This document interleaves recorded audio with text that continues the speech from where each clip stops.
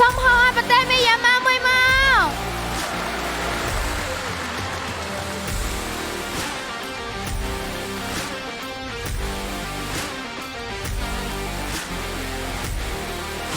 ចាអញ្ចឹងពួកគាត់បានធ្វើការរៀបចំខ្លួនដើម្បីធ្វើការចូលប្រកួតដូចគ្នាផងដែរចឹងយើងមុននឹងឈានទៅដល់ការប្រកួតក៏យើងសូមអញ្ជើញទៅដល់ player ទាំងអស់ធ្វើការចាប់ដៃគ្នាចាសូមគោរពអញ្ជើញ Okay, I would like to invite both countries to have a fist bump, please.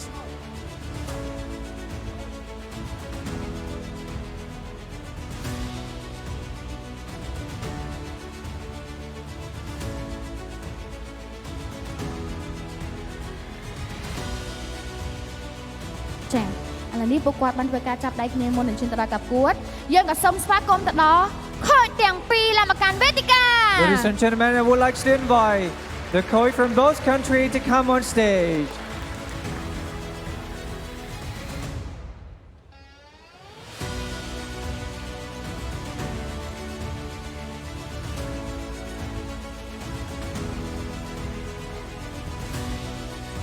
Chà, អញ្ចឹងឃើញថាជាមួយនឹងកីឡាករក៏ដូចជាខូចក៏បានធ្វើការរៀបចំខ្លួនដូចគ្នាផងដែរចាដើម្បីទៅចូលទៅដល់ការប្រកួត I believe that this competition is very serious and competitive to all the countries, especially Cambodia and Myanmar.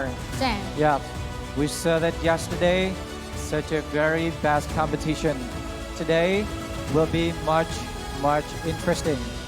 ចាអូខេអញ្ចឹងឥឡូវនេះក៏យើងចង់មើលជាមួយនឹងការប្រកួតរបស់យើងអញ្ចឹងមុននឹងដល់ការប្រកួតអ្នកទាំងអស់គ្នានៅទីនេះសុំហៅមួយមក Ladies and gentlemen, make some noise. ចាអញ្ចឹងកុំឲ្យខាតពេលយូរឥឡូវនេះនាងខ្ញុំចាធ្វើការផ្ដល់ទូទៅនេះជូនដល់ caster ដ៏សសង្ហាទាំងពីររូប Okay, ladies and gentlemen, I'm gonna go back to our caster. Please welcome.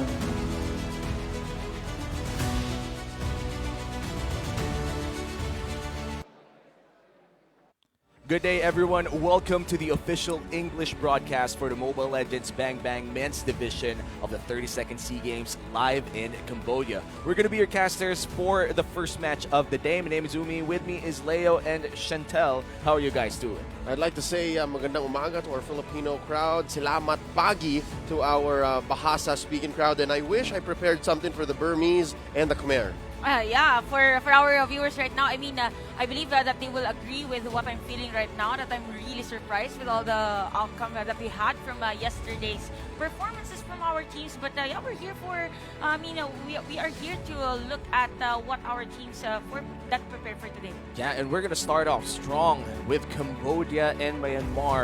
Both teams have shown a lot of not even potential, but great dominance in their matches. Cambodia and Myanmar will be our opener for today, and we're going to head straight to Vietnam versus Malaysia, one of the actually most crucial matches for Group A.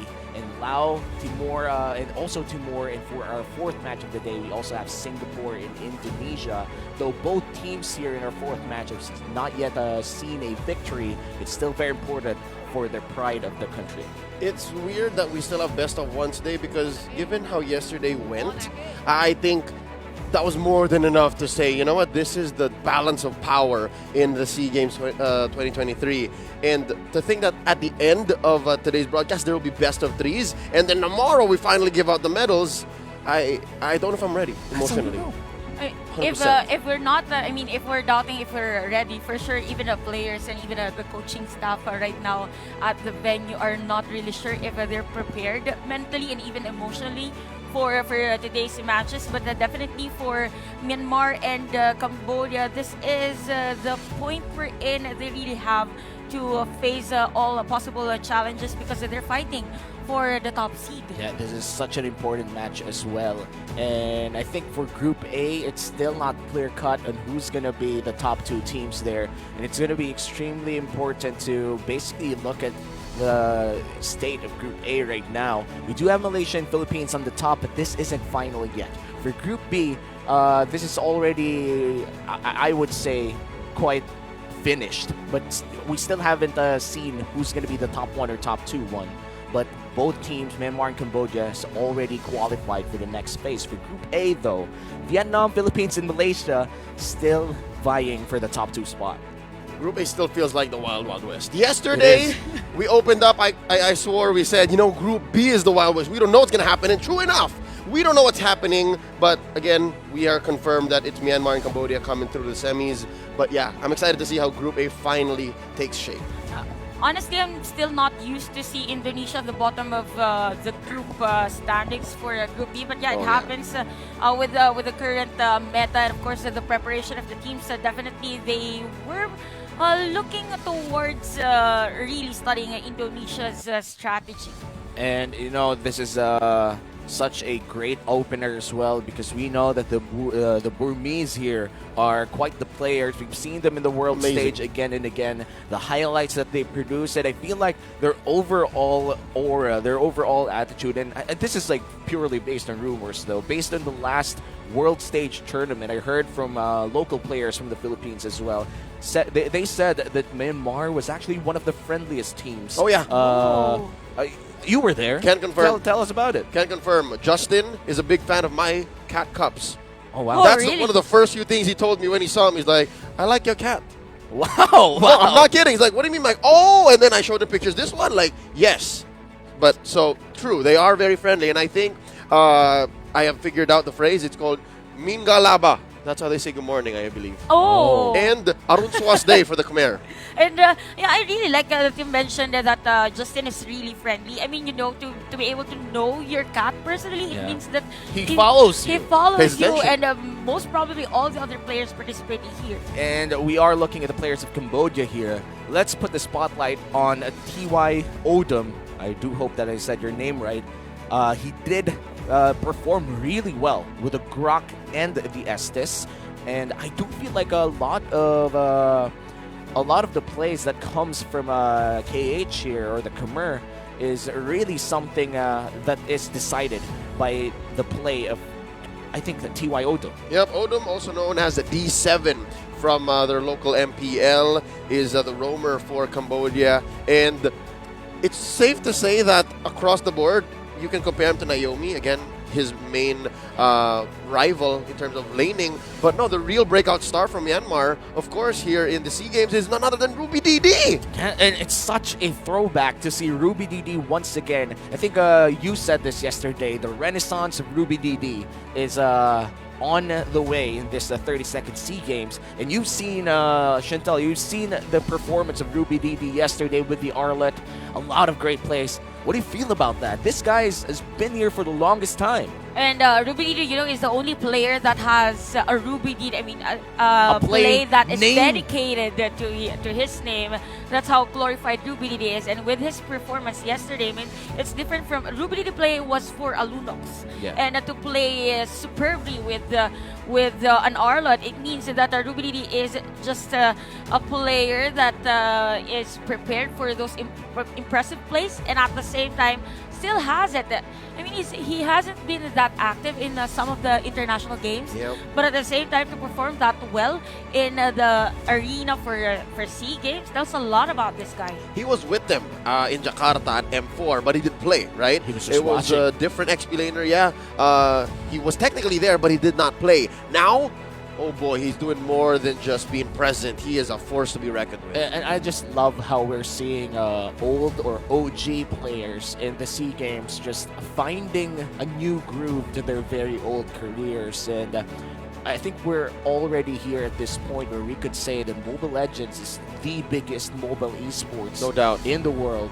No doubt. And when we talk about its history, these players have been with it since, a lot of them, since day one. Yeah, Ruby Didi alone was one of the major players in what a lot of people, very lovingly so, would call that big event from about 2020, 2021, the Great Filipino-Burmese War.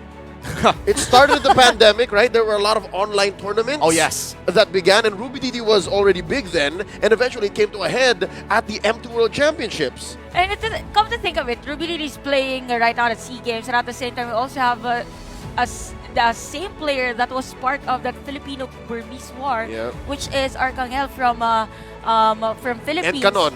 And Canon. And very nostalgic with this Full circle. 32nd SEA Games. full circle, a lot of storied players competing in the 32nd SEA Games.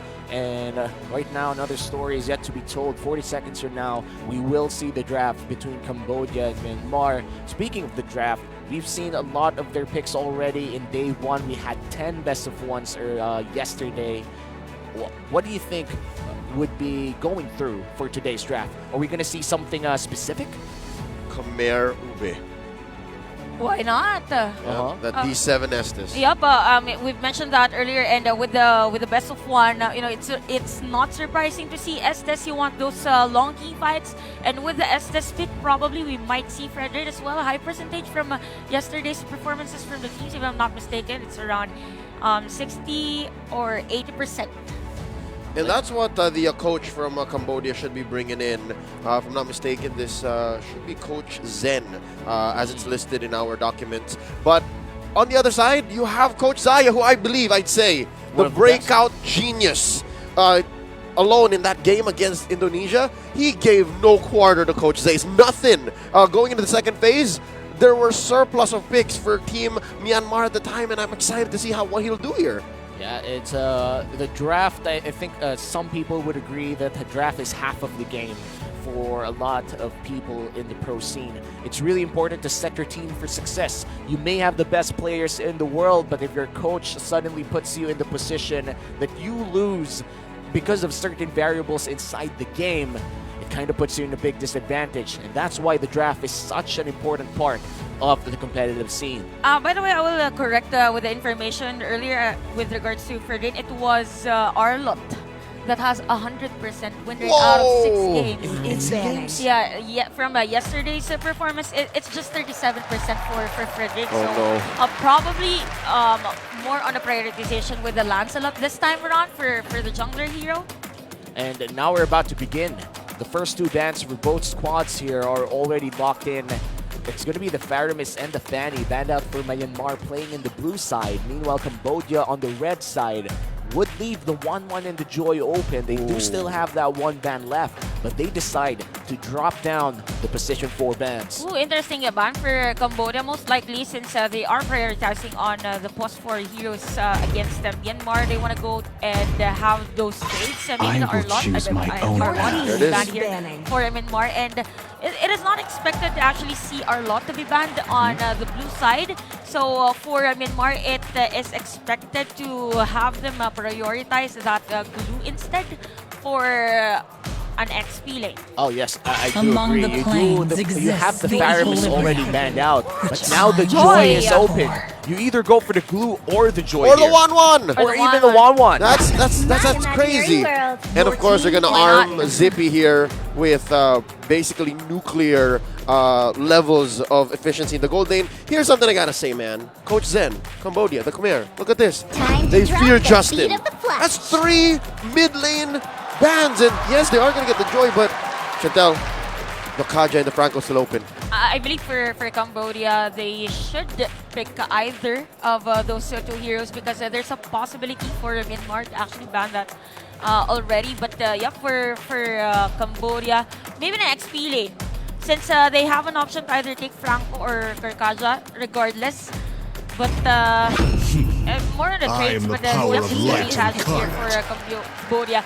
Although they are a bit on a double down in terms of the magic damage, so definitely for Stop heavy. Cambodia, they will prioritize those sustain heroes that has the physical damage. You know, I like this decision coming in from Cambodia.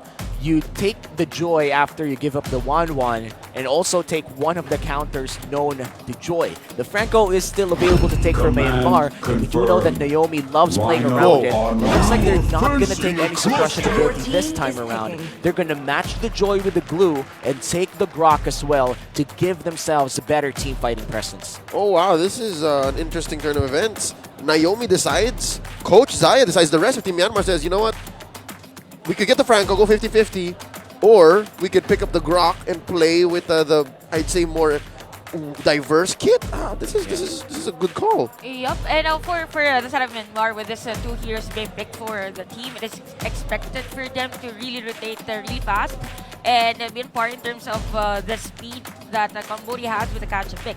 Now for Cambodia, they could already prioritize either Beatrix or even Kari, since the next two bans most likely for Myanmar is focused on the marksman. But yeah, it's really Melissa. Although we don't usually see Melissa and Kaja together. Yeah. Most of the time, you want a specific hero that can do pokes if you have Kaja on your lineup, or even any hero that is on the single target. So since that is because, again, of the bans, I almost forgot that Cambodia focused on this three mage heroes. That is a good counter against this Melissa. So maybe, oh wow, smart move by Cambodia since Blue has been exposed as well. No chance for Lapu-Lapu for Myanmar in this game. It's pretty clean. Both these teams understand what's allowed and what they are working with. There goes the Alice. Are they closing up gaps for the jungle? I'm honestly not sure for Cambodia here. The Atlas is a very specific ban, I would say. We rarely see the Atlas ban come through, especially in the second phase. It looks like both teams here are focusing on the junglers. In terms of possible jungle picks, you could say that this Grok could be a flex inside the jungle, but it's I feel like that's a bit too much of a reach. Maybe for Anakai Myanmar. for Cambodia if they're focusing on those jungler heroes. Wait, consider this. What? I'm not so sure, but maybe. What if? Joy jungle? A Ken specialty. What if he picks out the Granger here? What if? Given the lack of the Farsa and the Eve, what if it's the Granger that close the gap between Team Myanmar and Cambodia? Look, you can blast that Melissa. Yeah, he Thorns could, remain. and that is definitely an option here for Myanmar. Right, especially after the Lancelot ban. Yeah. Ooh, what the Hayabusa is still open if he wants to play. My pleasure. Your And they're gonna take out the Karina. One thing, we don't really see Fredrin to be banned for this two teams. So most likely for Cambodia, Fredrin is a nice choice for them. Since it's really the most. Although we can still see Fredrin and Akai matchup for this draft. And Martis still out there? And Martis, by the way. So probably for Cambodia, Martis is nice against the 1-1 actually. Yeah. Right after that Divine Judgment play plus some damage and then secure the kill against with the Decimate. So Cambodia nice, Martis is a nice option for them. Let's see if they lock in the Martis Your here. team But is what a swerve here coming in from Cambodia. They're gonna get that Julian. We don't even know if Where's it's it gonna gonna, be a jungler or maybe a phosphor here for Cambodia. I mean, be. we see that. Oh man, but hey, that's still a lot of magic. That's too much magic damage. You have too much. I mean, they have 3 magic damage dealers, and the thing is, That's gotta be it. That's it. Yeah, that's gotta be it. And I have to say that this is still gonna work mainly because you have the Kaja that reduces magic damage. I mean, magic resist, and it allows you to burst down anyone you pull. And then a Genius Wand on either the Joy or the Julian. Exactly. Like the way you build it, it's gonna be important for Cambodia. But overall, despite the surplus of magic damage, they do have the Kaja to fill in the gaps. Zippy's gonna get no wait, what? Yeah, no, Zippy's got the 1-1, and then Justin gets the Lunox in mid, and Ken plays Yakai. All right, interesting. So definitely for the side of Cambodia, they might want to go on a really sustainable type of jungler since This land is they have our a homeland, and it will soon be our burial ground. Yep. They're going to do it. It's going to be a mid lane. I do think that this is going to be a mid lane Joy and a jungle Julian. No. Or is it the other way around? JJ, Jungle Joy. It's a JJ. All right, you know what? JJ doesn't help, but yes, it's Jungle Joy. It's going JJ is also jungle Julian. That's what I'm saying. Yeah. It works both ways. Yeah. Jokes aside, I was speechless on that moment.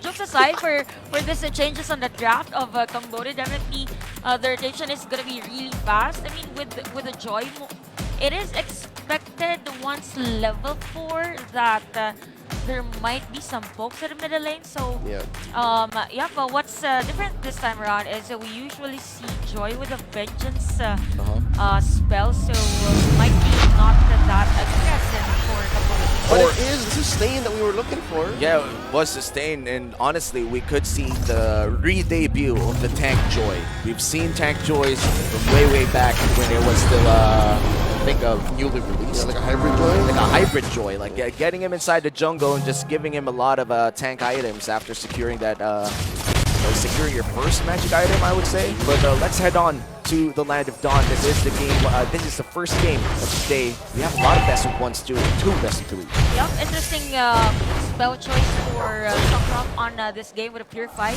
I mean, usually when we see a Jordan, it is expected that it would be easy to like really dodge against some plays. But look for Cambodia, by the way.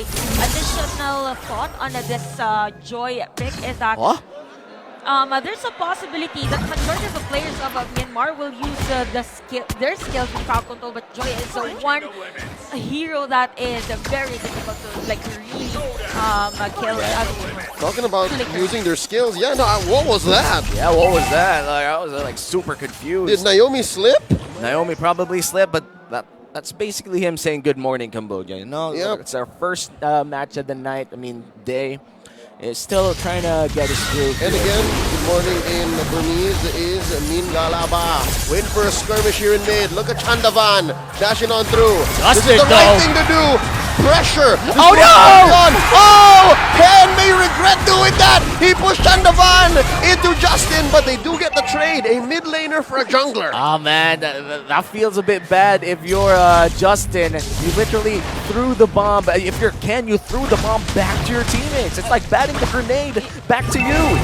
Actually, it was a good thing for Myanmar because it was the jungler of Cambodia that was killed during that attack. Imagine no box. Still have to wait for those cooldowns, and at the same time, it was Myanmar that is already positioned on this turtle objective. Oh, wait a minute. Check it out. Ruby DD very deep. Gets a split, gets a grab in. And what? That was a long Divine Judgment. Did Odom pull the trigger? Indeed he did. But the turtle goes over to the Myanmar squad. Ruby DD flickers on out. Oh, I think the Burmese are happy with this. Yeah, definitely happy with this one. Turtles secured by Myanmar. They could transition this to an early rotation around the gold lane. The 1-1 should be able to know that there are a lot of members from Cambodia going to this lane right now. By the way, speaking of Zippy and even the Melissa matchup, in terms of range, it will be the Melissa that is on the upper hand. At the same time, with the lockdowns that Myanmar has, it is not expected for this Melissa to go beyond this Riverside unless there is another player from Cambodia that is for the backup. But right now, Myanmar is doing a great job in terms of map vision and even a fast speaking of vision. Oh yeah, Naomi and Ken just checking every bush they can. Interesting enough, we mentioned this. The magic damage that Cambodia is presenting, as soon as somebody builds a Radiance armor, Bob's your uncle. And Myanmar right now, still holding a very slight gold lead here. I do think that the longer this game goes, the better for Myanmar. You're literally giving the 1-1 free reign to farm up in the gold lane. You could say the same for the Melissa. Oh no! There's the Divine Judgment. Zippy so close to falling. He lives, but just barely. Now Ken going 1v2. Here comes Naomi with a wild charge! Down goes Kudame. Odom can only watch. Eyes wide open for Naomi. He sees everything. He sees everything with a flicker play as well. And looks like Cambodia has to back off for a bit right now. They did not see that incoming. And look at that goldie already for Myanmar because of the play. Again, we mentioned earlier the lockdowns here for the heroes of Myanmar. And with the Grok, it is expected to like really have that rapid take on the top lane. Imagine 2 players from Myanmar after that setup play from Cambodia. So nice kill from Myanmar, by the way. We saw oh, wait. Oh, that was close for both our teams. Going back with the Joyan. He was about to secure the kill against Zippy, but at the same time, Zippy was still alive. So for Cambodia, they need to somehow get a trade against Myanmar to somehow lessen the leakage of the goal. Yep, and here we see Myanmar trying to go for the pull. I think Odom wants a pull of his own. Yeah, Turtle now at 4/5 of its health. Look at Kosol Piset. Already spent that BF. Now, using the tail end of that ult. Oh, there's a pull on to Naomi! He goes for a wild charge! He's taken up by Kuname, and Zippy takes to the skies! He aims high and flies high! There's a wild charge already spent, Kuname! waiting for a heavy spin! Kuname goes down 3 for 1, folks! 3 for 1! What a great take coming in from Myanmar. They secure the turtle, secure kills against Cambodia, and the poor Mings are basically on fire. They lost Naomi, sure, but the trade was well worth it. Yup, but speaking of Naomi, just a little second of delay in terms of casting that wild charge, but even before he has been killed by the side of Cambodia, there was a wild charge. We will see that on this replay. Little life from Naomi, but was able to secure that wild charge. As to why for Myanmar they were able to like really deal damage against the players of Indonesia. There was a team Indonesia for It's fine, it's fine. Same group. Same group, man. from It's Cambodia. And for this one, I believe Cambodia, they really have to focus fire. Oh, no! Another pull! They don't focus fire. Another pull, another kill. Naomi goes down once again. Wait. It looks like Cambodia, they want blood. Ken stole the buff there, and now he goes for the heavy spin, saving himself. Alright, a stolen buff for a Grok? For a roamer? And Justin's not yet done. Oh, He no! wants revenge. Odom. Oh, that was Then flicker on forward, taking a page out of his teammate. Ruby Didi's booked, and now they're going for it. Justin gets taken down though. Sokroth gets away with it. Can trying for a revenge kill as well to Myanmar. I feel like overall they still won that trade, and look at that. Zippy. Zippy knows. Zippy. solid kill for Zippy at the bottom lane. Again, we've mentioned in terms of range, it is going to be Melissa, but at the same time, after that go away, there's no protection anymore for this hero. It is a lot easier for Zippy. Oh! Another one at the middle lane. Just about 5 meters from where the camera I was was. just explaining what happened at the bottom lane. Another one, another one in the mid lane. And you know the best part about the go away mechanic against the 1-1? What is? Is you don't even have to go near the you Melissa to go anyway. away. You have your Swallow's path to proc some passives. You're gonna hit either way. You're gonna hit it either way, especially with the I think they inspire as well. Yep. And there's 2 fights happening in the turtle pit and in the jungle. Kuname gets taken down by Ruby DD. And now Kosal Piset might be up next. Oh, Chandavan protects him. Justin very low. Can he get the brilliance out? Oh, He answers wow. yes! Just in the nick of time, but Chandavan wants to finish the job. Eventually gets down the mid laner from Myanmar. And now Kosal Piset Spider. with a BF of his own, Naomi. Oh, keeping himself alive with the power of nature and the earth and force passive. Ruby DD Here comes Zippy. trying to finish the job too. Down goes the Lapu What Lapu. charge? And now Odom's gonna fall as well. And he does. Ruby DD is on a killing spree. But he might just go down too. Look at the damage coming in from Konami. But looks like they will back off after that big engage coming in from Myanmar. Oh, wait a minute. hey. There's a 1v1 in the river. He's but still Ken going? is still going at it. The blue, he's trying to survive, and he Ken! is gonna get some major treatment here from Ken. The joy goes down. Commendable patience from Myanmar during that middle lane team fight. There was a wild charge for Naomi during that moment, but they waited for the other players of Myanmar to be really part of that team fight. They waited for Zippy from the bottom lane as to why they were able to secure kills against Cambodia, and even the turn on the middle lane, and even a minion wave of Myanmar is now flowing at the bottom. Whoa! Zippy gets pulled in. He had to check that bush. Yeah, that's the longest divine judgment. He does get the brilliance out of that. Odom is looking for a Alright. kill. Naomi. Flickering on out. All right, small victory for the Cambodia squad. Actually, you know what? A was pick up big. on a That gold was big. laner, that was big, especially if this said gold laner was recalling on your corpse about 2 minutes ago. True.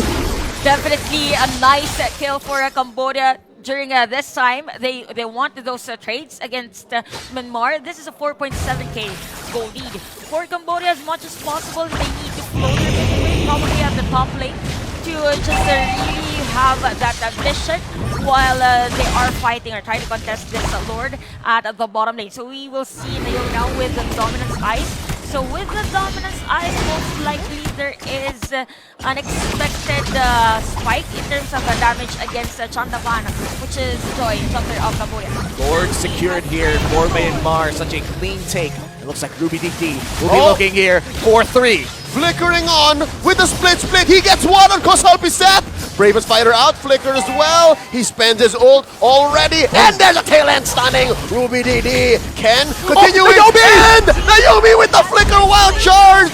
Point blank range, resulting in a 2 for none. I didn't even see the animation. I just saw them all stunned up. That was Naomi being so fast on his ultimate. Myanmar with the Lord, with the kills, 5k ahead. They could take inhibitor turrets right now, or even the game. Yep, a very nice performance here for Naomi with that wild charge earlier. I mean, for you to be able to use that flicker just to penetrate the formation of Cambodia, it was really difficult for Cambodia to back away during that moment. And if we look at the item right now, it is the lightning truncheon that Justine has secured. So with even a genius one as well. So with the damage, even the brilliance would really hurt Cambodia right now. Maybe we might see a Ruby DD play from Justine.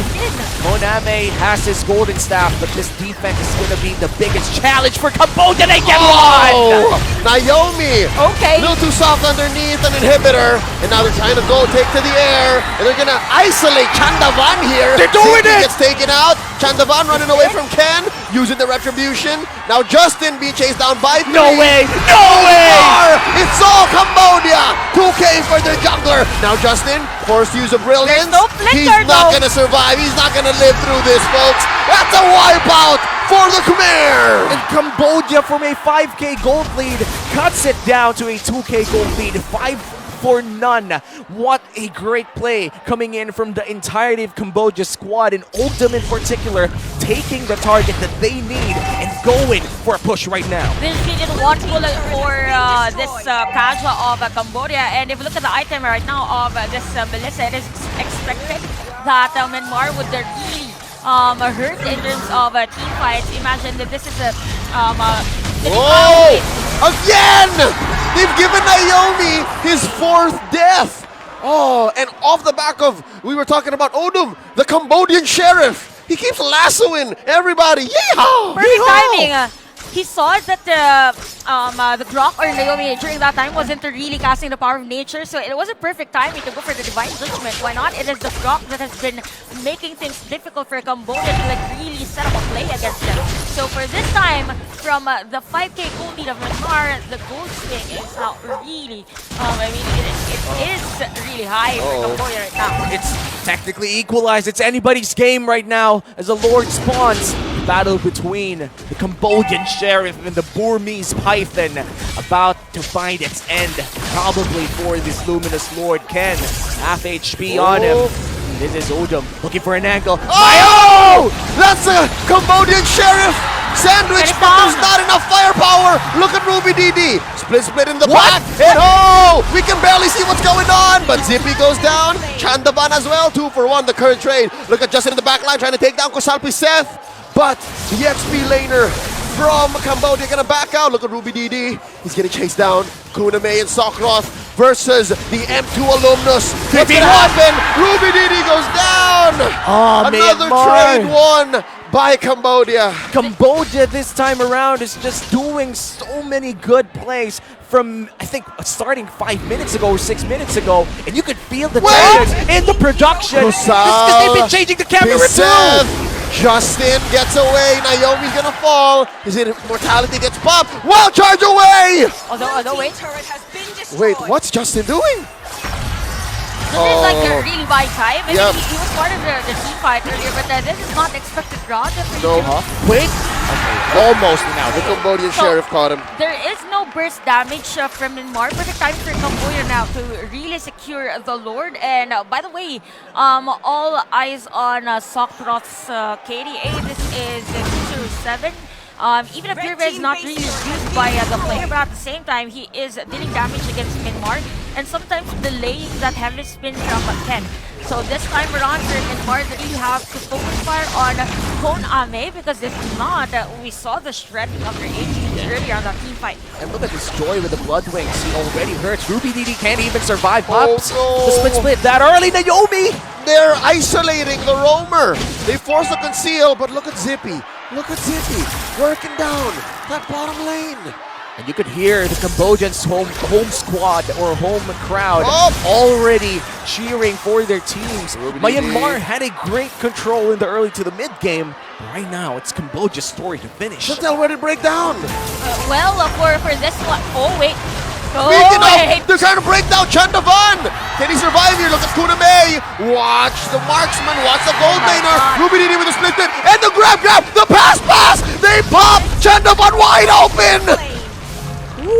That is a nice grab from Ruby Didi at that time. All along, I thought it was going to be a kill from Chandavan at that moment, and even from Konami. I believe for Myanmar, they're just really waiting for the other players of Cambodia to use their skills, which is a perfect timing for them. And now for Cambodia, their strength is forcing Myanmar to be near each other. Oh. Oh. That's a pick off. That's a nice pick-off against Justin, a Lunox that is needed for this Lord team Wait. fight. Something tells me Justin may have either decided to die there, extend this fight, or just did not have brilliance on. Down goes Naomi once more. Courtesy of Koname. Odom very low. Zippy pounds him. There's a knockup. Koname. And look at Koname still firing away. Koname Down he goes goes. down. Ken gets it. Odom as well. 2 for 2 so far. Heavy spin by Ken. The Burmese Python wait. making space. Look at the back line. Zippy versus Chandavan. And Zippy is winning. Chandavan backing out. Tactical retreat. Look at Ruby Didi. Can he stop the retreat of Cambodia? The answer is no. And this is such a big start to a long day. A very close game between Whoa! Cambodia. Kusal Bisset spots him, but now it's a 3v1 situation. He might take down Zippy. Oh no, he won't. No one falls. And for the side of Myanmar, they decide to wait. I thought the Ruby Didi's teleport is going to be delayed here for this one. but Whoa! it's again, another one. Chandavan! Kachow, he is speed! They don't want to stop fighting. They literally just want to fight again and again and again. For this Oh. war, Naomi burns the wild charge. And now you have 4 people coming in from Cambodia trying to steal away the Lord. Ruby Didi on the vicinity of the ball of Naomi Oh. once again. Ruby Didi here making space, trying to help Ken secure this Lord. Wait, the Lord? This is a Luminous Lord, folks. I wonder if he's gonna get a Chandavan on him. Whoa! And Chandavan takes it. The Cambodians go wild. Oh my god, Cambodia, a 3K gold Wait. lead. Koname They're not might be in knocking it. trouble. Justin! Oh my god! Where did the damage come from? I mean, Justin was just there to deal damage against Konami, but anyway, it was Cambodia that was able to secure that Lord against Myanmar. All along, we thought that Ken is going to be there a bit early on using that heavy speed though during that Lord take, so as to why it was a lot easier for Chandavan to secure that one. And we can see already Sakura on the Winter Truncheon, so really a player that is prepared whenever he is going to be targeted here by Myanmar. Again, for Myanmar, they don't really see those skills, knockout skills from Julian, but it is the one that is delaying them in terms of how they set up play against Myanmar. Sokroth had to die, man. I can't believe Yep. it. Sokroth is deathless. I would have thought that it was the Julian that was dying instead of the Lunox this often. That's how we know, man. Like, the chat's Sakura here is just playing the Purified Julian to perfection. And I feel like I've seen this online. There's like a guide from the top global Julian player, like best Julian in the world. He runs Purify all the time. Sure it wasn't Sokroth? I'm not even sure. Maybe it was Sakura. Maybe it was him, but right now someone has to look at this side of the map. The Cambodia. Sheriff. I mean, Odom has the Divine Judgment. Might be play for them. This is the Oh, they catch the Cambodian Sheriff, and they go ahead isolate him with a heavy spin. Force out a flicker. Here comes Ruby Didi, gets a pass, the flicker and the split, but he gets pulled himself, and they're still going. Koname very low. Can they take down the gold laner? Justin says mission accomplished, and here we go. The fight continues. Kusal present isolating Ruby Didi. Ruby Didi. Oh, he's feeling confident. Look at him. He still goes. He does have a split. Goes on, uses it to disengage. Oh no! Wait, oh wait, what? He's not done yet. He gets the grab on. Oh, all right. He just wanted to heal. He just wanted to heal. I'm out. Yep. And now it is a 4v5. Koname is still waiting to be respawned here for the side of Cambodia. At this point, it's almost anybody's game. Looking at the items, Chantel, aren't they already in the phase where anything goes? Yep, and for this time of the game, definitely for both of our teams, it is for them to secure that extra goal for the change of items whenever there is a team fight. We've seen long team fights for this one, so Immortality, another extra goal for the Winter Junction or any other item for the defense is expected from this player. Random Van. That's one more dash. There's a heavy spin. They're doing their best to isolate the jungler from Cambodia. Look at Justin. Look at Zippy. And there's a Winter Truncheon. There's a freeze. And there's the Immortality pop. Look at Bisette. Oh no, this is not Pulapa. He got no business jumping in. Oh no! 3, 4, V1. He pops Zippy wide open. And it's now a 4v1. Kusal Bisette gets his Immortality pop. And then, in just as quick fashion, he goes down as well. This is a crucial death though for... Oh wait, Odom is here as well. The Sheriff. Okay. That was crucial though. If Myanmar was able to secure a kill against Odom, it might have been it for Myanmar. I mean, there is the Lord. Yeah. Even two players of Cambodia had their time was already. That is very long for a team fight. I mean, What's the Sheriff doing? This is such a weird rotation. Yep. And we've been thinking about this. They've been doing some weird rotations here, Cambodia. Uh-oh! I'm not sure what they want. Wild charge onto the Sheriff, pops Immortality. He's still alive, but only for so long. Justin pops him. What's going on? Look at the base! all the minion wave of Cambodia. Oh, they're trying to delay because there's a massive minion wave. Oh no, Zippy makes it back home. Zippy makes it back home. But now it's a 3v3 in the Lord No pit. shenanigans. Yes, you're right. Chandavan is back. And What? Zippy gets it either way. I'm not so sure. The Khmer just pulled the trigger and then decided, let's not. I'd say they were... It's like a heist that went wrong.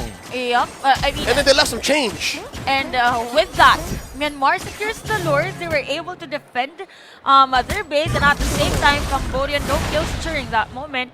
And I believe for Odom, it was a bit risky type of buy time, if we might say. But, Oh! They pop Sokroth, serving up his first death.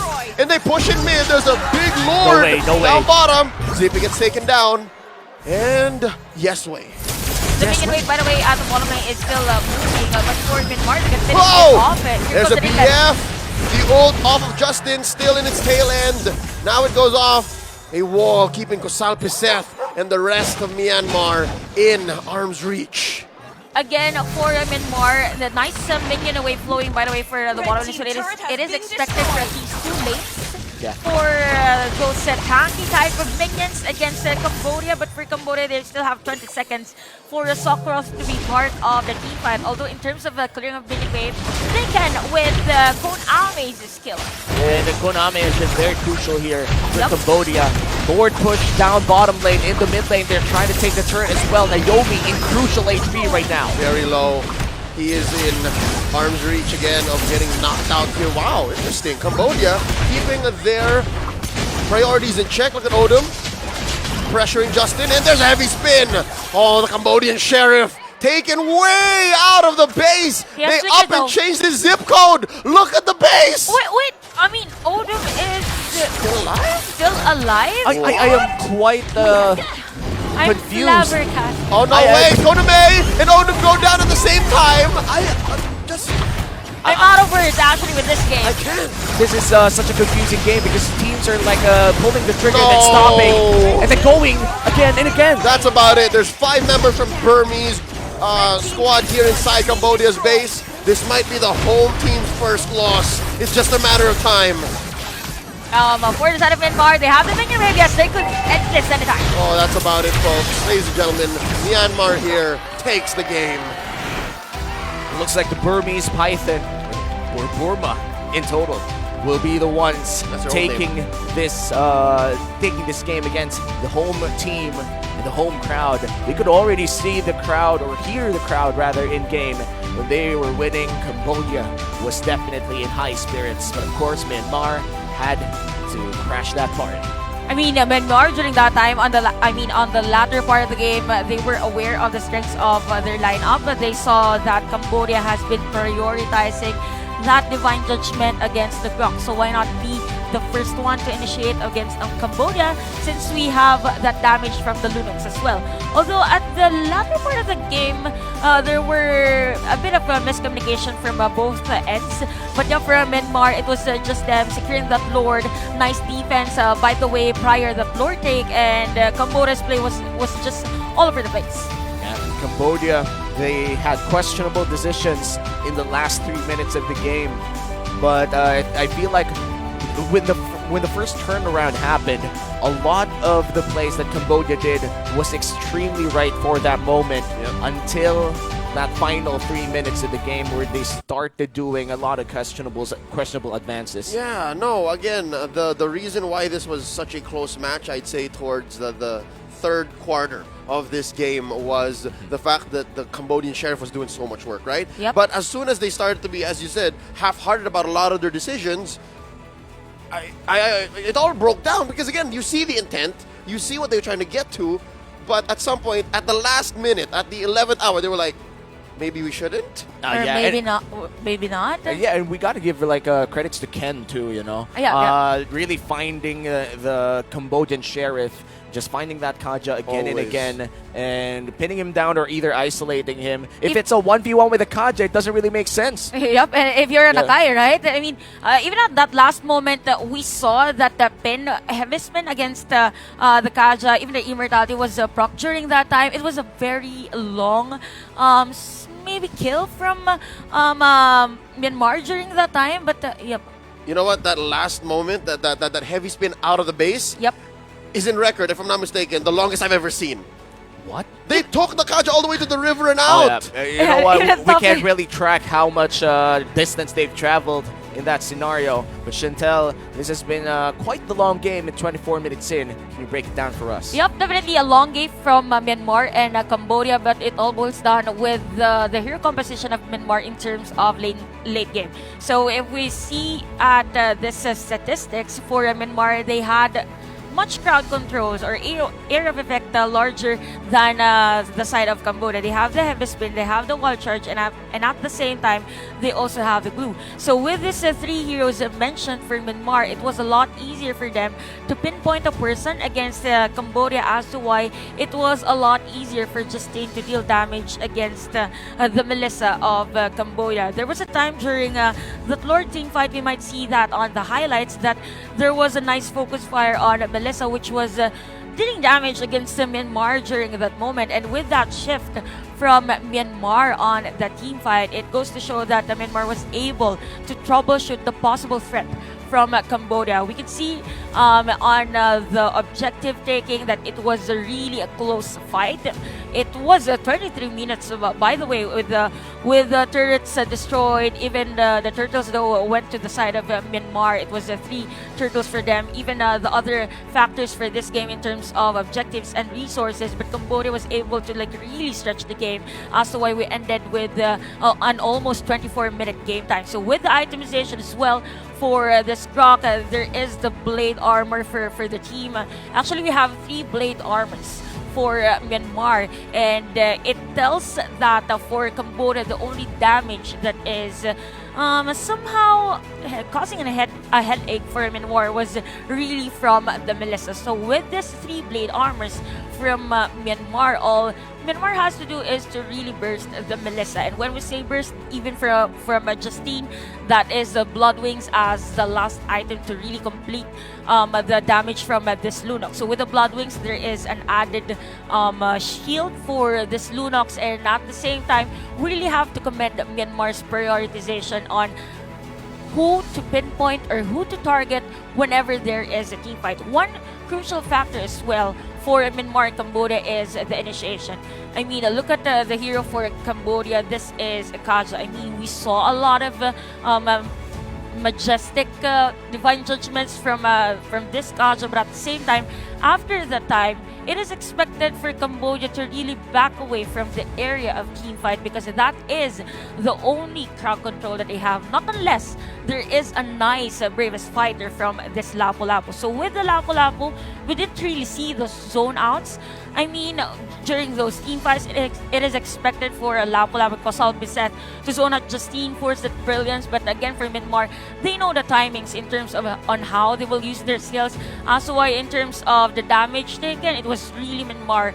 See the difference. I mean, it is the epitome of the difference of the hero composition of Myanmar and Cambodia. For Cambodia, there is no really hard tank for the lineup as to why the damage dealt is higher as compared to the damage taken. Now for Myanmar, knowing that this is the type of lineup for Cambodia, they have the sustain, they have the zone outs, so we just really have to specify the position of Kon Ame and maybe Sokrath on that moment. So let's talk about Sokrath, one player that did immense damage against Myanmar, but during that moment, it was Naomi and Ken finding the position as well of Sokrath. As to why our carry and even carry for this game is Chandavan again because of the early game potential that Cambodia has, or maybe even this Joy's full potential at the early game. This is a Joy, and even the heroes of Myanmar had some difficulties on finding Joy or stopping Joy on diving. But anyways, with all that has been said and done, again, we've mentioned Ken. The heavy spin was just really impactful for this game with the 8312 KDA, gold per minute 653, and kill participation of 71%. There was a time that whenever Justine was the target of Cambodia, Ken was just there and ready to use that heavy spin to save their damage dealer for the early game. Radiant armor and even the Guardian helmet, it is expected for Ken to be just really part of the team fight as well. Kill participation is high. Very nice secure the turtle with the 3-0 by the way, and even the Lord takes against Cambodia, and Ken is just this guy that is prepared in terms of team fight. So with the highlights, we could see again the advantage of the lineup of Cambodia. It's the Burmese Python. Yep. I always thought it was Justin. I know we talked about this yesterday, Leo. When you said the Burmese Python when we were watching You it, always Eddie, thought it was Justin. I always thought it was Justin. Justin man. is just Justin, man. I am so sorry because Justin. when you look at Justin, you kind of look at him and you say Burmese Python. I don't know. He has Says you. He has that snaky vibe.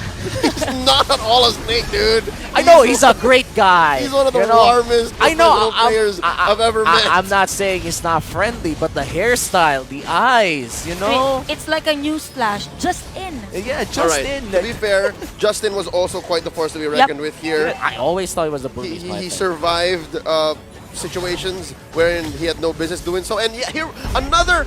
You know what? Ken is the MVP, but Naomi, man. I mean, everyone, I think for this game, everyone is MVP deserving. All that they did, it was a collective team effort anyways for Myanmar. And look at Ken. Yeah, he's probably just gonna slam him down. But in this particular highlight, he gets slammed down. Still the MVP though of this game. Yeah, that was. For the highlights, I'm really waiting for that play for Odom. Remember that? I want to see what really happened there. You know, there's like a lot of questionable rotations at the latter part of this game, but I feel like it's just the pressure of competing in the SEA Games, you know. Yep. It's a lot of weight to carry, a lot of decisions to make. Here, it's gonna happen here. It's gonna happen here. It's like this could have been a one-way push. Oh wait, no, Odom died already. Yeah. Never mind. So we didn't catch in the highlights that basically coast-to-coast heavy spin. But yeah, no, I'd like to agree again. The fact that Cambodia have gone undefeated so far up until this point, pressure may have gone to them. And this is just one of those matches that I would say that is a nice opener. Yep. But of course, the home crowd would be a bit disappointed with what happened there. We could already hear the crowd going wild as Cambodia almost won that opening game. But we still have a lot of best of ones in store for you guys watching the 32nd SEA Games MLBB Men's Division. And also 2 semifinals matchups which would be like a best of 3 series, both of them. Oh yeah, for the second to the last match and the last match, of course. But Yeah. this one. And we have our next match. It's Vietnam and Malaysia. Perhaps the most crucial match of Group A. Everybody's going to be watching this, and we do hope that you guys are still gonna join us for our next match, because this is gonna be so spicy. We have been your casters for match number 1. My name is Umi. With me is Leo and Chantel. Don't go away, because the official English broadcast of the 32nd SEA Games MLBB Men's Division will be right back.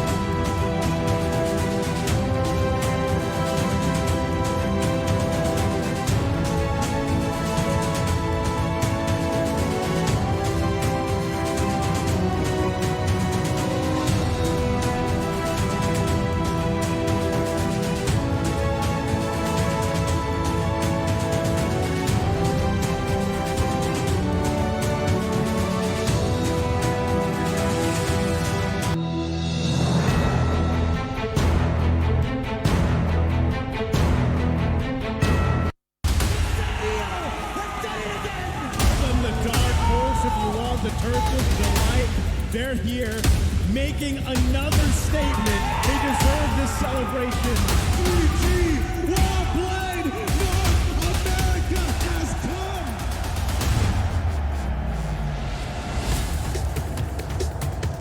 Welcome to Mobile Legends. Starting off 2023 with a huge bang.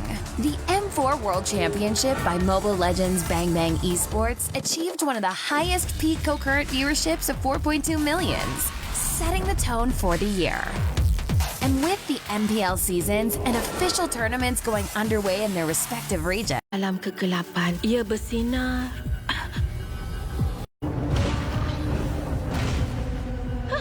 Apa dah berlaku? Ia tarik semua benda ke dalamnya. No worry. why do this and include Ibu! Ibu!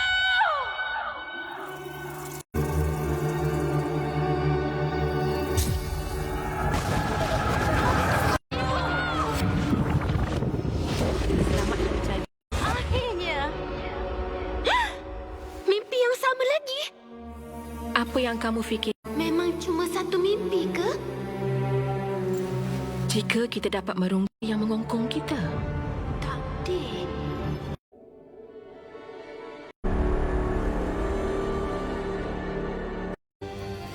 Selamat hari jadi, Novaria. Ibu, tulis di Star Atlas. Recurring dream. Sini.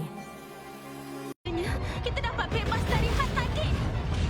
Jika takdir kita telah tertulis pada bintang yang tak dapat digapai, kenapa aku terbeban dengan semua ni? Kenapa?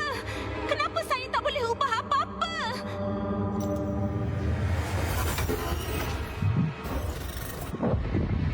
Tak mengubah apa-apa.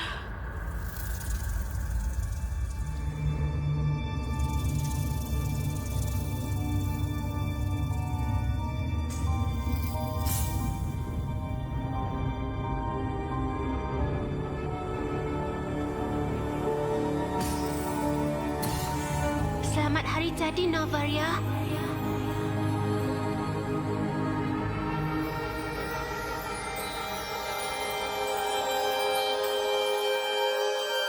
Takdir kita tertulis pada bintang yang tak dapat digapai.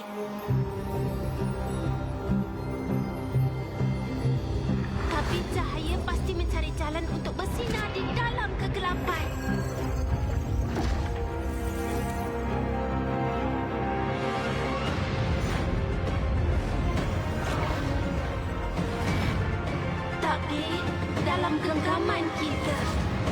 Takdir dalam genggaman kita.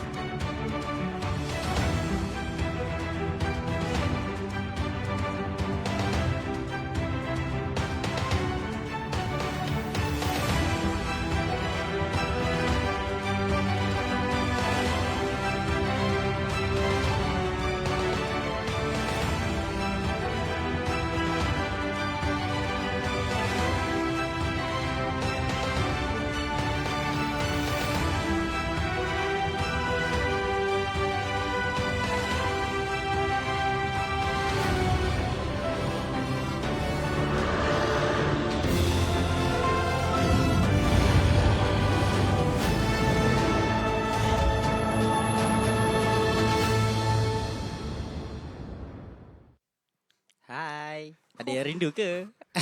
Selamat datang tuan-tuan dan puan-puan ke SEA Games Cambodia yang ke-31. Dan kali ini kita berbahasa Melayu bersama saya, Mars dan Adin dan juga Samfros menemani anda pada Best of One kali ini.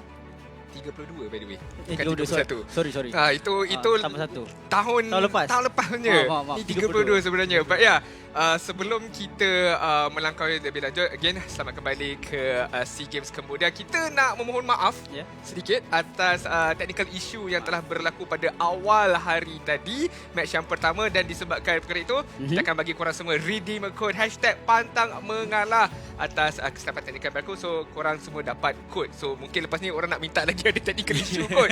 Setiap technical issue kalau dapat kod, siapa tak nak kan? Siapa yang tak nak, mestilah ada hikmah di sebalik semua ujian. Dan untuk anda yang bersabar, itu dia hadiah untuk anda semua. Dah hilangkan, korang kena cepat sikit guys. Sebab sekarang ini kita akan terus memberikan fokus kepada jadual bagi hari yang cukup panjang untuk hari ini. Ya, kepada yang merindui, kami datang pada waktu yang tepat. Di mana dalam match pertama untuk stream, bukan match pertama casting bahasa Melayu, di mana kita akan disajikan bersama dengan Vietnam menentang kontingen kebanggaan negara kita iaitu Malaysia. Selepas ini, manakala untuk perlawanan pertama sebentar tadi yang telah berlangsung, Myanmar menang ke atas Cambodia 1-0. Match ketiga, Timor Leste menentang dengan Laos. Manakala untuk match keempat tadi, kita akan teruskan dengan Singapura berhadapan dengan Indonesia. Manakala match yang kelima dijadualkan pada pukul kalau ikutkan ini adalah 3.30 tak silap saya. Timor Leste berhadapan dengan Filipina. Manakala untuk mengakhiri match group stage, iaitu Malaysia berhadapan dengan Laos pada 4.30 nanti. Ya, tepat sekali. Tapi belum berakhir di situ. Kita akan teruskan lagi dengan peringkat semifinal. Cukup penting untuk menentukan siapa yang bakal meneruskan perjalanan di grand final. Siapa yang bakal tersingkir di bronze match akan kita ketahui pada penghujung hari nanti. Benar, di mana banyak saingan, banyak lagi perkara harus tempuh oleh kontingen negara kita sendiri. Kita mengharapkan untuk penghabisan grouping ada mana manis lah untuk pasukan Malaysia. InsyaAllah. Jadi anda semua kena hadir, kena tengok sampai penghujung hari ini. Kalau Malaysia layak ke peringkat semifinal, tak kira tempat pertama maupun tempat yang kedua, ada peluang yang cukup cerah untuk kita mara ke peringkat gold medal match tersebut. Ya, seharusnya perkara tersebut tidak akan menjadi masalah sebab harungan yang paling besar dalam grouping kita dah lepas. Manakala kita boleh tengok dekat dalam grouping, inilah buktinya, di mana di dalam grup A, Malaysia dan Filipina dan Vietnam berkongsi 2 mata, tetapi selepas ini mungkin akan berubah dan menentukan tempat pertama juga yang kedua untuk grup B, Safros. Ya, untuk grup B ini adalah boleh saya katakan keputusan akhir, yang mana Myanmar bakal berjaya untuk menduduki tempat pertama, Kamboja di tempat kedua. Cuma Singapura dan juga Indonesia masih mampu untuk mendapatkan tempat yang mungkin pada pendapat mereka lebih bernilai bagi tempat ketiga dan juga keempat untuk kumpulan B itu. Benar, at least bawa pulang satu mata mungkin akan menjadi rebutan untuk kedua-dua negara tersebut di grup B. Nampak gayanya dah selesai masalah mereka sebab Myanmar dan Cambodia yang akan mara ke peringkat semi-final match tersebut. Tetapi kat grup A ni tak settle lagi. Yang penting nak tahu siapa nombor 1 dan juga siapa yang nombor 2. Mungkin orang kata tak kisahlah sebab dua-dua akan masuk ke semi-finals. Pentingnya sebab nak tahu kita akan lawan siapa nanti. Belum itu je Din. Vietnam pun boleh lagi masuk. Benar? Vietnam tak ada sesiapa lagi yang auto layak lagi. Belum sesiapa yang selamat lagi. Benar. Yang tak selamat tu ada dah. Yang tak selamat tu memang ada. Tapi masalah 3 pasukan yang paling atas tu berkongsi mata tu yang kita ingin saksikan. Sama ada Vietnam. Sebab kalau Filipina tak layak ke peringkat semifinal pun, 2 perkara yang mengejutkan kita. Yang sebenarnya ni sharing tak caring. Jangan share mata. Yang ni jangan kongsi-kongsi mata. Betul. Takut kita yang kena caring nanti dengan dia punya mata tu nanti. Tapi apapun perlawanan yang pertama tadi, macam mana pendapat Mas? Pendapat untuk saya, game yang pertama tadi. Untuk game yang pertama tadi sebenarnya fight juga. Sebab kalau kita lihat, tapi walaupun kita ni, tapi saya tengok stream. Tengok tadi. Bagus. Sebentar tadi Bagus. Ya. Lepas tu di mana Myanmar pada mulanya ditekan oleh pasukan Cambodia. Ya, dia menekan. Tetapi mereka tolak balik. Dan bertolak balik dari mana Myanmar disiplin dia cukup tinggi. Sebentar tadi kita recap sikit, mana Myanmar telah pun menang 1-0 ke atas Cambodia. Tapi ini perkara yang perlu dirisaukan juga. Sebab dalam grup B, saingan Myanmar, Cambodia yang tadi kalau kita tengok, siapa yang tengok tadi, sangat-sangat merisaukan kita juga. Nak duduk tempat pertama atau tempat kedua. Sebelum nak risaukan perkara itu, kita kena menang dulu match yang seterusnya ini. Berhadapan dengan Vietnam bukanlah orang kata satu match yang mudah. So kita kena tengok apakah outcome-nya di antara kedua-dua pasukan ini nanti, di antara Vietnam dan juga Malaysia. Dan satu lagi persoalan saya kepada Sunfrost. Alright, siapa yang akan main untuk kontingen Malaysia ni? Yang bakal bermain Saya menjangkakan adalah dimulakan dengan pemain Vietnam terlebih dahulu yang bakal diwakili oleh pemain-pemain daripada MGH Esports yang mana cukup hebat, cukup kuat. Pada hari semalam juga mereka berhadapan dengan Filipina, memberikan tentangan yang baik. Diwakili oleh Yandre, Miao, ada juga Hugo, ada juga pemain-pemain yang lain sepertinya Hehehehehehe menjadi pemain utama untuk pasukan tersebut. Tak cukup dia. Nama dia tu dekat lagi skrin sekali tu tak cukup. Lagi sekali. Hehehehehehehe. Okey, cukup. 6 harakat. Semalam pemain Vietnam tengok belakang siapa nak tengok kira cukup ini cukup betul. Tapi kita bagaimana kita lihat untuk kontijen negara Malaysia yang terdiri, saya nampak Ripo, ada Gary, Zon, Izanami dan juga Chico guys. Alright, ini adalah line up match kedua semalam kalau tak silap saya. Betul. Dibawa turun untuk hari ketiga ini. Saya tak ada komplain sebab tak kisah dia orang bawa masuk siapa pun. Saya rasa itu memang kekuatan sebenar untuk pasukan Malaysia. Tak kira lah bawa Momo sekalipun untuk menggantikan Ripo, bawa Chibi sekalipun menggantikan Gary. Kedua-duanya semuanya kuat. Inilah saya suka bila kita ada pemain-pemain super sub juga. Yang mana kita tak boleh nak menentukan siapa pemain utama kerana kekuatan mereka secara berpasukan sememangnya cukup sama. Inilah all-star yang sebenar daripada Malaysia. Inilah bintang-bintang di dalam scene Mobile Legends di dalam negara kita sendiri. Dan saya nak ambil peluang kat sini sedikit saja untuk memberikan tanda hormat juga kepada semua yang terlibat tentang selection SEA Games Malaysia. Daripada pihak coaching, pihak pemain, dan sebab pasal coach pun inilah dia Babs bertemu dengan coach daripada Vietnam yang belum saya lagi ketahui namanya. Mungkin saya akan buat research sebentar ni. Nampak dah bersedia. Saya agak risau sebenarnya tengok dia. Memang sangat-sangat orang kata ada keyakinan yang tinggi untuk membawakan kemenangan kepada Vietnam. But ya, props, kepujian harus saya berikan kepada pihak yang terlibat dekat selection SEA Games sebab ini adalah yang terbaik untuk Malaysia. Ya, setakat ini memberikan impak yang cukup positif. Setakat ini kita masih lagi senyum dengan keputusan yang telah ditonjolkan daripada dua perlawanan yang pertama.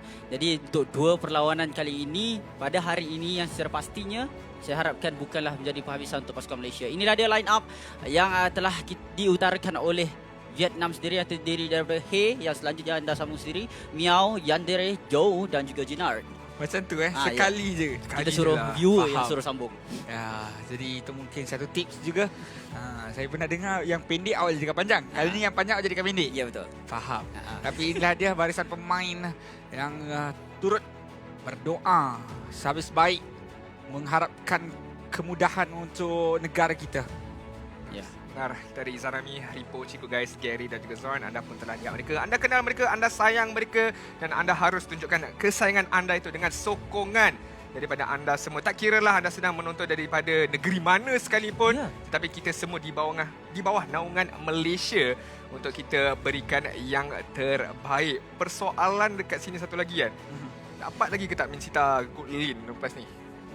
Ke lain pula? Bagi saya sebenarnya dalam draft semalam tu memang kita memerlukan Minsita tersebut. Kerana berhadapan dengan hero-hero yang cukup sukar untuk menghadapi Minsita sendiri. Jadi saya rasa pemilihan Minsita Goodlin pada hari semalam itu bukanlah cuba-cuba ataupun troll pick sebagainya. Memang diperlukan dalam draft tersebut. Saya mengharapkan, saya dengan Syamil waktu harapkan Minsita dekat bahagian jungle. Tapi pada akhirnya mereka mengambil Minsita di bahagian Goodlin. Itu satu sebenarnya bagi pendapat saya sendiri, apa yang saya lihat daripada line up SEA Games Malaysia kali ini, mereka adalah risk taker yang baik. Mereka tahu apabila mereka ingin mengambilkan risiko tersebut, seperti mana yang kita lihat 2 kali MVP, kosong kematian. Tapi gameplay dia tak selamat sangat pun. Kalau kita tengok dekat gameplay Izanami sendiri dalam game semalam, 2 game semalam, sangat-sangat berisiko tinggi untuk dia ditangkap. Benar. Tapi macam mana dia handle situasi tersebut dengan cukup cemerlang, dan juga risiko itu dia dah analisis dengan baik-baik dan juga berikan MVP kepada beliau sendiri. Putera Mitch daripada Izanami tanpa sebarang kematian, menjaga position dengan begitu baik. Pada waktu yang sama ada kebolehan untuk bermain secara agresif dengan setup daripada Zorn, dengan kiting daripada Ripo. Benar. Dan dia tahu juga kalau dia tak dapat pun kill tu, dia ada Chico guys dekat bahagian belakang yang standby bila-bila waktu saja, tak kira apa hero dia guna pakai untuk masuk untuk memberikan serangan. Chico ke main version. Zoom sikit. Ya ke? Lain lah. Saya rasa lagi sihat lah yang version ni. Nampak ni lagi sihat kan? Lagi sihat sebenarnya. Faham. Tapi Itulah dia. Sorry. Kenapa? The fact that diorang kenal Ciku itu satu kebanggaan. Ya, betul. The fact that diorang tahu, diorang acknowledge Ciku itu sebenarnya satu perkara yang kita tak boleh pandang rendah sebenarnya.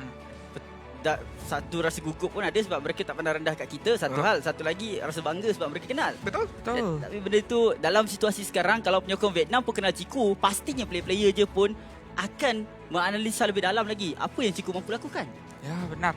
Mereka pastinya cuba untuk mengetahui segala-galanya bagi mendapatkan informasi tentang cara permainan dan corak permainan daripada pasukan negara Malaysia ini sendiri. Tapi ada kelebihan untuk data sebenarnya bagi Malaysia kerana kita yang paling kurang bermain untuk hari semalam. Masih ada lagi berbaki 2 permainan untuk diakhiri bagi kontingen kita untuk hari ini. I think it's back and forth sebenarnya sebab bila kita tak main banyak, maknanya kita ada waktu yang banyak untuk rehat, untuk study pula pasukan-pasukan ataupun kontingen yang bertarung pada waktu itu.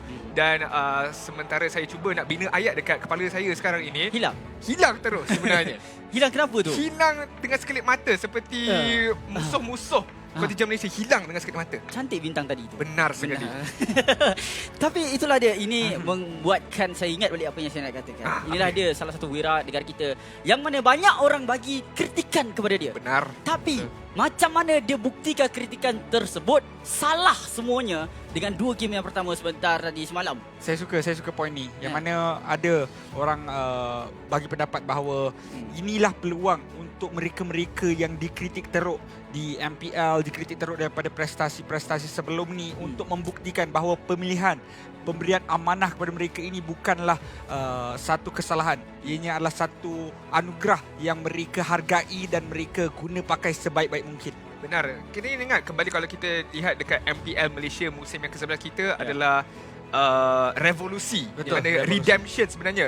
Bukan setakat pemain, coach juga. Babs tak layak masuk ke playoffs, tapi pada hari ini bagaimana prestasi beliau bersama dengan Ozora Beki juga berganding bahu. Dan lihat Malaysia sekarang ni tanpa ditewaskan langsung. Semalam punya match tanpa sebarang kematian pula tu. So it's a very very good improvement. Kalau saya berpindah kepada kategori wanita pula, Rex Vin, coach untuk kontingen wanita pun dapat pulang dengan medal sebenarnya. Ya, ini adalah satu peluang yang baik untuk pasukan Malaysia buktikan negara kita mampu. Dan tanpa melengahkan masa, kita akan masuk ke dalam draft pick best of 1 di mana first pick akan berpihak kepada Vietnam sebentar tadi dan Arlott berjitu dengan 1-1 telah pun dibawa keluar. Saya nak tanya kepada Sunfrost lah sebenarnya. Sunfrost. Mungkin ini adalah satu statement yang agak keras sedikit. Adakah kita Malaysia ni jago best of 1 saja sebenarnya? Secara jujurnya, kita adalah sebuah negara yang kuat daripada sudut element of surprise. Kita dah tampilkan strategi ini daripada beribu tahun yang lalu, yang mana kita dah dapat kemenangan demi kemenangan dekat best of 1. Lihat bagaimana secara berturut Onyx berjumpa dengan Malaysia di peringkat group stage. Kita sentiasa berjaya untuk dapat kejuaraan di group stage. Tapi bila masuk kepada best of 3, best of 5 menjadi satu kelemahan buat pasukan Malaysia sendiri. Dan jadi kita mengharapkan perkara tersebut boleh untuk ditambah baik. Kalau hari ini kita layak terus, kita menjadi juara kumpulan sekali lagi.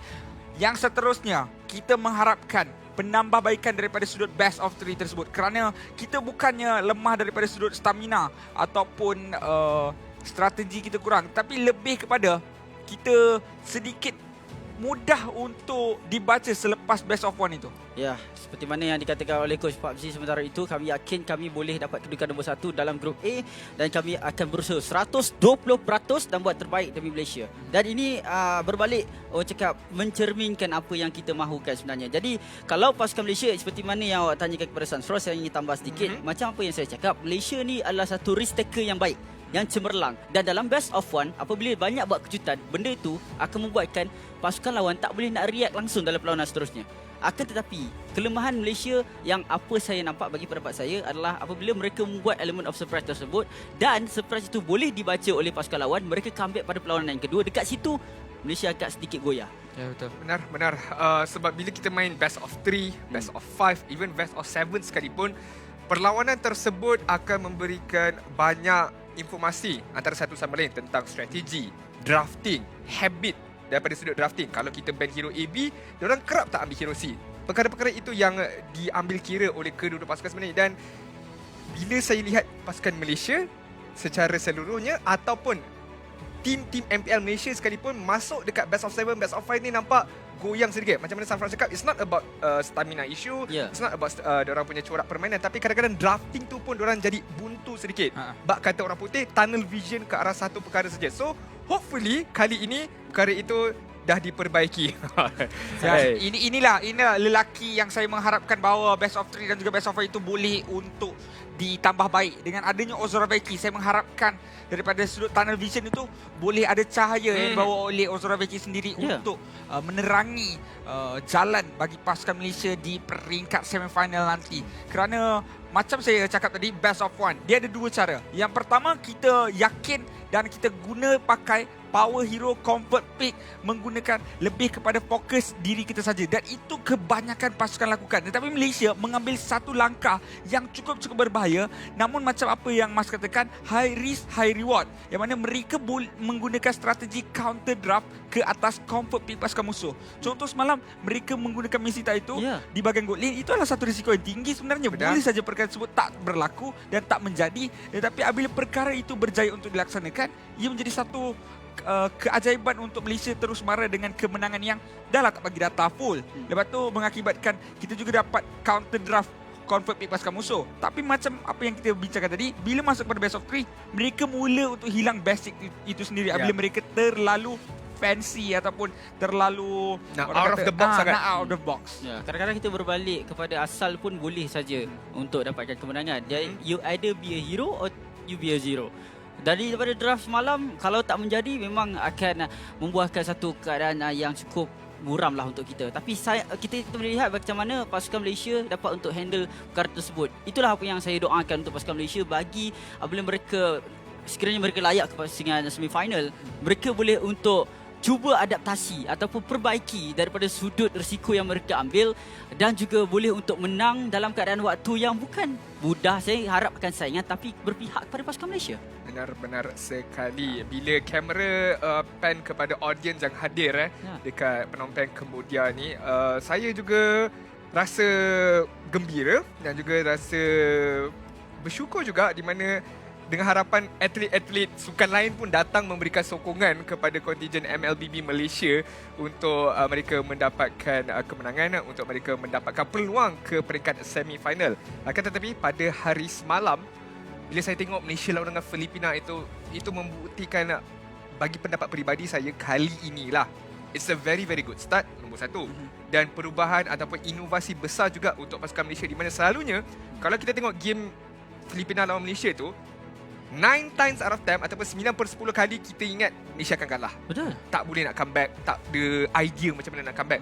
Tapi pada hari semalam, walaupun ditekan, walaupun diasak, walaupun tak diberi ruang untuk mendapatkan apa yang mereka mahukan, seperti gol ataupun map awareness, map objektif, mereka masih lagi ada idea, mereka masih ada lagi keyakinan, di mana guys, kita still boleh menang. Kita perlukan satu saja momen, dan momen itu telah diterjemahkan pada hari semalam. So, apa yang saya nak katakan sini, Malaysia is moving towards the right track lah sekarang ni. Ya, saya suka pasal momen sebentar tadi yang diutarakan oleh Saadin, yang mana kalau kita lihat momen yang paling orang ramai gembar-gemburkan, iaitu Jeet Kune Do flicker daripada zone, flanking maut daripada pemain tersebut sendiri. Ianya bukan sahaja usaha solo daripada pemain itu, bukanlah individual play daripada pemain tersebut. Bagaimana yang lain turut memberikan tumpuan kepada bahagian atas tersebut, memanggil pemain-pemain pasukan musuh cuba untuk masuk, membiarkan, kalau kita lihat balik, mereka biar Beatrix cuba untuk lakukan hit ke atas menara tersebut, memberikan inhibitor turret. Dalam waktu yang sama, merisikokan nyawa pasukan musuh, kerana mereka dah tahu kedudukan zone dalam keadaan bersedia. Mereka percaya 100% ke atas Roma ini untuk melakukan apa yang ingin dilakukan, dan perancangan tersebut dengan kepercayaan yang ada membuahkan hasil yang cukup lumayan. Tambah sikit daripada apa yang saya nak puji untuk line up pasukan Malaysia kali ini, tampak lebih matang.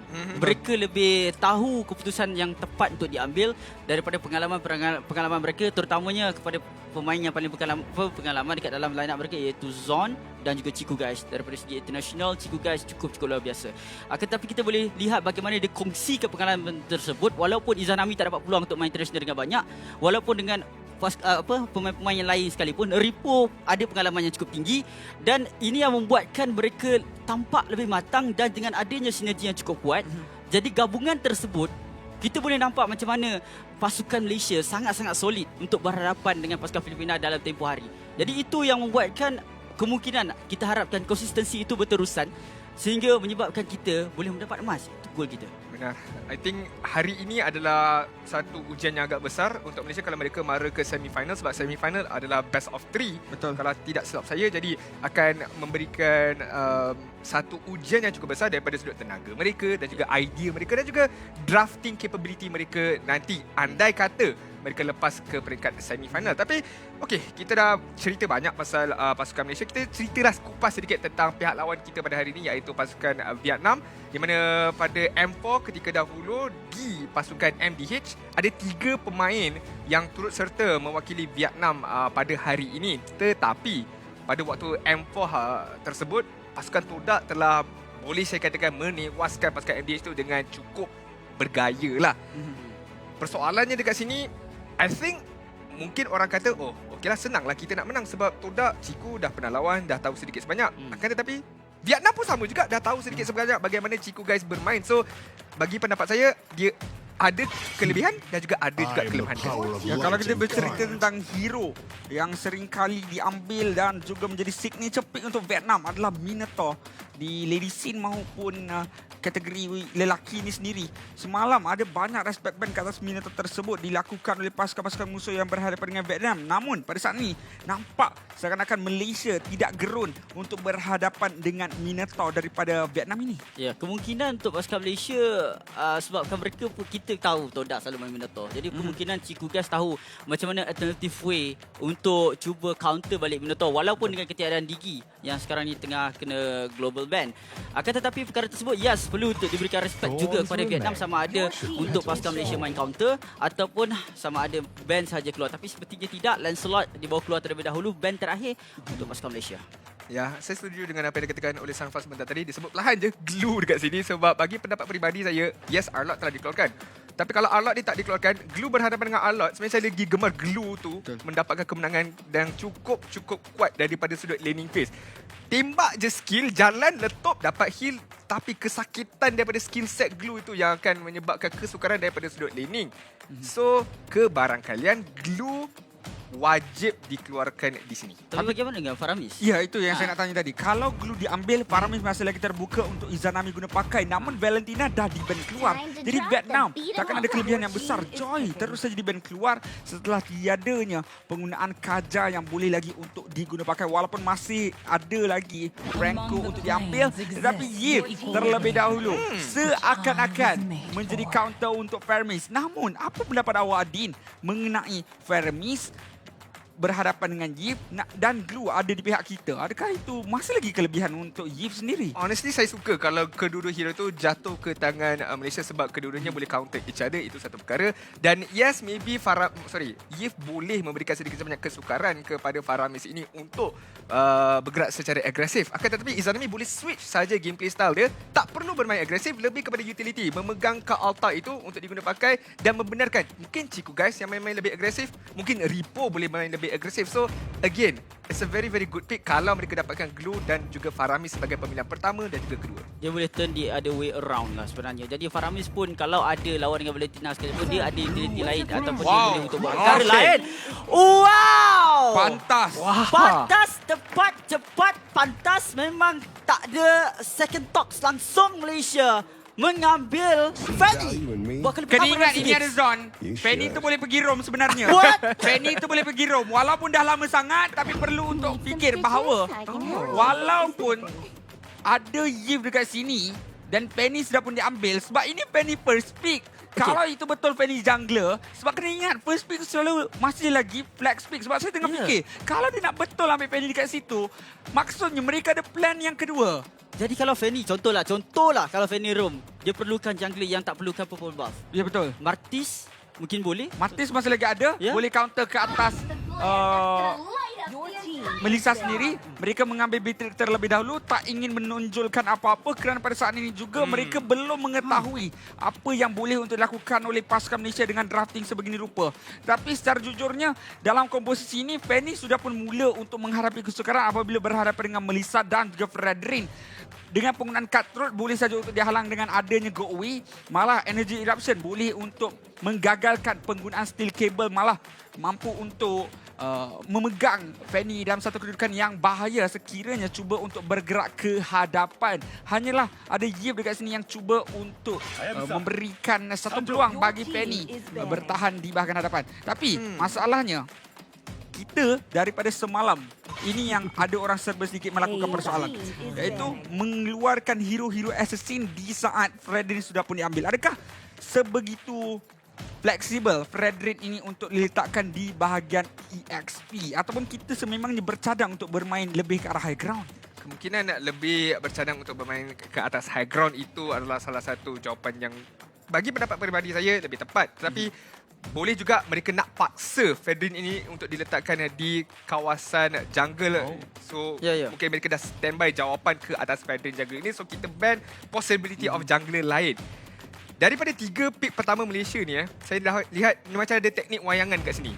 Fanny boleh bergerak berleluasa saja. Mungkin tak dapat cutthroat yang kemas, tak apa. Tapi again, wayang sahaja untuk melakukan distraction. Glue pun sama dengan speed beliau dan membenarkan backline tu. Kemungkinan Ciku guys, free hit sahaja ke arah pasukan pihak lawan. Sebab ketika ini tak ada suppress skill.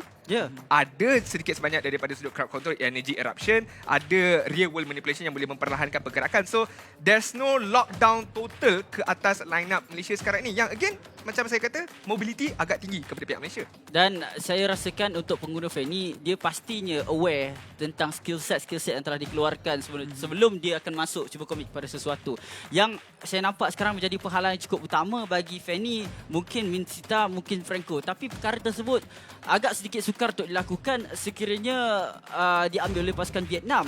Sebab bagi pendapat saya, mereka tidak cukup damage daripada sudut tersebut kalau mereka ambil lagi Franco. Dan dengan adanya Lilia, kalau pasukan Vietnam tumpu pada team fight, ada pula Yves, Lilia adalah pelerai yang cukup baik.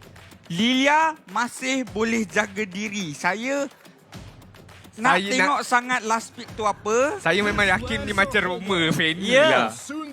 Sebab dia punya setup tu dah lebih kurang. Setup tu dah jadi dah kat situ. Semua orang boleh jaga diri. Tapi Atlas boleh diambil. Team fight.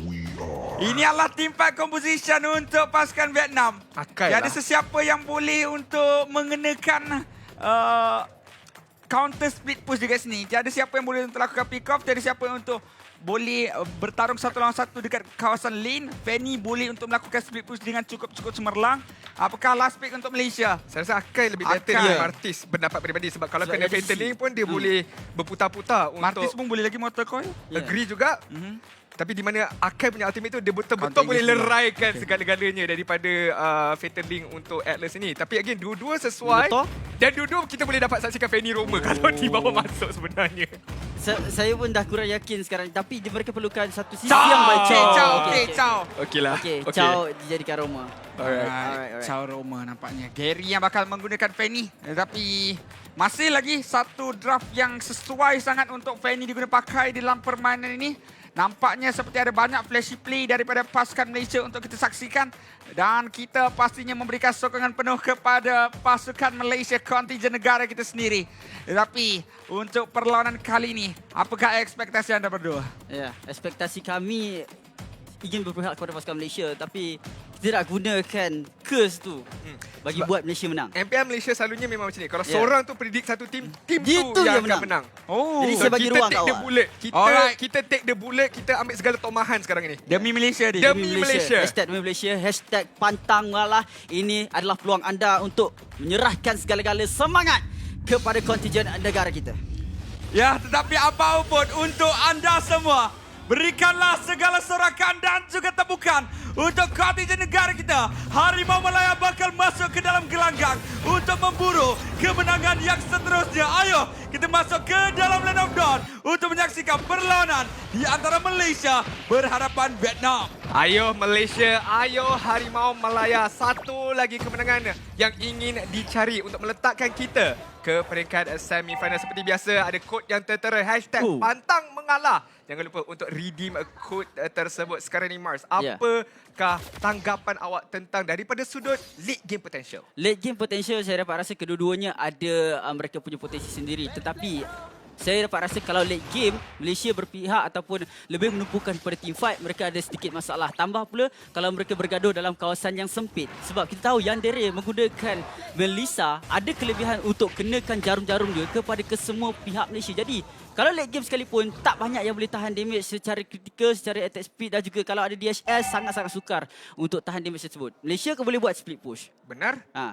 Saya nampak ada kemungkinan ada orang risau tentang Atlas ini nanti sebab boleh lakukan setup Fatal Link. Akan tetapi Sunfrost boleh ataupun tidak untuk Gary sebenarnya pergi ke hadapan untuk peel nyawa Jinat ini supaya dia back off dengan serta-merta. Itu bukanlah tugas Gary sebenarnya. Kita dah ada poking damage yang tinggi. Kita ada Izanami, dia ada Purify, ada Black Shoes. Dua-dua boleh untuk immune daripada Fatal Link. Malah dengan penggunaan Bandit Rage dan Apathy di Bruce Passion, kita tahu dan kenal bahawa Beatrix sememangnya kuat daripada sudut poking damage daripada jarak jauh dan itu akan memudahkan cara Malaysia untuk menghalang Fatal Link daripada diguna pakai.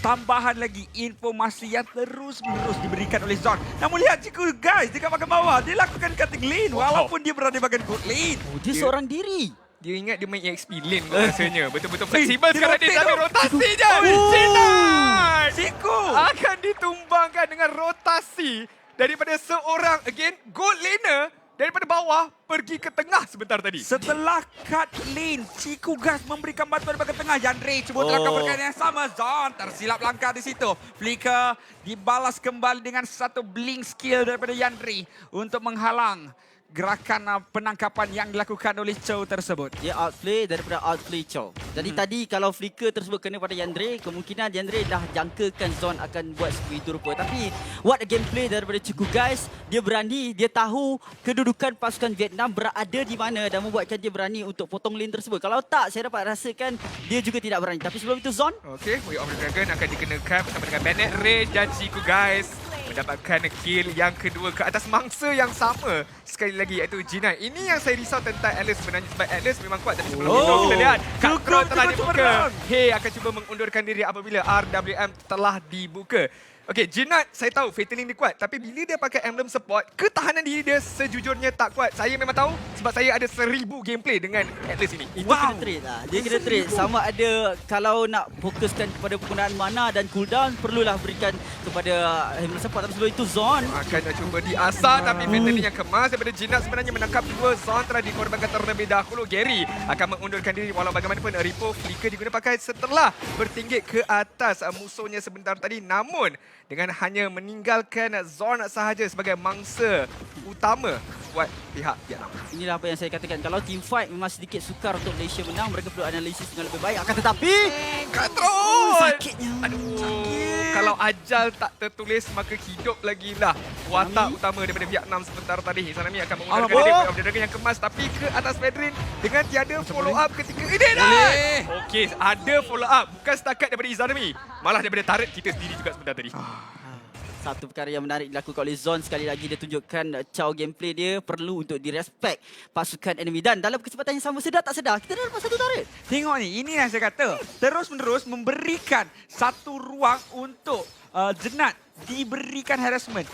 So daripada Zon ni, tengok bagaimana dia menemani Jinat sampailah ke mana-mana pun yang Atlas tu pergi, dia akan mengikuti jejak langkah Atlas itu. Dan yang paling penting, poking damage daripada pasukan Malaysia daripada tadi mengakibatkan baru masuk 4 minit tapi dah 2 kali flicker dah dilakukan oleh pasukan Malaysia. Poking power yang cukup besar juga daripada Izanami di bahagian atas ni. Tak takut apa sebenarnya. Dengan adanya Black Shoes, dia tahu dia boleh undurkan diri dan lihat Zon Fatal Link single target saja kata Zon tapi flicker digunakan untuk mengundurkan diri. Masih lagi selamat Zon. Letakan terakhir daripada Meow. Akhirnya akan mengorbankan dirinya tapi itu adalah satu baiting yang baik. Ciku guys berjaya untuk mendapatkan kill. Maaf, Izanami yang akan mendapatkan kill tersebut dan Ciku guys yang akan mendapatkan jungler pihak Nas sebentar tadi flicker ke arah belakang. Zoning yang baik, positioning yang kemas daripada Ciku guys memberikan kill yang seterusnya kepada putera mage kita Izanami. Diorang makan apa? Saya tak tahu hari ni flash play diorang daripada tadi lagi cukup mengagumkan. Saya tak boleh nak duduk diam untuk melihat bagaimana permainan yang dilakukan oleh pasukan Malaysia begitu meyakinkan, begitu berkuasa sekali mendominasi permainan dengan 5 minit mendapatkan 2 outer turret. Tak ada tak, satu kematian dia dapatkan oleh Zon tak memberikan apa-apa impak langsung pada pasukan Vietnam. Malah Ciku guys bersama dengan Izanami, mereka tak ada ketahanan yang tinggi tapi mereka masih lagi komit pada team fight dan dapatkan kill. So what's up with that? Pasukan Malaysia disiplin yang cukup tinggi, mereka dah baca damage apa yang boleh dikeluarkan, sempat ataupun tidak nak dapatkan kill. Dan lihat, baru minit ke-6, 3 turret dah tak ada. Saya kata ini teknik wayangan sebenarnya. Banyak wayang yang telah dilakukan oleh Zon, telah dilakukan oleh Ripo membenarkan Ciku guys mendapatkan turret dekat bahagian atas sebentar tadi. Dan again, positioning Ciku guys, dia tahu walaupun flicker jarak yang pendek saja digunakan, tapi itu pun dah cukup untuk dia membuka balik Nibiru special dia untuk mendapatkan kutipan kill yang seterusnya. Inilah memang orang budak-budak sekarang panggil taktik ancaman yang sebenar. Dia memang ancaman diberikan oleh Zon, tapi sebenarnya objectivity diambil oleh Ciku guys daripada tadi. Turtle bukan jungler dah sekarang. Bukan jungler kerja dah sekarang. Tak ada retreat ke, tak ada apa ke, tak payah check by enemy. Lambat. Zon dekat jauh sana. Ya, tak payah nak kisah sekarang ni 2-in-1 yang dilakukan oleh pasukan Malaysia. Sampai Vietnam nak kecap satu benda daripada pasukan Malaysia pun mereka susah. Apatah lagi kalau dua Yandere telah membuka go away yang memaksa kali ini untuk pasukan Malaysia mereka boleh lakukan team fight tanpa mengkhawatiri Yandere sekarang. Ya, dekat bahagian bawah tak payah team fight. Again, objective is the name of the game dan itulah yang telah dilakukan oleh Ciku guys. Dia yang dapatkan turret, dia yang dapatkan turtle, dia yang cutting lane, dia yang positioning. Jadi memang sudah terbuktinya experience yang ada, pengalaman yang ada pada Ciku guys ni, dia tahu guys, kita tak payah nak menang all the team fights pun. Korang buat kacau, aku akan dapatkan objektif. Jadi kesemuanya akan mendapatkan kemenangan. Kesemuanya akan mendapatkan nikmat gol tersebut yang kini 4.7 ribu sebenarnya. Satu gol yang cukup besar sebab kalau Ciku guys ada kelebihan gol, ia akan dirasai oleh satu pasukan. Oh, double man Cikundo. Gary masuk cutthroat dibuka Izanami. Yang akan mendapatkan kill tersebut. Mega kill diberikan kepada Ciku guys. Zon telah dikorbankan tetapi for a good cause sebenarnya. 3 kematian yang telah didapatkan ke atas Zon membenarkan Malaysia mendapatkan kutipan kill dengan lebih banyak lagi. Zon, Wira yang sebenar sekarang ni. Ya, memang saya nampak dah shot call tadi. Zon, kau boleh masuk. Boleh, tapi aku matilah. Tak apa, mati je. Tak apa. Tak apa, kau mati pun tak apa. Kita nak tahu ni. Kau sanggup tak demi Malaysia, Zon? Mati okay, dia demi Malaysia. Tau. Dia punya mati install. Dapat 2 man Cikundo. Hashtag demi Malaysia ni kod dia. Dah terus tendangan walaupun tak kena kepada jarak yang betul, jarak yang jauh. Tersekat pada dinding tersebut. Cukup masa sebab guna Fanny. Damage yang besar dan kepada 2 orang tersebut. Al-Fatihah. Synchronization yang baik sebenarnya daripada Fanny, Gary dan juga Bennett Street yang dilepaskan oleh Ciku guys sebentar tadi. Terus masuk di saat Cikundo dan juga Duel of Dragon itu diguna pakai. Tak sempat untuk Vietnam melakukan sebarang bantuan walaupun ada waktu yang baik untuk mereka masuk. Tapi bila dah nampak synchronization tu macam tak ada harapan lagi untuk mereka melakukan apa-apa. Tapi Vietnam sekarang ni mereka ada momen comeback boleh dilakukan. Kita kena ingat mereka masih lagi ada Fatal Link yang digunakan pakai oleh Atlas G9 ini dan boleh berkombinasi pula dengan RWM, boleh berkombinasi pula dengan Meow. Tapi kita tak nampak perkara tersebut dilaksanakan. It's good for Malaysia sebenarnya tapi kita kena berwaspada juga, kita kena berhati-hati juga sebab at any given moment, sebab kita pun pernah lakukan comeback, Vietnam pun masih lagi ada peluang untuk melakukan perkara tersebut. Namun begitu, dengan adanya Ripo, dengan adanya Zon yang menguasai front line tersebut, nampak sukar sedikit Vietnam nak cari ruang untuk Fatal Link ini. Saya tak nafikan apa yang dikatakan oleh Adi sebentar tadi. Kalau Malaysia dalam satu keadaan yang tidak kurang baik sebenarnya apabila mereka contohnya berada dalam kawasan yang cukup sempit, dekat situ Vietnam ada advantage untuk totally wipe out bagi pasukan Malaysia. Dekat situ perlu untuk Malaysia berikan perhatian agar mereka tidak terburu-buru. Dari segi optimization memang kita dapat kelebihan yang banyak. Tapi apabila kita masuk, apabila pasukan Vietnam push ke late game, dekat situ Malaysia mungkin akan menghadapi masalah. Sebab mereka pun seperti apa yang saya katakan, Yandere adalah weapon utama dan Jinat sebagai penyuap kepada Yandere tersebut. Apabila satu Fatalist digunakan, boleh jadikan bencana kepada pasukan Malaysia. Lihat play damage sebentar tadi, sempat untuk saya intai sebentar yang mana Malaysia mendominasi dengan cukup besar daripada Izanami dan juga Ciku guys. Itulah saya kata, poking power daripada pasukan Malaysia dengan drafting sebegini rupa mengakibatkan tanky hero daripada pasukan Vietnam belum sempat untuk menada damage. Mereka terpaksa untuk berundur kembali, tak mampu untuk mencipta ruang. Tapi pada saat ini, ruang perlu untuk didapatkan oleh Vietnam kerana pertahanan perlu untuk dilakukan ataupun mereka yang bakal kehilangan satu persatu menang menarik ini betul mereka. Jangan sampai satu ketika Pak Icam tendang Jinat tu ke arah tim Malaysia nanti ya. Jangan sampai sebegitu rupa. Jinat cuba masuk dengan perfect match tetapi akan mengundurkan dirinya semua. Lihat Zon dekat bahagian hadapan. Dia betul juga. Betul dia buat. Dia hantar Jinat ke arah hadapan sebentar tadi. Masih lagi belum ada kutipan kill. Gary baru saja ditumbangkan dan Ciku sama-sama mengundurkan diri. Defense Mansion telah dibuka. Anda datang. Saya akan beri semula kepada anda. Double kill akan diberikan kepada Izanami. Masih lagi belum berakhir ketika ini. Immobilize akan dikenakan ke atas Jinat. Satu lagi hit yang diperlukan. Cukup guys mencari tapi auto attack damage tersebut tidak terkena kepada Jinat. Yang seronoknya sekarang ni Izanami tak sebenarnya. Dia duduk-duduk belakang. Baling-baling boom. Double kill. Baling-baling boom. Double kill sekali lagi. Jinat masuk dengan perfect match. Cuba mencari Izanami. Tetapi Izanami mobility yang lebih tinggi akan undurkan diri. Sebab dia berani dan juga kalau dia tertangkap sekalipun dia ada black shoes. Tapi kalau saya nak uraikan sedikit pasal team fight tadi. Memang cemerlang untuk pasukan Malaysia tapi berisiko tinggi sebab saya kurang. Jangan awak cakap tadi. Pak Isham dia tendang Jinat. Saya kurang. Jangan minta. Saya kurang je.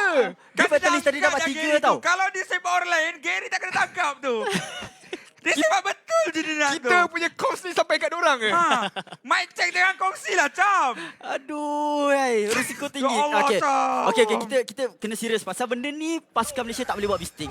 Untuk melakukan satu perangkapan, dia perlu untuk target yang betul. Kalau Jinat, dia macam ibaratkan bagi ruang pada Jinat nak buka Fatal Links. Ya, dia macam akses percuma untuk Fatal Link dapatkan sekurang-kurangnya. Sebab tadi kita nampak dalam 2-3 orang juga didapatkan dengan sebab diorang rasa bersalah. Kalau tak follow up kan macam mana nak jadi demi Malaysia ni kan. So kena follow up juga. Saya tahu Zorn ataupun Hisham ni seorang yang humble, baik.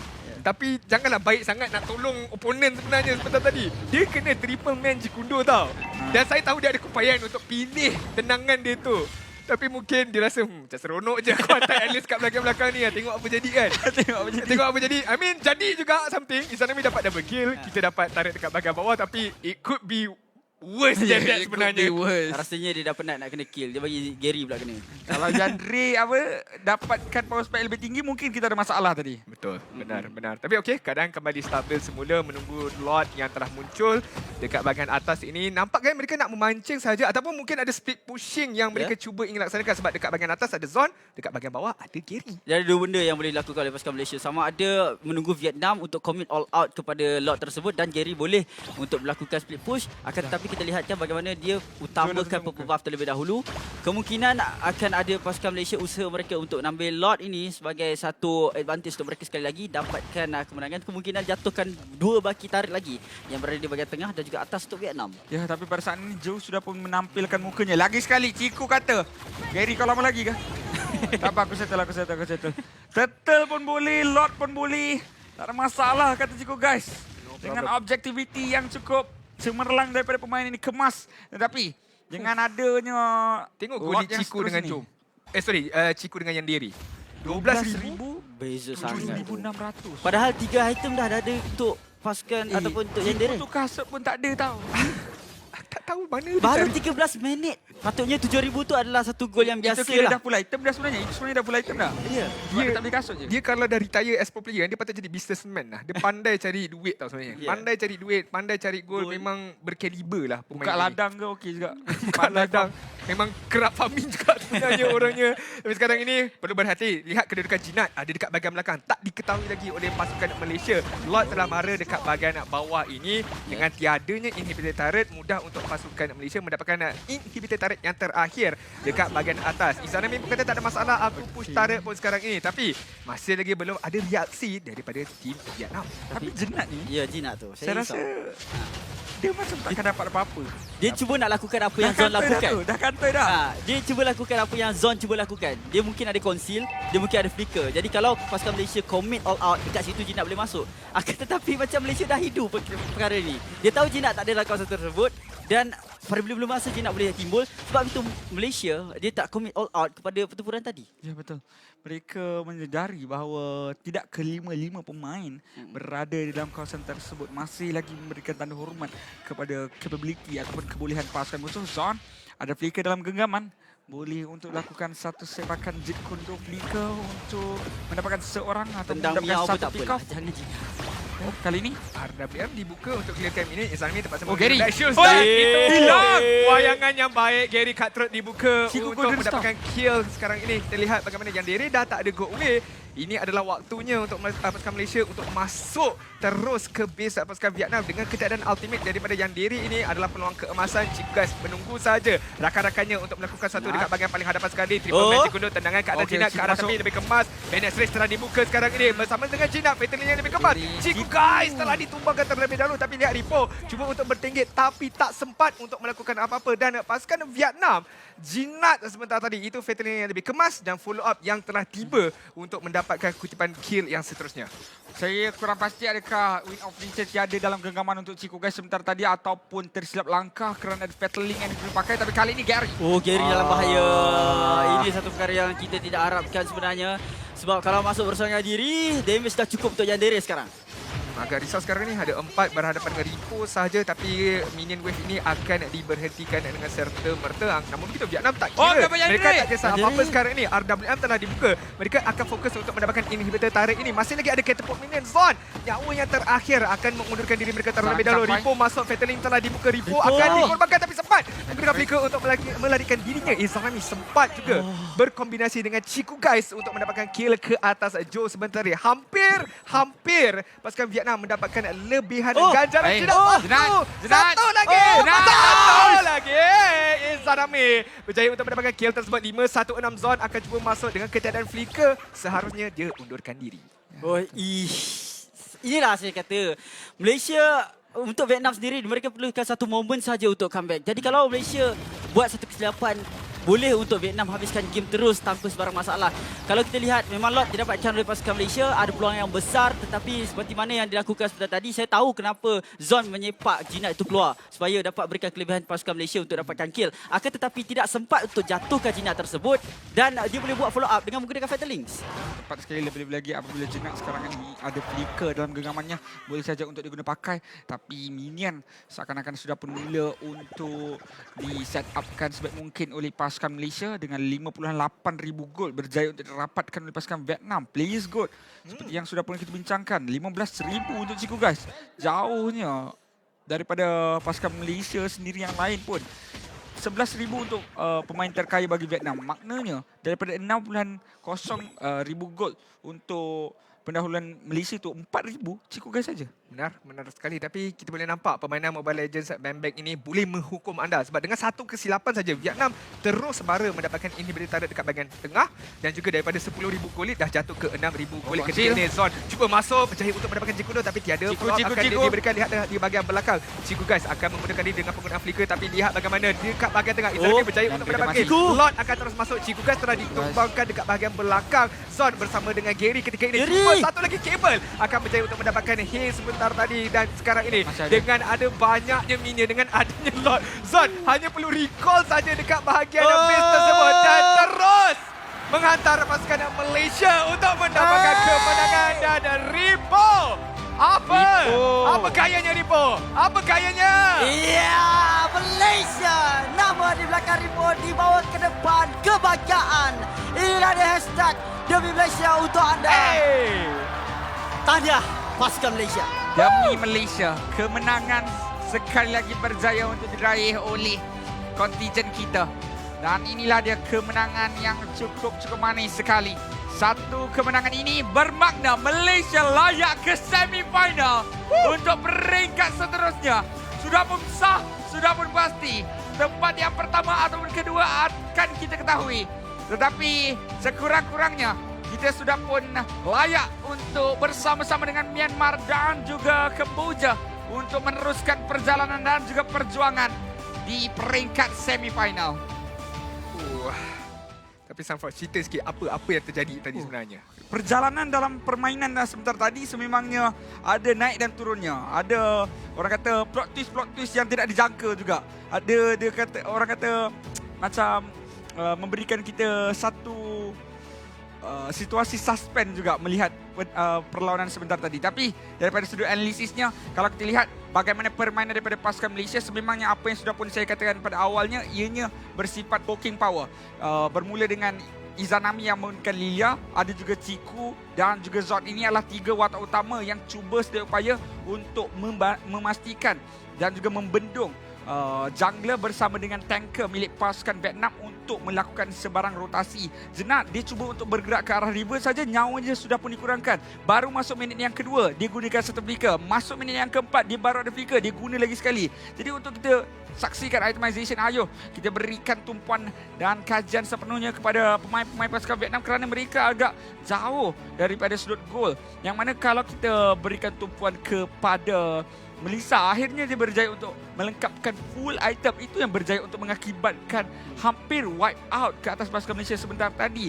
Dan untuk Atlas daripada pasukan Vietnam iaitu Zenat berjaya untuk mendapatkan Radiant Armor dan juga Dominus Ice sebagai item-item utama.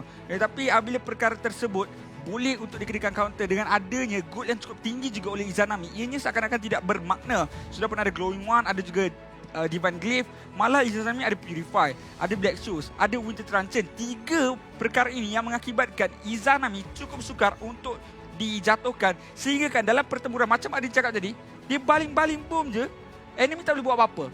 Sebab buat sekali tak jadi, 2 kali tak jadi, kena 3 kali. Sampai kan orang lain rasa usaha tu mungkin lebih baik untuk dilakukan kepada pemain yang lain. Ya, dan di mana kalau nak rugikan Fatal Link sekalipun agak sedikit sukar juga untuk pasukan Vietnam. Sebab apa? Kalau mereka tak ada Fatal Links, mereka tak ada power untuk mereka buat satu pick off yang sangat baik, terutamanya apabila ingin menangkap Ciku Guys ataupun Gary, target yang lebih penting. Di mana sekarang kita boleh lihatkan daripada sudut Rich Guy, of course akan jatuh kepada Ciku Guys.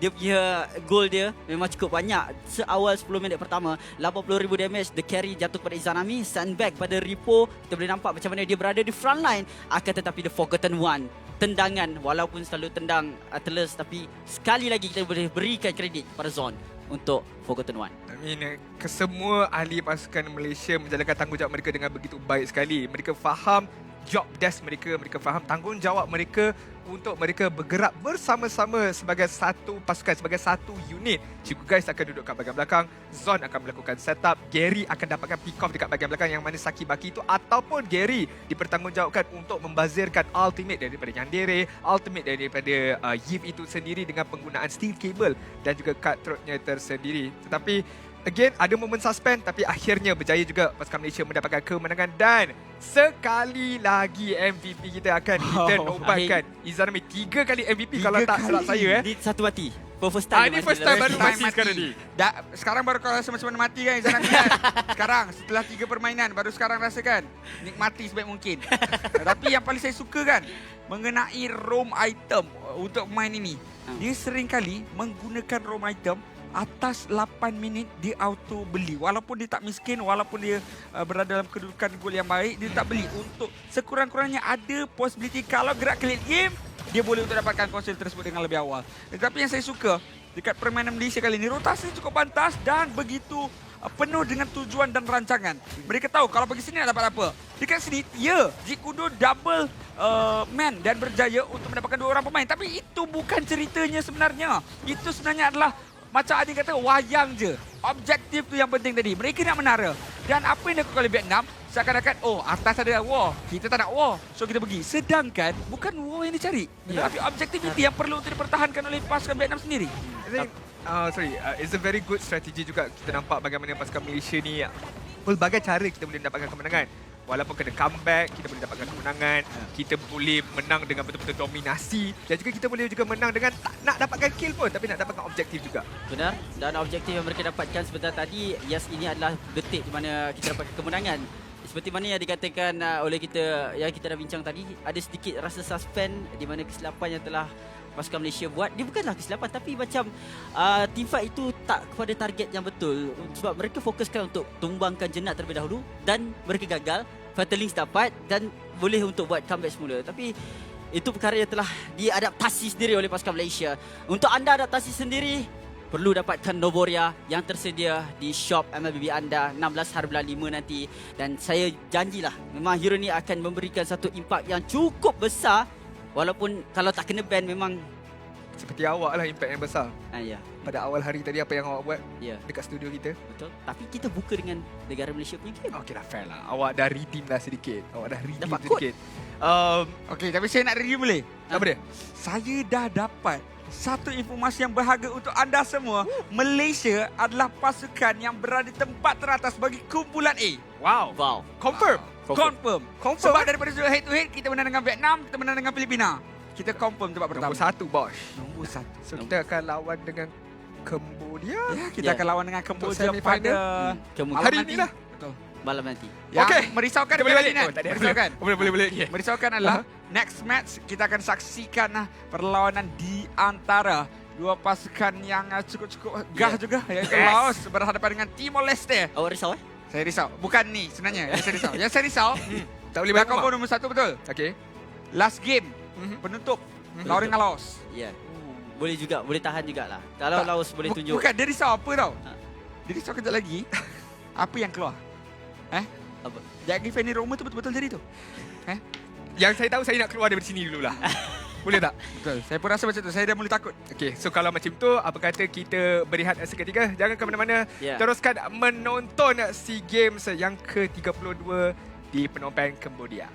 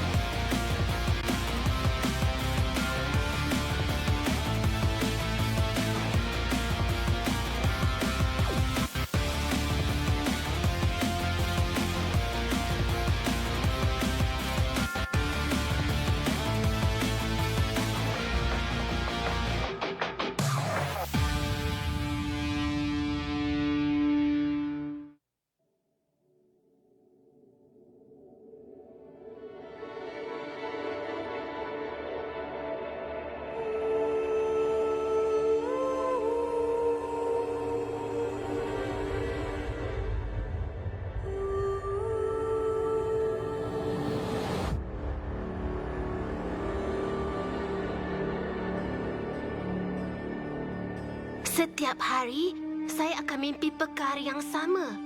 Satu mimpi yang berulang-ulang. Ia mimpi tentang takdir. Apa yang kamu fikirkan? Ibu, kenapa kita nak kena bina Star Atlas? Kita telah memeta bintang untuk menuntut semula takdir kita. Takdir kita? Jika kita dapat merungkai rahsianya, kita mampu bebas dari takdir yang mengongkong kita.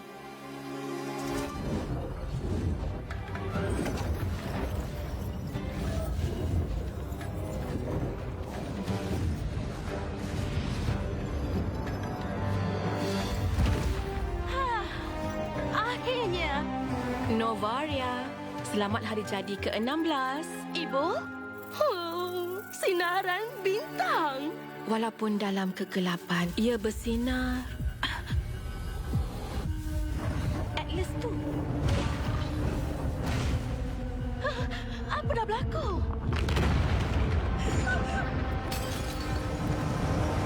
Dia tarik semua benda ke dalamnya. Novaria! Ibu! Bertahan! Ibu! Kena! Bertahan! Langkawi hantu!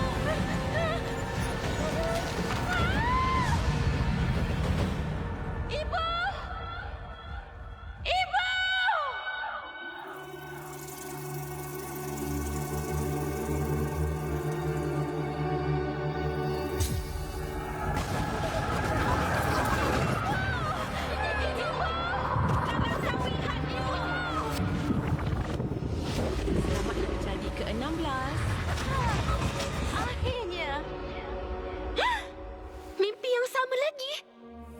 Apa yang kamu fikirkan? Ibu? Ia memang cuma satu mimpi ke? Jika kita dapat merungkai rahsianya, kita mampu bebas dari takdir yang mengongkong kita. Takdir? Jika dapat rungkai rahsianya, kita dapat bebas dari had takdir. Jika dapat rungkai rahsianya, kita dapat bebas dari had takdir. Akhirnya, hampir selesai. Selamat hari jadi, Novaria. Ibu, aku akan ubah apa yang tertulis di Star Atlas.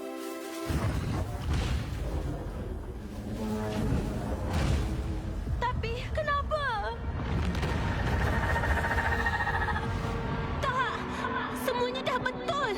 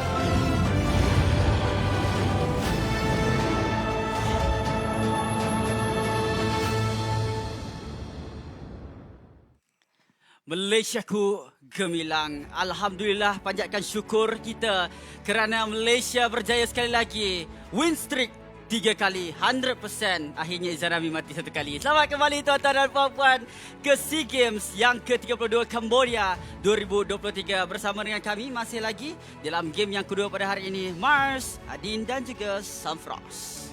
Tepat sekali, yang mana permainan sebentar tadi hampir sahaja kita rasa takut, kecewa, tapi masih lagi satu kemenangan yang cukup baik didapatkan oleh kontingen negara kita. Tetapi untuk kita ketahui apa yang bakal berlangsung selepas ini, ayo kita perhatikan jadual yang sudah dipaparkan. Ya, benar sekali. Kita akan mulakan match seterusnya adalah Laos bertemu dengan Timor Leste. Match sebelum ini yang telah juga berlangsung, Cambodia jadi ditewaskan oleh pasukan Myanmar, manakala Vietnam telah ditewaskan oleh kontingen negara kita sendiri iaitu Malaysia. Jadi ini adalah 3 match pertama, I would say like first half untuk grouping stage kita untuk hari ini, di mana group stage kita ada 3 lagi match seterusnya. Benar, di mana akan disusuli dengan Singapura menentang Indonesia, dan di dalam match yang kelima, Timor Leste sekali lagi berhadapan dengan Filipina, dan penutup yang kita harapkan kemanisan berganda untuk rakyat Malaysia bertemu dengan pasukan Laos. Ya, kita mengharapkan penutup untuk peringkat kumpulan ini berakhir dengan tanpa kekalahan bagi pasukan Malaysia sendiri untuk menunjukkan dominasi. Pastinya ini adalah sebuah perkara yang cukup bermakna untuk negara kita. Tapi semifinal juga bakal berlangsung untuk hari ini. Jangan anda ke mana-mana kerana pada penghujung hari akan kita ketahui siapakah yang bakal marah ke peringkat grand final. Tapi inilah dia juga carta kumpulan. Malaysia di tempat teratas, berada di tempat tertinggi di kumpulan A tanpa sebarang kekalahan dengan 3 kemenangan berturut-turut. Wah. Yang kedua, Filipina, Vietnam, Laos dan Timor Leste, di mana Vietnam dengan Philippines ni still mereka perlu berentap lagi untuk lihat peluang. Tapi mereka bukan satu sama lain. Bukan satu sama lain sebab diorang tak ada lawan each other. Diorang kena lawan yang kemenangan ke atas tim ataupun negara yang lain tersebut yang akan menentukan siapakah di tangga yang kedua. Manakala kat grup B, kita akan lihat perlawanan lagi, tapi secara orang kata putusannya dah boleh kita tentukan dekat sini. Myanmar dengan Cambodia yang akan mara ke peringkat seterusnya. Singapura dan Indonesia, again, tak nak pulang dengan mata yang kosong. Benar, kalau takkan nak bawa pulang dengan mata yang kosong kan, mesti ada mata, kalau tak boleh nak tengok. Untuk pasukan Indonesia dan Singapura, manakala untuk grup A sendiri, ini yang menjadi satu saingan sengit juga. Sebab kita masih lagi menunggu untuk pasukan Malaysia juga, tetapi kita nak tengok sama ada pasukan Malaysia mampu ataupun tidak untuk jadi juara kumpulan. Saya nak ambil umur sikit je kat sini. First time tengok bendera Malaysia atas Filipin dalam MLBB. Macam walaupun dia benda kecil, tapi macam best lah tengok tu. Harap-harap dapat diteruskan lagi lah nanti. Amin. Ya, Alhamdulillah, satu kejayaan yang sememangnya kita usaha untuk dapatkan, dan di sinilah satu titik untuk kita sememangnya meraihkan selagi ada kejayaan itu. Dan inilah dia juga perlawanan yang kita nantikan. Laos berhadapan dengan Timor Leste untuk perlawanan ke-13 bagi peringkat kumpulan ini. Agak panjang sedikit nak dibandingkan dengan pusingan ataupun kategori wanita. Dengan kategori lelaki ni wakilnya lebih banyak lagi. Satu grup ada 5 pasukan, satu lagi grup ada 4 pasukan, so total 9 buah negara yang bertanding. Tapi inilah dia pasukan Laos yang akan mara ke pentas utama kita untuk berhadapan dengan pasukan Timor Leste. Benar, terdiri daripada Winston, 20 Oguz, Agi Oper dan juga Namawa ataupun Yonem yang akan mengungguli untuk pasukan Laos. Betul kan? Betul. Dia macam kelakar. Nama awak apa? Nama awak lah. Nama awak apa? Nama awak. Your name. Memang sampai ke sudah tak habis tadi. Insert your name. Insert your name. Saya ingatkan grafik tu lupa nak letak. Tapi salah sebenarnya. Memang saya akan panggil dia your name hari ini. Nasib baik kita bahasa Melayu. Mungkin kalau bahasa Inggeris agak sedikit sukar untuk mereka yang mengulas. Tapi kali ini yang wajah-wajah yang tidak asing lagi. Daripada Timor Leste yang bakal mewakili mereka, Butterfly, Laureate, Nomski. Kita ada juga Mr. Toby dan juga Velus. Ada juga Hito Kiri di sini. Kalau angle tadi tu saya nampak PHEL tau. Dia kalau dia berhenti kat situ, kamera angle tadi, saya nampak PHEL. Hell. Tapi kalau dia berhenti kat situ je, saya ingat Lafel. Oh sudah. Banyak orang yang kita kenal dekat Timor Leste ni juga sebenarnya. Ramai kita kenal kan. Muka sama tapi bukan orangnya. Tapi again, tanda hormat fist bump akan kita lihat di antara kedua kontingen ini. Sejujurnya kan, permainan Mobile Legends Bang Bang ini pun dah cukup lama juga. Kalau dekat negara-negara MPL pun dah musim ke-11 kebanyakannya. Dan tak sangka juga dekat persada antarabangsa pun dah dikenali oleh orang ramai dan juga telah orang kata iktirafkan sebagai satu isukan yang cukup popular. Ya, sebabkan saingan yang sengit boleh kita saksikan daripada kontingen negara mahupun wakil-wakil daripada kumpulan sekalipun. Kita boleh tengok macam mana daripada sudut kompetitif dia. Disebabkan itulah ataupun MLBB sendiri kekal relevan dengan perubahan patch note membuatkan MLBB ni begitu menarik untuk dimainkan sekali. Dan kita tak sangka Timor Leste ada wakil daripada pasukan mereka yang mana sikit saya nak berikan kredit kepada Timor Leste. Draft mereka sangat bijak sebenarnya dalam perlawanan sebelum ini. Cuma mereka tak dapat nak execute perkara tersebut, tapi mungkin mereka boleh buktikan dengan berlawan dengan Laos sekarang. Ya, mereka ada banyak flexible pick sebenarnya semalam yang dimainkan. Kali ini Laos menurunkan Agi, Opper, Biston dan juga Yornim bersama dengan 20 August yang merupakan pemain-pemain utama milik negara ini sendiri. Sementara itu untuk Timor Leste, seperti yang diperkatakan oleh Mars, inilah dia pemain-pemainnya, Mr. Toby, Trisha. Oh, ada pertukaran pemain nampaknya. Butterfly, Hitukiri dan juga Felun yang bakal dimainkan. Yang terkejut, mungkin Timor Leste pada peringkat kali ini tak boleh nak menampilkan prestasi yang baik. Tapi again, jangan terkejut kalau kita berikan mereka setahun, 2 tahun dan mereka mungkin akan jadi satu negara, satu kontingen yang boleh memberikan saingan yang cukup mantap. Sebab ingat dahulu kala masa M3, MENA pun tak boleh berikan saingan. Tapi kali ini, MENA pun dah cukup kata region yang digembar-gemburkan. So again, apa-apa pun boleh terjadi, perkembangan boleh dilaksanakan oleh negara-negara ini. Tapi kali ini Timor Leste akan mendapatkan first pick. Jadi daripada sudut drafting, saya tak sempat sangat nak melihat perlawanan-perlawanan mereka. Namun begitu anda berdua telah mengulas daripada awal sampailah ke hari ini. Apa yang boleh diungkapkan untuk Sunfrost buat Timor Leste ini? Macam saya cakap tadi, ada flexible pick yang dilakukan. Martis diambil, Akai diambil, Fredrin juga kalau tak silap saya.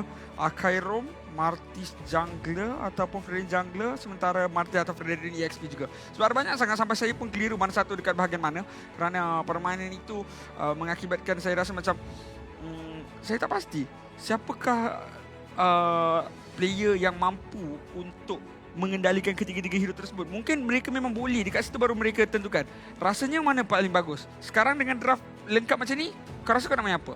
Yang kau nak main apa? Dia bagus macam tu. Sebab kita ada last changes tu yang mana ramai orang bila dah last changes tu, dia dah mula untuk macam okay, berdoa, fikir game plan akan datang. Tapi dia orang masih lagi betul-betul boleh untuk lakukan last minute changes yang mampu untuk mengubah corak permainan. Contohlah kalau dekat situ tiba dia nak mainkan Martis dekat EXP, Freddy dekat Roma, Akai yang jungler pun boleh. Kalau mereka nak mainkan Akai dekat EXP, Martis dekat jungler, Freddy dekat Roma pun boleh juga. Benar. Banyak.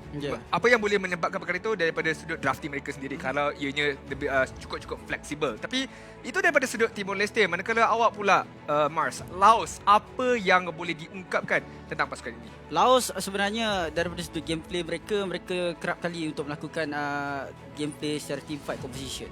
Jadi kalau setiap kali mereka lakukan team fight, mereka sangat kuat dengan mana mengambil hero-hero daripada set up. The support saya jarang nampak sebenarnya daripada Laos, walaupun kita tak banyak data pasal pasukan kontingen Laos ini.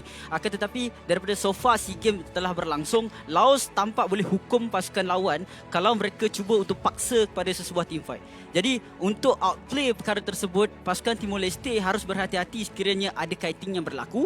Apabila ada pembaziran skill yang telah berlaku, mungkin itu adalah umpanan yang dibuat kepada pasukan Timor Leste. Dan Timor Leste mereka perlu gunakan mekanik gameplay yang mereka ada daripada sudut pemilihan hero yang fleksibel seperti apa yang kita telah bincangkan. Tapi pemilihan hero mereka juga menggunakan high mekanik yang boleh untuk lakukan kiting juga kepada pasukan Laos. Jadi kita lihat macam mana antara pasukan Laos ataupun pasukan Timor Leste yang akan tertipu, dan dekat situ mereka akan dihukum.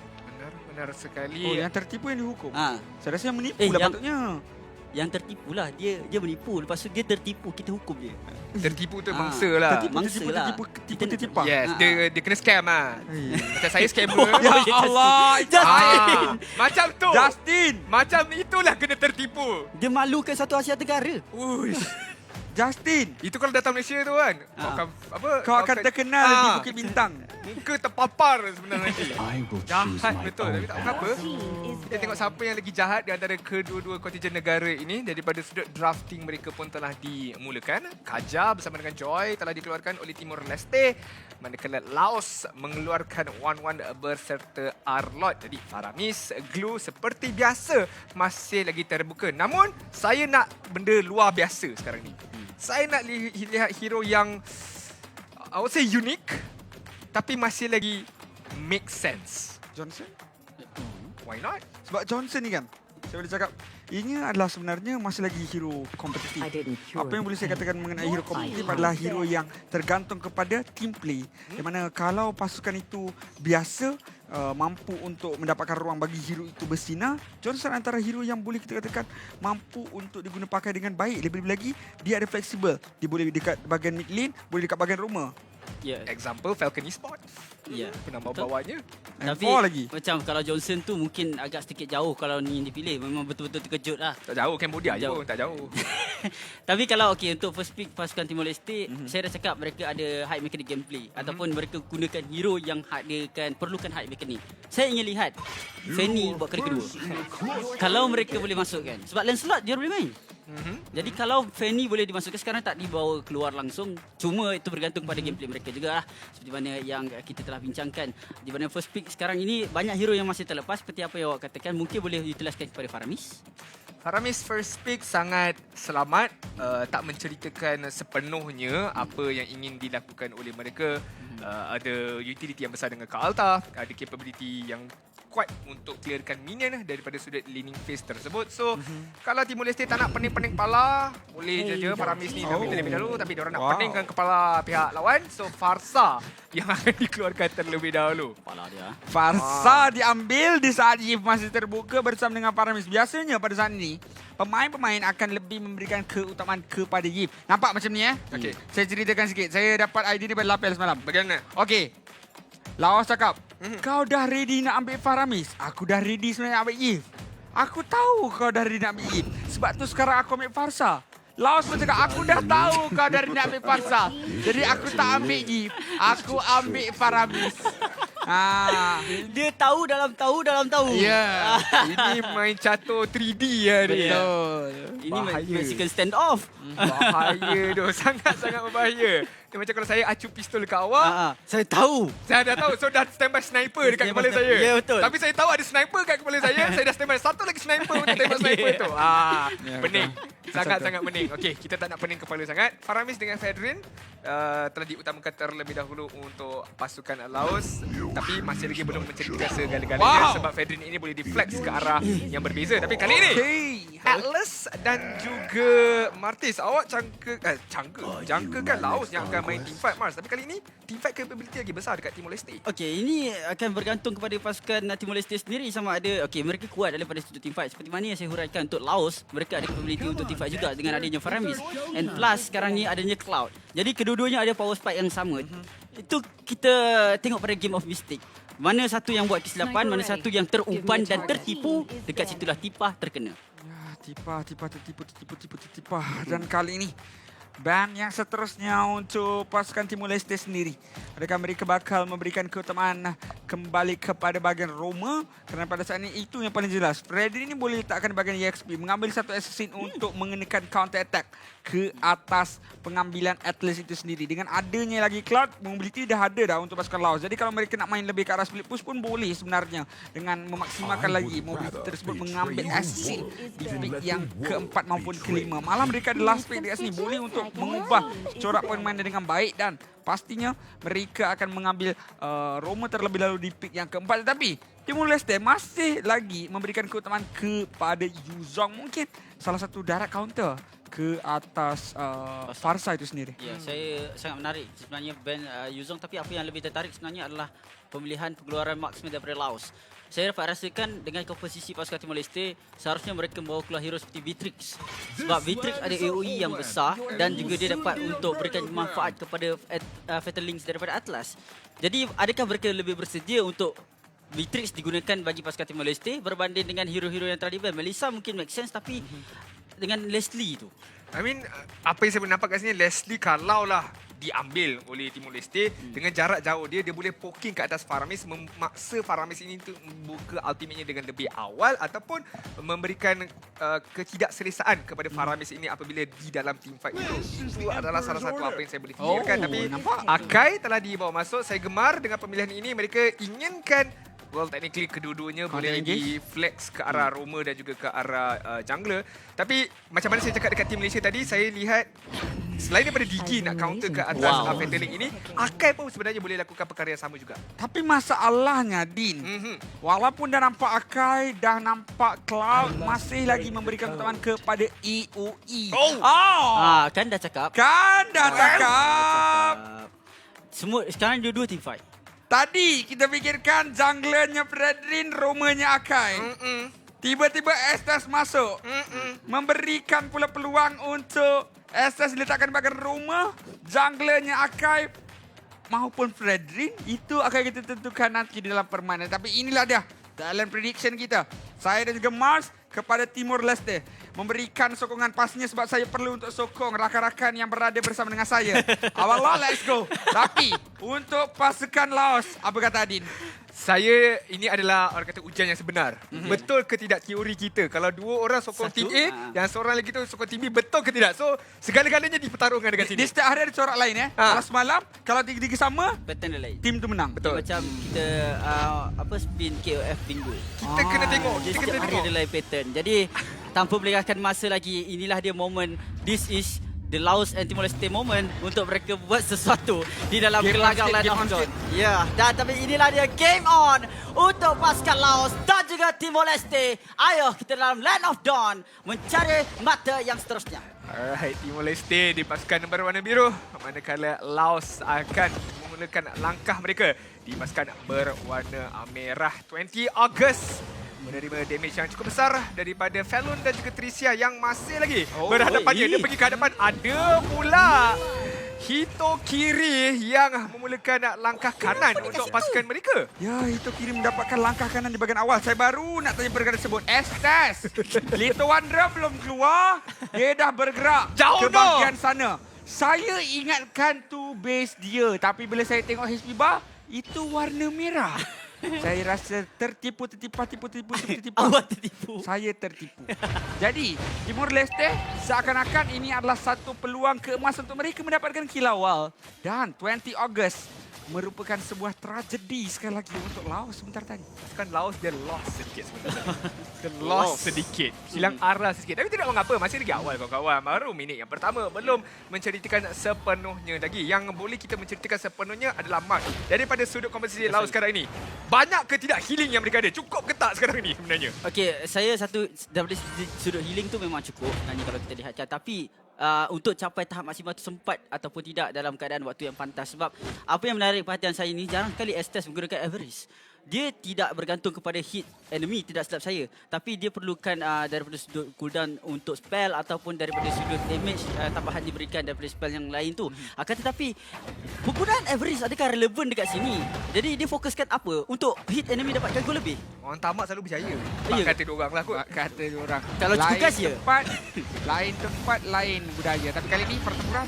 Okey, Hito Kiri berjaya untuk mendapatkan turtle tersebut. Satu tangkapan yang baik daripada Ashura Aura yang telah dibuka bersama dengan heavy spin oleh Your Name. Hanya untuk melarikan diri Falun. Flicker Petading berjaya untuk menangkap seorang sebenarnya iaitu Your Name yang hampir dikorbankan tetapi masih lagi sempat untuk mengundurkan diri. Healing yang telah diberikan oleh 20 Ogos sebentar tadi Oper. Dia akan mendapatkan kill pembalasan. 3 kill. Laos bangkit semula. Take that you guys. Ya, satu kemenangan kecil untuk Laos setelah kerugian apabila mereka tak berjaya untuk dapatkan turtle. Tapi kali ini, Beaston itu untung sekali mendapatkan gol awal. Ini adalah satu perdebatan.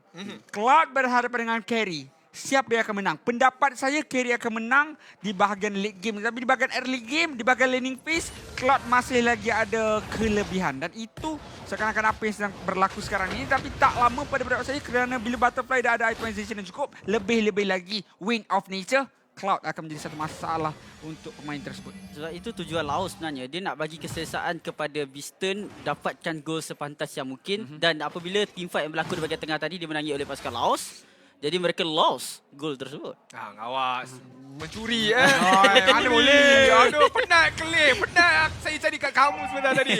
Tapi sekarang ni yang mencari kill seterusnya adalah Laos. Cuba untuk mendapatkan Hitokiri tapi tak berjaya sebenarnya. Pada waktu yang sama Butterfly yang mungkin akan dikorbankan. Tapi sedar dengan rotasi daripada Laos ini, dia pula yang akan mengundurkan diri. Untuk jawab soalan awak tadi saya rasa Carry lagi kuat kalau diguna oleh Ciku guys. Itu je jawapan saya. Wow. Okey. Tapi awak cakap sekarang Okey, kalau macam tu, Carry Ciku guys, lawan Cloud Ciku guys. Awak ambil tu. Awak ambil tu. Tak ada siapa yang kalah lah macam tu rasanya. Dua-dua menang lah rasanya nampak tak gayanya. fikir saya soalan macam tu. Kan? Bagi tapi saya, dua-dua dekat lane tu, god lane tu kena nampak terus dua-dua mati. Sebab dua-dua tak takut. Sebab dua-dua mati dekat lane. Kita punya batu arah sekarang situ guys. Jadi tahap mechanical skill tu terletak kepada kita punya batu arah sekarang. Dengan perbuatan turtle yang mana telah dimulakan oleh kedua pasukan. Kita lihat bagaimana. Satu kekemasan penalty zone telah dibuka. Hitokiri berjaya untuk mendapatkan turtle sekali lagi. Tapi kill yang perlu dicari sekarang ini oleh kedua pasukan masih lagi tak dijumpai. Kita lihat bagaimana Agi yang akan mendapatkan kill ke atas Atlas tersebut. Dan Hitokiri di manakah arah mahu larikan diri. Namun tiada sebenarnya. 3 telah ditumbangkan sekali lagi Laos. Walaupun kehilangan turtle, tapi mereka mencuri kill. Sekarang ni kalau kita lihat daripada pasukan Laos, mereka berjaya untuk menukarkan aset yang diambil oleh Timor Leste dengan satu kemenangan daripada sudut pembunuhan dan juga gol. Yang mana mereka berjaya untuk dapatkan 3.7,000 gol. Walaupun pasukan Timor Leste berjaya untuk mendapatkan turtle yang menjadi buruan untuk mereka, tetapi mereka masih lagi tidak mampu untuk pulang dengan selamat. Itulah orang kata, walaupun kita merancang untuk masuk, tapi kalau kita merancang untuk keluar, maknanya kita sudah pun gagal dalam melakukan perancangan. Macam tadi dia flicker nak tangkap tapi terputus talian silaturahim. Tak dapat nak buat. Dah buzzer flicker dekat situ. Menyambung poin awak sebentar tadi, untuk pasukan Timor Leste, mereka tidak seharusnya fokus pada teamfight lagi. Sebab setiap kali mereka lakukan teamfight, mereka akan kalah. Sekarang ini Laos tak perlukan kiting. Butterfly. Lalu belakang ada pula Agi dan juga ada pula Heavy Speed daripada Your Name sebentar tadi memberikan kill yang seterusnya kepada Beaston. Korbankan dua battle yang kemas. Your Name telah dikorbankan terlebih dahulu. Akan tetapi lihatlah Beaston attack speednya. Beaston begitu besar. Satu lagi BMI. Satu lagi. Tapi tidak. Beaston akan undurkan dirinya terlebih dahulu. Cukup sekadar mendapatkan kill. Cukup sekadar mendapatkan turret ini yang ingin didapatkan oleh pasukan Laos. Hitokiri sekarang ini cuba untuk mengundurkan diri. Motor counter dibuka dari flicker. Energy eruption. Open eye dan juga kill itu akan diberikan kepada Estes yang carry sekarang ini. Kalau saya melihat kepada komposisi pertempuran di bahagian atas dan juga di bahagian bawah, saya dapat mengetahui kalau kita lihat daripada instant replay ini, kita kira beramai-ramai 1, 2, 3, 4 berhadapan dengan 1, 2, 3. Jadi kalau semalam saya dah jadi cikgu ekonomi anda, hari ini saya menjadi cikgu matematik anda. Yang mana pasukan Laos berjaya untuk memastikan nombor mereka lebih besar. Mereka berjaya untuk menang daripada satu jumlah. Dan kemenangan itu, walaupun dah ada Petal Link, walaupun ada Pedal Extract, tetapi seperti yang saya kata tadi, 3 lawan dengan 4 yang akan menang. Dan itu yang berlaku, tuan-tuan dan puan-puan. Ya. Untuk pasukan Laos, mereka tak perlu pun kiting daripada Timor Leste sebab Timor Leste nak tak nak komposisi draft mereka bergantung pada team fight. Jadi apabila mereka lakukan team fight, Laos boleh counter balik dengan adanya Estes, dengan adanya Faramis. Jadi mereka tak perlu tunggu pun untuk Timor Leste cuba untuk melakukan penipuan ataupun mereka hanya perlu tunggu untuk Timor Leste lakukan team fight. Dekat situ mereka boleh counter balik apa yang boleh dibuat dan Timor Leste satu persatu objektif gagal untuk dipertahankan. Sekarang ni saya rasa Felun kan, kalau dia dah guna perfect match, dia nampak beberapa orang, dia kena pakai Fatal Link dia. Walaupun masih lagi ada Purify daripada tangan Beaston, Agi dan juga 20 August. Sebab at least memaksa 3 watak ini untuk guna pakai mereka punya Purify dan menunggu the next Fatal Link itu untuk betul-betul kenakan ke atas pasukan Laos. Ketika ini, Felun masuk, dia tak dapat apa-apa, dia dapat sakit saja ketika ini. Okey, itu saya ada satu soalan. Adakah Fatal Link perlu digunakan untuk gagalkan Purify ataupun gunakan Purify bagi pasukan Laos ataupun penalty zone? saya rasa macam penalty zone boleh untuk diguna pakai juga pada saat ini, yang mana itu adalah mengapa mereka mengambil 2 AOE setup pada waktu yang sama. Kalau mereka nak mengharapkan sentiasa Fatal Link memulakan pertempuran, ianya bakal menjadi sia-sia kerana bukan setakat Purify, malah ada juga Heavy Speed dan juga ke Alta yang perlu untuk mereka fikir-fikirkan. Dan pada saat ini satu percobaan daripada Yorni.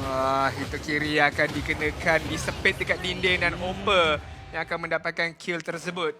Masalah besar sekarang ni untuk Timor Leste, tak kira lah Fatal Link ataupun penalty zone, berbalik kepada matematik awak tu. Setiap kali team fight itu memang nombor Timor Leste lebih kurang daripada Laos. Ya, selain daripada itu, saya juga mendapati bahawa pemain-pemain Timor Leste yang diberikan tumpuan, lihat daripada sudut KDA yang 4 kali mati adalah penyumbang pendapatan terbesar buat pasukan mereka. Jungler ni kita ibaratkan macam ketua keluarga sebenarnya. Dia yang mencari nafkah, dia yang mencari sebutir nasi untuk keluarga. Jadi bila dia tak ada untuk lakukan pengambilan objektif, tak ada untuk mendapatkan menara dengan penggunaan Demon Slayer, seharusnya perkara tersebut perlu untuk difokuskan. Tapi bila Laos terus-menerus memberikan asakan kepada Hito kiri, dia tak boleh nak jadi Hito kanan ke, Hito kiri ke, Hito depan ke, Hito belakang. Memang dia terus Hito ke base saja. Hito ke base. Ke belakang lah tu kiranya. Jadi okeylah, sebab apa, balik pada poin yang saya nak relatekan dengan awak sekarang ni. Saya dah cakap untuk Timor Leste, mereka dah tak nak, kena fokus pada team fight juga. Jadi untuk memulakan team fight, antara elemen-elemen yang penting ataupun orang yang penting untuk memulakan team fight adalah Tricia, adalah Felun dan Hito kiri. Sebab Butterfly tak boleh nak mulakan team fight. Kalau dia pergi depan, dia akan terkorban terlebih dahulu. Mr. Topi pun sama. Jadi Hito kiri, dia lebih merelakan diri untuk pergi ke depan bersama dengan Felun yang mana mati sebanyak 3 kali dan dikorbankan dengan waktu yang pantas. Sebab Laos semakin lama mereka dapat snowball dan dengan adanya lot lagi, sedikit sukar untuk pasukan Timor Leste. Kemungkinan harapan mereka adalah cuba untuk beli masa sebaik yang mungkin supaya melewatkan lagi game ini agar dapat memberikan kelebihan kepada Butterfly, dapatkan item dan dekat situ power spot mereka ada.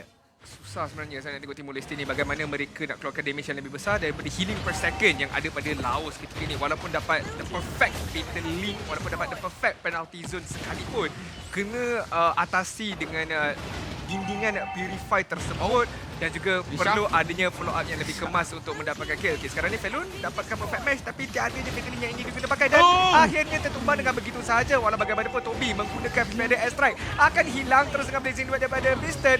Lot dah ada, tim Laos pun dah ada, Crystal dah diketuk, recall dah ditekan dan kemenangan pun telah didapatkan oleh pasukan Laos. Dan orang yang menekan satu pasukan itu masih lagi ada curse tersebut. Jadi kita boleh tukar prediction lepas ni. Okay. Kita dah tahu dah sekarang ni. Dah nampak dah cara-caranya. Kita dah break the code dah ketika ini. Itulah kunci kejayaan kita semua. Yes. Dan akhirnya untuk Laos, mereka dapatkan mata yang pertama tak silap saya. Bagi sukan si kali ini menghabiskan pasukan Timor Leste yang terpaksa untuk melupakan game ini daripada mendapatkan mata. Akan tetapi tanya kepada mereka juga untuk pasukan Laos telah menang dalam perlawanan ini. I mean, it's a one-way match sebenarnya sejujurnya. Dengan Laos dengan adanya level of healing yang sangat-sangat tinggi, dengan Kak Alta mereka, dengan Purify mereka, dan again macam mana saya cakap, pendapat peribadi saya tak nampak macam mana cara pun Timor Leste boleh comeback dengan game tersebut walaupun dapat the perfect ultimate. Tapi mungkin ada pendapat yang berbeza pula daripada pihak analis kita. Jadi untuk kita berbincang dan mengetahui apakah permainan sebentar tadi, apa yang berlaku, mari kita bersama-sama dengan saya sendiri selaku Menteri Kewangan, guru matematik anda, dan kali ini saya akan mengajar anda semua apa yang berlaku dalam perlawanan sebentar tadi. Dimulakan daripada sudut draft yang mana ianya berjaya untuk memperkotak-katikkan pemain-pemain daripada Timor Leste. Mereka menjangkakan Freddy di bahagian jungle, tapi pada pengakhirannya satu flexible pick yang dibawa oleh pasukan Laos sendiri berjaya untuk mengakibatkan Akai daripada pasukan Laos berjaya untuk memberikan counter engagement ke atas pasukan musuh. Ada Atlas tapi ada Heavy Spin. Saya baru nak dapatkan informasi sebentar tadi. Nak dapatkan konfirmasi betul ke tidak kita akan berjumpa dengan Cambodia. Betul? So far betul lah 3 ini. Betul lah. Confirm Tapi saya nak tengok kalau saya nak tengok satu lagi benda tadi. Kawan-kawan kita kat Timor Leste tu okey ke tak?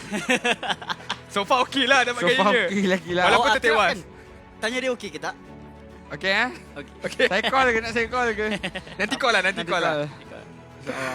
Alright, tambah kita lihat daripada sudut itemization.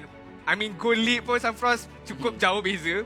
Objektif pun selain daripada turtle, semuanya dimiliki oleh Laos. So, apa yang, again, macam saya cakap, tak ada cara macam mana Timor Leste nak come back dengan perfect bagi Fatal Link ke, perfect penalty zone ke, again, tak nampak cara tu sebenarnya. Bagi pendapat saya, Timor Leste hanya menerapkan satu plan saja untuk mereka punya draft. Barangkali untuk pasukan Laos, daripada sampai pick last tu, mereka ada 2 plan yang boleh mereka buat. Sama ada team fight, ataupun split pushing, ataupun ganking. Okey, saya letak satu tindakan profesional dekat sini. Kalau lah ini kita letak tepi negara, saya ambil bahagian draft daripada draft sehinggalah kepada gameplay.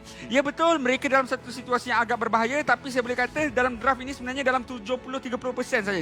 Timor Leste masih ada 30%, bukanlah sampai 10-5% saja tinggal untuk mereka, kerana mereka boleh lagi untuk mengharapkan kepada damage per second mereka lebih tinggi daripada heal per second yang ada daripada pasukan Laos. Ya, ada ke Alta, ada juga Aztec. Inilah kombinasi maut kita tahu. Tapi mereka ada one shot strategy yang mana mereka boleh untuk melakukan Fatal Link, pada airstrike, damage daripada decimation, boleh untuk mengakhiri semua pemain-pemain daripada Laos. Tapi kalau untuk Martis yang juga dipakai oleh pasukan Timor Leste berjaya untuk menjaga diri sebaik mungkin sebelum pertempuran berlaku, berikan fokus kepada pemain-pemain yang penting sepertinya 20 Ogos dan juga Agi. Perkara semua boleh untuk dilakukan lagi, dan lebih-lebih lagi Abil Butterfly menyukarkan lagi keadaan, mengakibatkan walaupun pemain-pemain yang lain cuba untuk mendapatkan turtle dan sebagainya, dia tewas di bahagian lane sendiri, kalah daripada sudut gol, kalah daripada sudut damage, yang mengakibatkan Beaston dekat bahagian late game Blazing Wet tu damage dia ke atas pemain-pemain.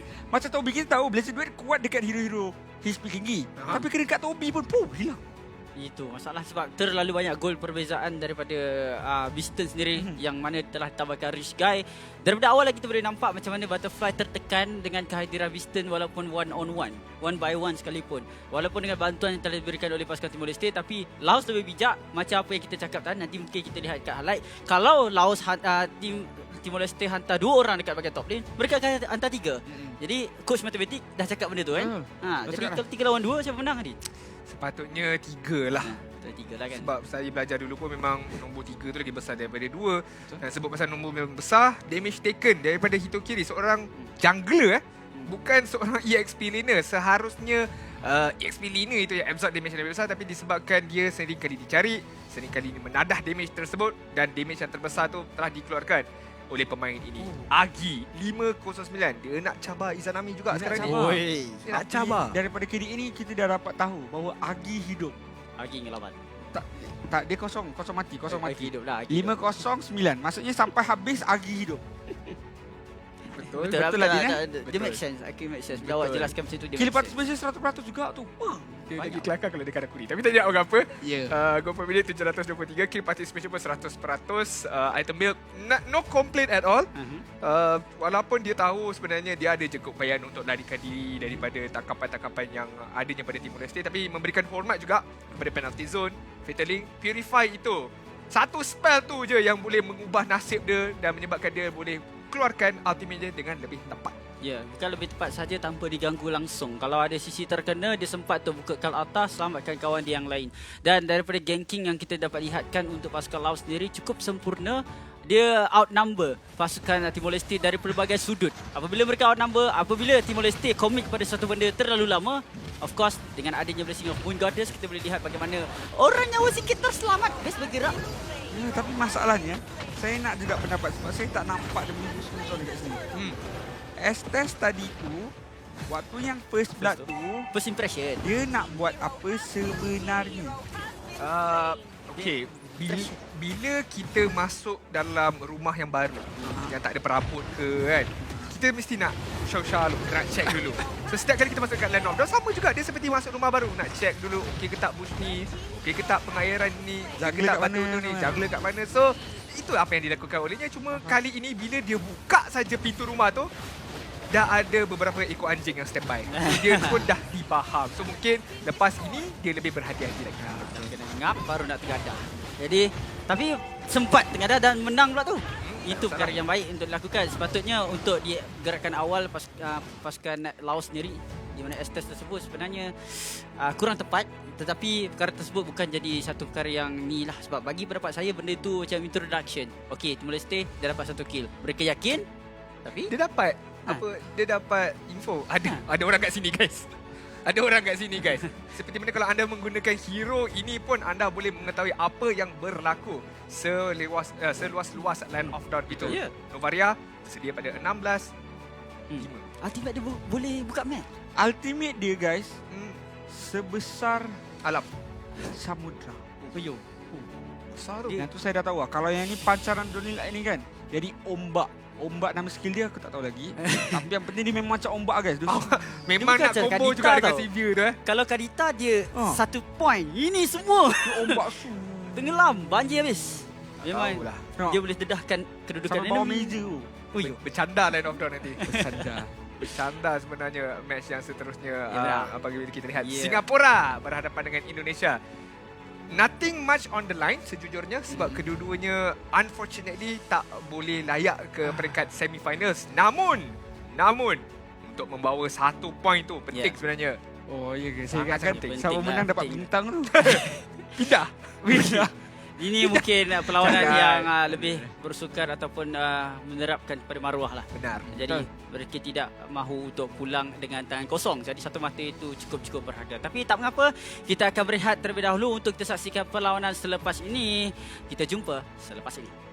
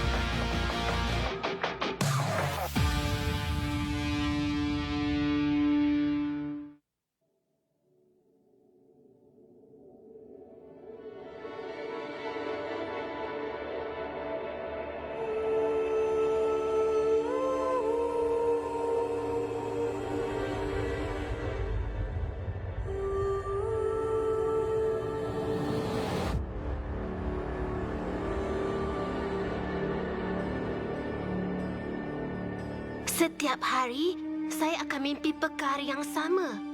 Satu mimpi yang berulang-ulang. Ia mimpi tentang takdir. Apa yang kamu fikirkan? Ibu, kenapa kita nak kena bina Star Atlas? Kita telah memeta bintang untuk menuntut semula takdir kita.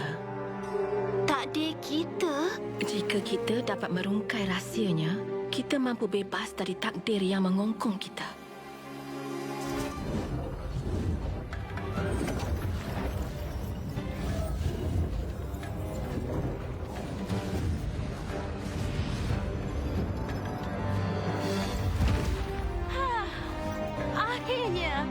Novaria, selamat hari jadi ke-16.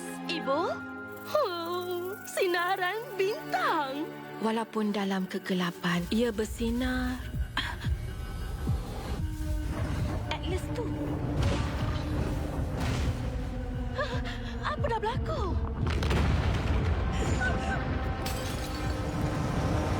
Ia tarik semua benda ke dalamnya. Novaria! Ibu! Bertahan! Ibu! Kena! Bertahan! Langkawi hantu!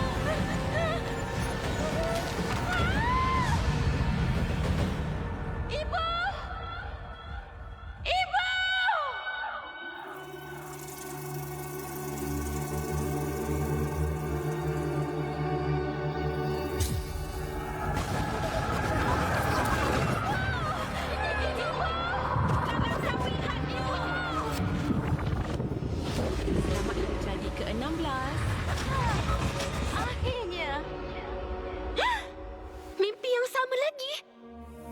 Apa yang kamu fikirkan? Ibu? Ia memang cuma satu mimpi ke? Jika kita dapat merungkai rahsianya, kita mampu bebas dari takdir yang mengongkong kita. Takdir? Jika dapat rungkai rahsianya, kita dapat bebas dari had takdir. Jika dapat rungkai rahsianya, kita dapat bebas dari had takdir. Akhirnya, hampir selesai. Selamat hari jadi, Novaria. Ibu, aku akan ubah apa yang tertulis di Star Atlas.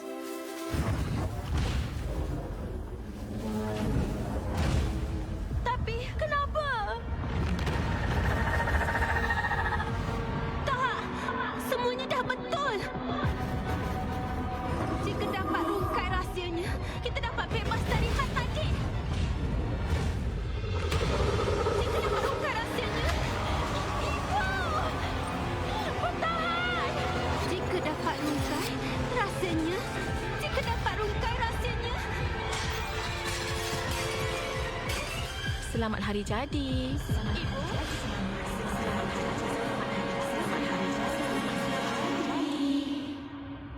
Jika takdir kita telah tertulis pada bintang yang tak dapat digapai, kenapa aku terbeban dengan semua ni? Kenapa? Kenapa saya tak boleh ubah apa-apa?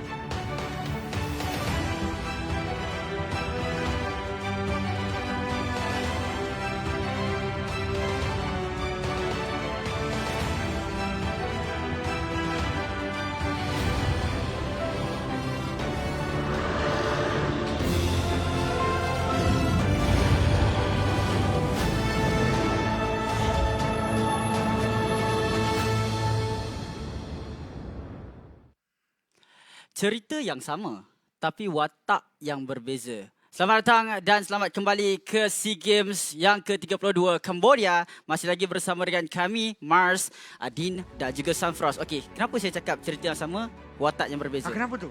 Tadi, kita lihat bagaimana Laos dapatkan satu mata akhirnya ke atas Timor Leste. Begitu juga dengan pasukan Singapura dan Indonesia. Mereka tak ada mata, nak cari satu mata. Kan? Cerita yang sama, watak berbeza. So kira 2-0 lah sekarang? Sudah. 2-0. Ini coach matematik ke? Coach matematik lah ni. 2-0. Oh. Nak juga bermain dengan nombor. 2-0. Nak juga bermain nombor Matematik. Aduh, nak juga bermain nombor. Dan speaking of nombor, kalau anda nak nombor Sunfrost adalah 012, selebihnya tanyalah dia sendiri nanti. Tapi ya, I mean, dia untuk match kali ini, yes, tak banyak sangat is on the line, tapi kita still nak lihat juga perlawanan ini sebab kita nak tahu siapakah yang boleh mendapatkan that 1 point tersebut. Namun begitu, jadual untuk hari ini 3 match yang telah kita saksikan. Cambodia berjaya, Myanmar yang berjaya untuk mendapatkan kemenangan ke atas Cambodia 1-0. Malaysia menentang Vietnam di mana berpihak kepada diri kita sendiri 1-0. Timor Leste gagal untuk mendapatkan kemenangan ke atas Laos di mana Laos dengan drafting mereka double healing meta berjaya untuk mendapatkan kemenangan. Sebenarnya yang seterusnya Singapura dan juga Indonesia merebut satu mata tunggal yang ketinggalan untuk mereka. Untuk match seterusnya iaitu Timor Leste dan juga Filipina. Satu lagi perlawanan yang cukup sukar untuk pasukan Timor Leste. Dan last kali inilah dia manisan dessert untuk pasukan Malaysia, diharapkan mendapatkan kemenangan ke atas pasukan Laos untuk unggul di atas carta kumpulan. Ya, kenapa cakap dessert ataupun pencuci mulut? Sebab bagaimana sifat pencuci mulut? Dia makan pun tak apa, tak makan pun tak apa. Sebab Malaysia sekarang dah confirm berada di tempat pertama. Dan diakhiri dengan 2 semi-final yang bakal menentukan siapa yang mara ke peringkat grand final pada esok hari ataupun pasukan yang bakal kecundang ke bronze match untuk mendapatkan pingat gangsa yang pastinya buat mereka semua. Ya, ini adalah menjadi penentu kepada kedudukan untuk memastikan Malaysia mampu untuk dapatkan sama ada emas atau perak ataupun secara pastinya gangsa sahaja untuk kita. Ya, I mean semi-final match tu kita pun dah ketahui di mana Malaysia akan bertemu dengan Cambodia. Manakala Myanmar tu kita tak tahu siapa lagi pihak lawan mereka sebentar nanti. Tapi kalau kita lihat daripada standings terkini, Malaysia dan juga Filipina di tangga yang pertama, kedua, 3 mata untuk Malaysia, 2 mata untuk Filipina. Vietnam di tangga yang ketiga dengan 2 mata, sama juga dengan Filipina. Manakala Laos berjaya untuk mendapatkan 1 mata. Timor Leste yang tiada lagi kutipan mata di grup D. Saya nak highlightkan walaupun Malaysia, Filipina akan menang selepas ini sekalipun, Malaysia akan still duduk di atas carta kumpulan. Sebab apa? Daripada head to head mereka, kita pernah menang ke atas Filipina. Jadi kita selain duduk di atas dan sebab itulah kita secara pastinya akan bertemu Cambodia di dalam semi-final nanti. Ya, benar. Dan kalau tak silap saya, Vietnam dah habis perlawanan, betul? Benar. Kerana tinggal Filipina lawan dengan Timor Leste dan juga Malaysia berhadapan dengan Laos.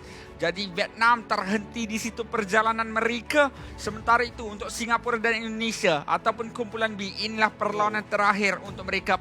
Peluang yang terakhir. Tiada lagi peluang yang seterusnya untuk mereka.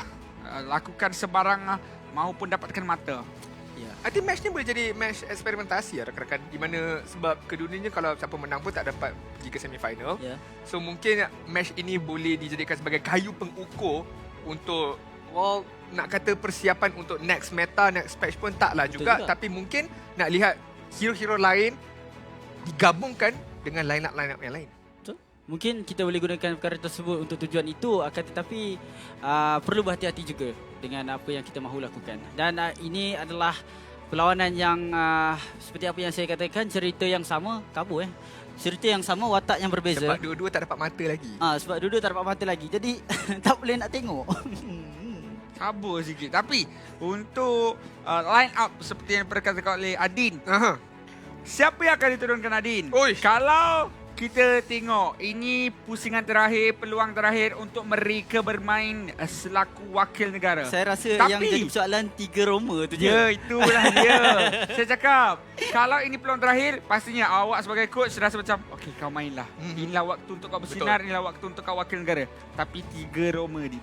I mean, yang tak main lagi untuk Indonesia adalah Keyboy dan juga Vin. Dan juga Vin. So, mungkin I mean pasukan Indonesia ni dia memanglah dah didaftar sebagai Roma, tapi kalau kita letakkan mereka sebagai pemain profesional, tiada masalah juga untuk mereka nak memainkan hero yang berbeza ataupun role yang berbeza. So, I think ini adalah peluang yang terbaik untuk berikanlah peluang kepada Keyboy dan juga Vin bermain demi negara mereka, Indonesia, Garuda mereka. So, hopefully itu yang dilakukan untuk Indonesia. Awak yakin?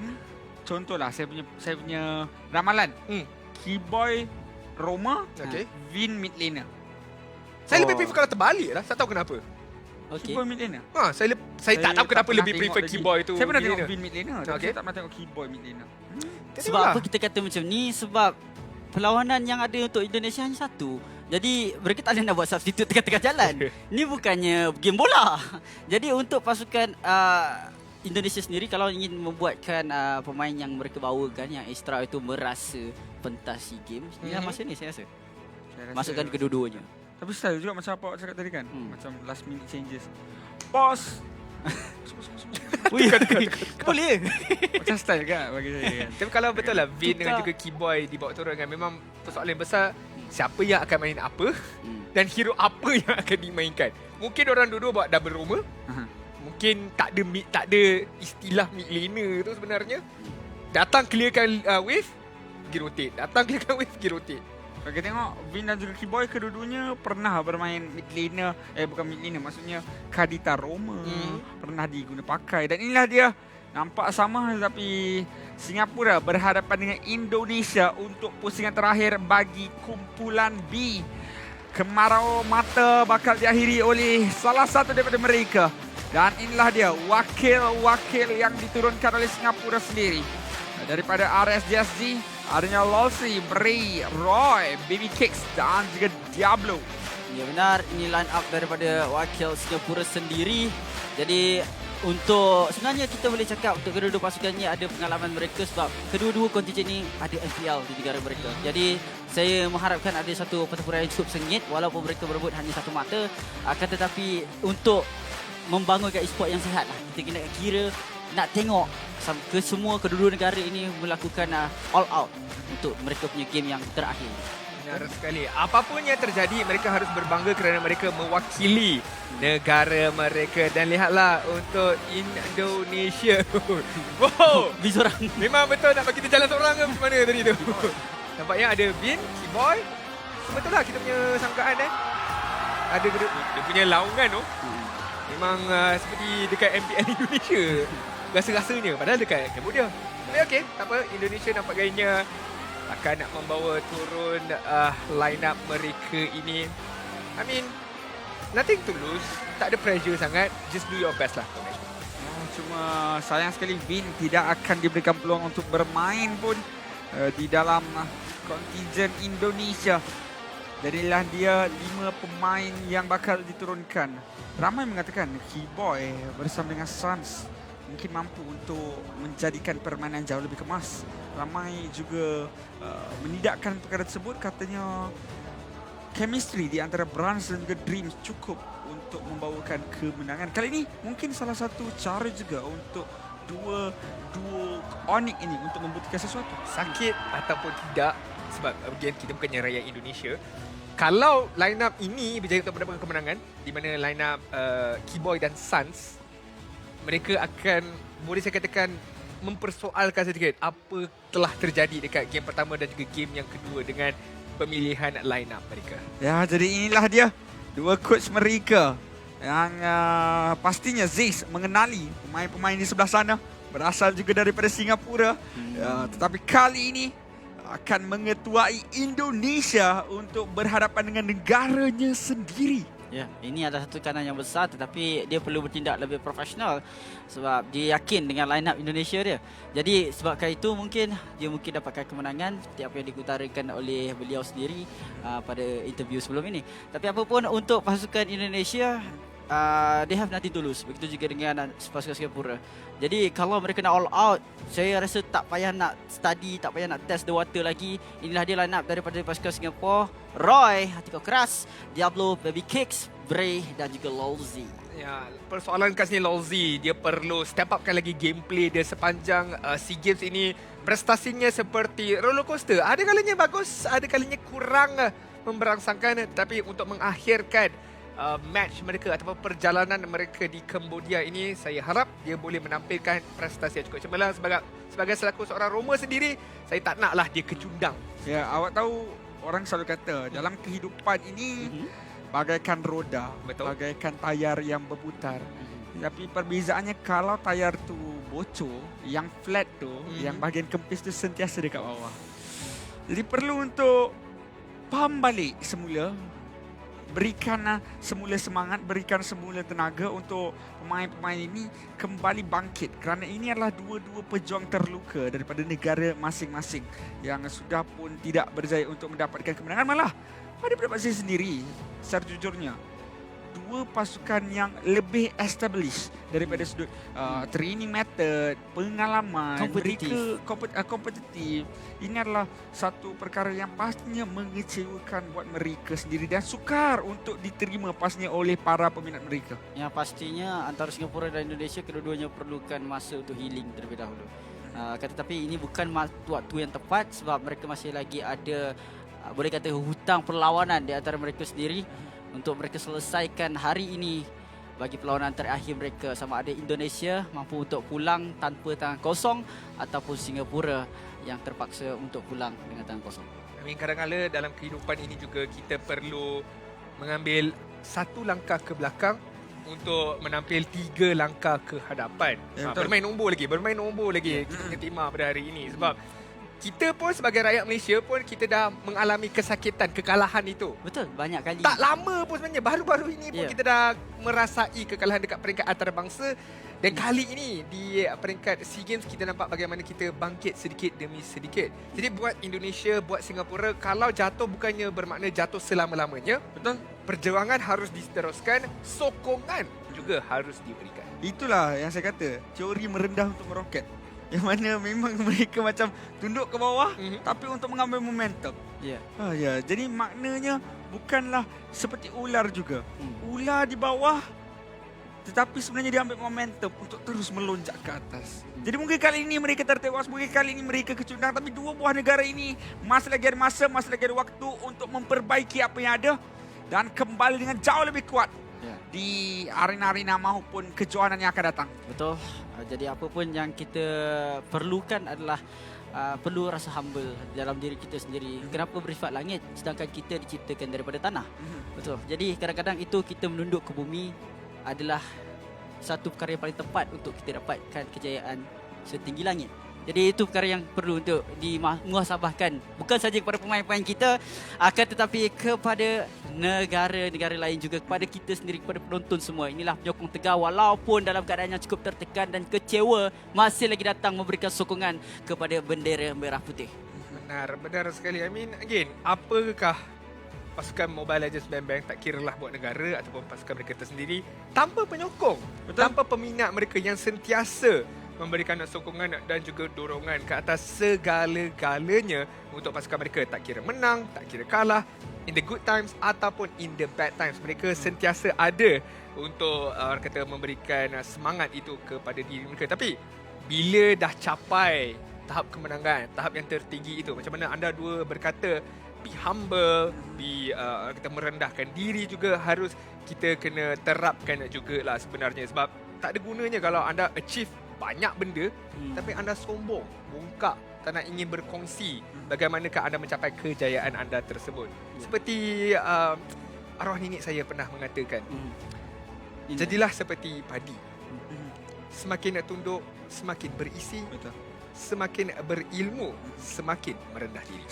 Dan saya juga belajar daripada perkara ini, yang mana kita juga perlu untuk mengenal mana lawan, mana kawan. Kadang-kadang ada musuh dalam selimut, kadang-kadang harapkan pagar makan padi. Jadi pada waktu ini juga perlu untuk menjadi pengajaran buat Indonesia untuk melakukan persiapan dengan jauh lebih rapi apabila mereka mengharapkan sesuatu. Sebab saya tahu satu benda, yang Indonesia memang menang dengan Malaysia. Ini satu fakta.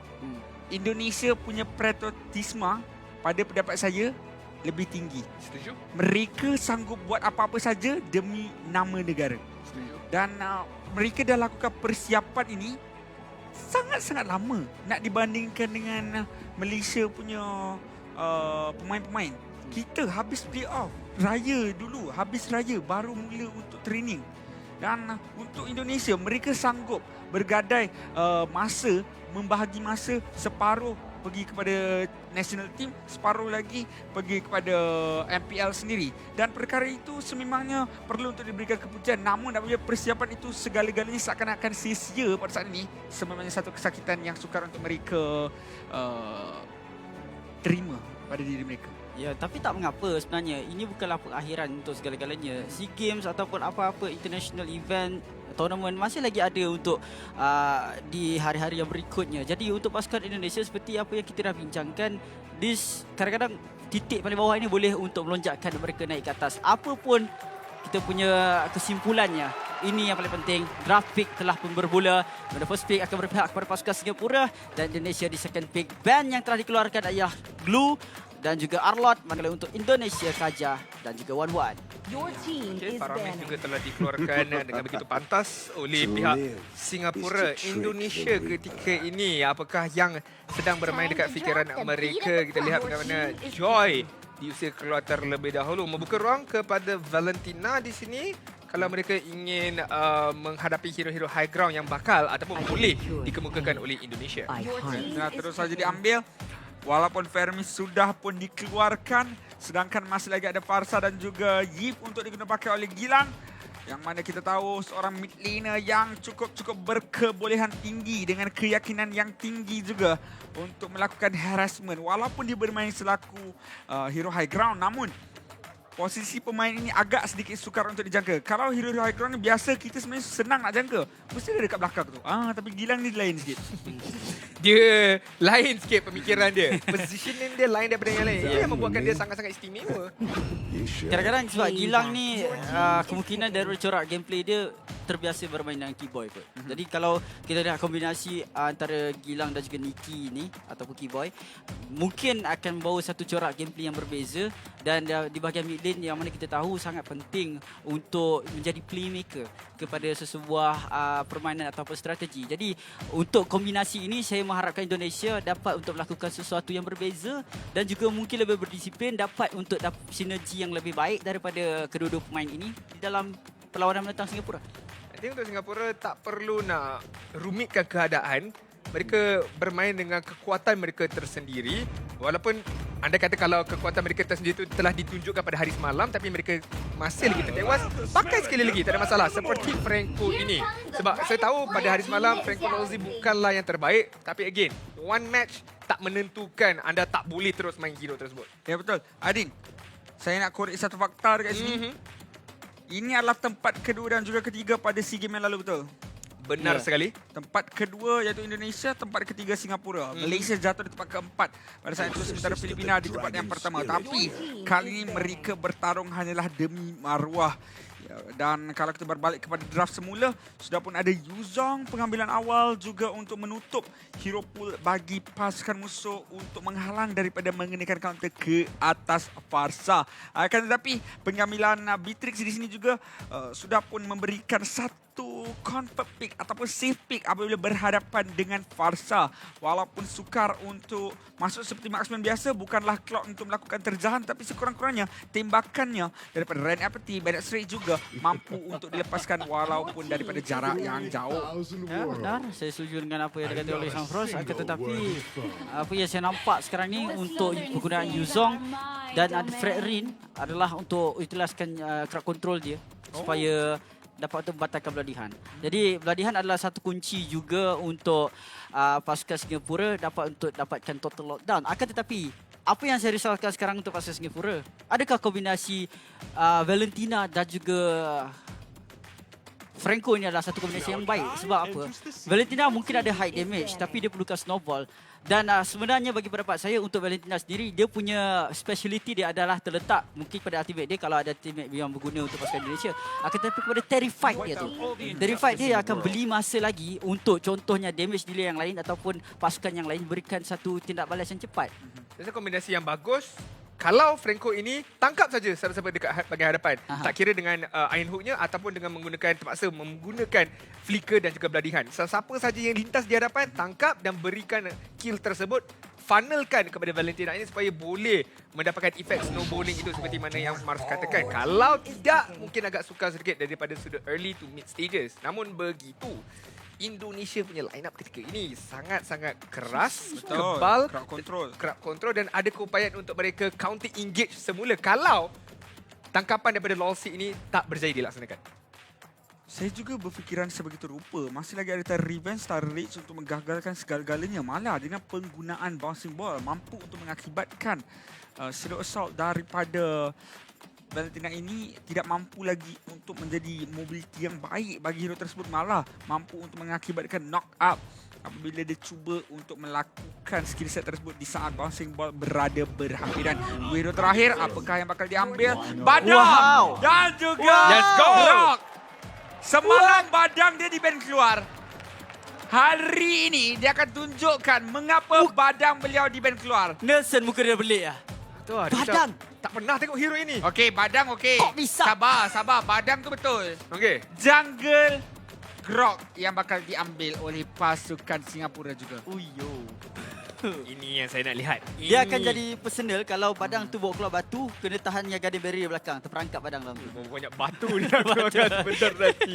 Banyak batu yang akan muncul di dalam perlawanan ini. Dan kita lihat Cloud sebagai pemilihan terakhir buat kontingen Indonesia ini. Kita akan saksikan bagaimana pertarungan yang akan dilaksanakan oleh kedua-duanya. Saya dah minta, saya nak lihat hero yang berbeza, hero yang unik tapi masih lagi masuk akal dan saya disajikan perkara tersebut dengan pengambilan Badang ini. Tolong translate.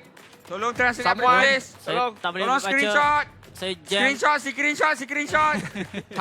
Tak faham. Okey, sekarang kita nak tentukan masih lagi betul ataupun tidak. Anda berdua predict pada Indonesia tapi saya seorang kepada Singapura. Dan kalau benda ni betul berterusan, memang itulah pattern yang kita boleh pastikan pada hari. Dia menang dengan Badang pula tu. Ya tu kan. Okey. Badang ni moment tau. Late game jangan buat main dengan Badang. Ini memang waktunya. Kalau betul jadi memang kita dah ada kod dia. Kita memang dah tahu dah apa rahsia sebenarnya. Tetapi rahsia yang sebenar kita nak ungkapkan adalah perlawanan ini. Ya, perlawanan di antara dua pejuang terluka. Garuda Merah patah sayapnya, Singa Putih hilang taringnya. Mampukah Indonesia terbang semula atau Singapura pulang berbahagia? Ayo kita masuk ke dalam line up down untuk mencari siapakah pemenang dan siapakah yang akan berjaya untuk mendapatkan mata pertama mereka dalam sukan sini. Perlawanan di antara Singapura berhadapan Indonesia. Benar, ini adalah mata maruah boleh kita kira untuk Singapura ataupun Indonesia. Tetapi kita lihat bagaimana agresifnya sepatutnya boleh diberikan kepada pasukan Singapura, tetapi kelihatan Indonesia yang mengeluarkan damage awal. Damage awal yang dikeluarkan oleh Indonesia memandangkan mungkin sudah pun mengetahui Lolsy ada dekat bahagian atas. Dan lihatlah Diablo dengan Master Assassin daripada sudut emblem ini akan memberikan damage yang besar. Nelson, Poking damage dilepaskan. Dia ada dinding yang dikeluarkan juga oleh Diablo sebentar tadi. Tersilap langkah sebenarnya. Nikki satu lompatan ke arah Bray. Namun mudah untuk Bray mungkin melarikan diri. Masih lagi ada Power of Nature untuk mendapatkan serba sedikit imunisasi. Dan berjaya untuk melarikan diri daripada tangkapan dilakukan oleh Indonesia. Agak sedikit awal untuk Singapura melakukan satu gerakan agresif terlalu lama sebab untuk turtle seterusnya muncul, pasukan Singapura dan Indonesia lebih bersedia cuba untuk dapatkan level 4 seawal yang mungkin agar mereka dapat kuncikan turtle itu dengan sempurna. Tapi kita kelihatan dengan agresifnya Indonesia, mereka akan dapat kelebihan dari sudut level sekarang ini dan Singapura mungkin akan sedikit sukar untuk melakukan kontes. Ya, lain macam mereka punya pemikiran. Kita dah cakap kekebalan. Mereka bawa masuk Badang, Demon Hunter Sword, Golden Staff. Kita dah cakap banyak crowd control. Dia bawa immune daripada Badang, dia bawa immune daripada crowd ini sendiri. Cukup untuk serba sedikit menyelesaikan masalah. Tapi kali ini, lompatan Petrify dilakukan. Risky bersama dengan Lanson. Melakukan pogi damage ke arah Bray. Kehilangan 2 bar ataupun 2 baris nyawa untuk beri. Tapi masih lagi ada masa untuk melakukan kontes kata turtle yang sudah pun mula untuk diserang. Satu penggunaan Flicker. Tapi pada waktu yang sama, Lolsi yang akan dikorbankan. Mengapa Lolsi masuk ke bahagian dalam? Dan kali Nikki yang berjaya terjatuhkan. Diablo. Namun beri yang akan berjaya untuk mendapatkan turtle. Keuntungan untuk Singapura betul. Ya, Flicker yang tidak membuahkan hasil tetapi ternyata salah tanggapan kita. Singapura dapat 1 kill pembalasan dan juga turtle. Ganjaran cukup besar sebenarnya. Kill didapatkan oleh kedua-duanya. Tapi mendapatkan ganjaran turtle itu yang menyebabkan Singapura menang sedikit di dalam pertarungan kecil di kawasan turtle di bahagian atas tersebut. Tapi saya nak impact lebih daripada Diablo sebentar tadi. Saya ingatkan dia kalau darah flanking daripada arah tepi, dia dapat naikkan tembok dia dapat melakukan tumbukan. Mungkin akan Singapura menang lebih besar. Tapi sekarang ni Nelson. Cantik. Tapi satu penggunaan revenge menghalang Roy daripada melarikan diri. Walaupun ada Flicker, walaupun berjaya untuk mengelakkan Nelson. Namun tidak. Kata Nikki untuk membiarkan pemain Singapura ini pulang dengan aman. Dan berjaya untuk mendapatkan 1 kill pendahuluan untuk Indonesia berada di hadapan dengan 2 mata pembunuhan. Ya, dan Indonesia masih lagi meneruskan gerakan mereka yang cukup agresif. Tetapi kita masih lagi belum impak mental game yang boleh dimainkan oleh Lolzi. Seharusnya dia menggunakan Franco, dia boleh untuk melakukan penangkapan dan juga memberikan satu ancaman yang besar kepada Indonesia juga. Tapi dilihatkan Lolzi hanya merayau-rayau dan juga tidak memberikan impak yang besar. Tapi sebelum itu di bahagian top lane. Diablo terlalu ke hadapan. Walaupun 2 lawan hanya 1. Rizky yang berjaya mendapatkan kemenangan. Ataupun masih lagi ada keuntungan sebenarnya dengan penggunaan tumbukan demi tumbukan. Berjaya untuk dapatkan gold rating yang banyak. Dan dengan adanya gol yang banyak, Badang sangat-sangat bahaya. Dapat item, dia ura-ura. Tapi sebelum dia nak buat perkara itu, dia kena dapatkan ruang. Ruang itu perlu didapatkan dan perlu dicipta mungkin daripada Lolzi ataupun Bri tersendiri. Namun, pasukan Indonesia sedar dengan perkara tersebut. Lihatlah bagaimana mereka positionkan diri mereka juga. Duduk dekat bush, tak tunjukkan muka mereka dan tunggu saat yang sesuai.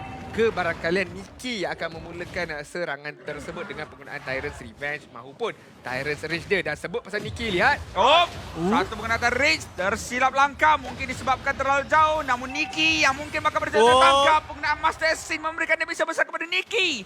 Namun lihatlah bakal tumbukan demi tumbukan yang dilepaskan oleh Diablo. Mengakibatkan Nikki terpaksa untuk menggunakan Flicker membazirkan saja skill set tersebut. Bray cuba untuk berikan memastikan zoning out. Namun masih dari power of nature untuk mendapatkan imunisasi. Cuba untuk melarikan diri dan berjaya untuk keluar. Namun turtle tidak akan dimiliki oleh pasukan Singapura. Dia masuk kembali. Petrifier kena. Malah Rizky menghukum pemain ini yang masih lagi cuba untuk bertindak ganas. Dan Diablo pula cuba untuk melakukan serangan balas ke arah Rizky. Nyawanya dikurangkan tapi Diablo masih lagi tidak mencukupi damage yang diperlukan untuk menumbangkan sang nagi hitam ini. Tak cukup damage pun Rizky dalam keadaan yang bahaya sebenarnya tu sebentar tadi. Kalau dia tersekat dekat dinding tu, tak boleh nak gerak, memang Diablo akan dapat kill. Akan tetapi tidak seharusnya dilakukan oleh Brian. Pada pendapat saya tadi, dia masuk balik untuk bawa keluar hanya Garden Barrier. Untuk apa? Tetap dah tak ada. Dia sepatutnya dia back je. Kalau dia dapat back awal, dia mungkin tak dikorbankan. Kebarangkalian akan tetapi pasukan Indonesia benar-benar dengan begitu baik tapi Lolzi. Iya. Apa tu? Bagaimana? Dia flicker depan. Tak, bukan. Itu tengah bouncing ball Tak silap saya. Tapi kali ini kita berikan fokus terlebih dahulu kepada Riz yang berjauh daripada 2 orang pemain. Satu pemain berjauh terjatuhkan. Lolzi berjauh tertumbangkan tapi dalam waktu yang sama itu juga menerima nasib yang sama. Begitu juga dengan Nelson. 2 orang gugur untuk Indonesia. Sementara Singapura hilang seorang pemain. Kita bincangkan semula. Waktu Tyrant's Revenge yang digunakan ya. Saya rasa dilepaskan, ditarik. Lepas tu sebab Flicker tu kena betul-betul di antara Baby Cake dan juga Nikki mengakibatkan Iron Hook tu terhenti dekat tengah-tengah. Mekanik tu agak pelik sikit sebenarnya cara kita lihat benda itu berlaku. Tapi sekarang ni Nikki. Nikki kehilangan nyawa dengan sangat-sangat banyak. Lolzi akan ditumbangkan. Tarikan demi tarikan yang membawa bencana untuk pasukan Singapura. Lolzi perlu untuk memikirkan cara untuk mendapatkan mangsa tanpa membahayakan rakas pasukan. Dan pada saat ini serangan balas cuba dilaksanakan oleh pasukan Singapura. Cuba dapatkan Nelson. Bakal berjaya 1-1. Lolzi sekali lagi menjadi korban dan juga umpan.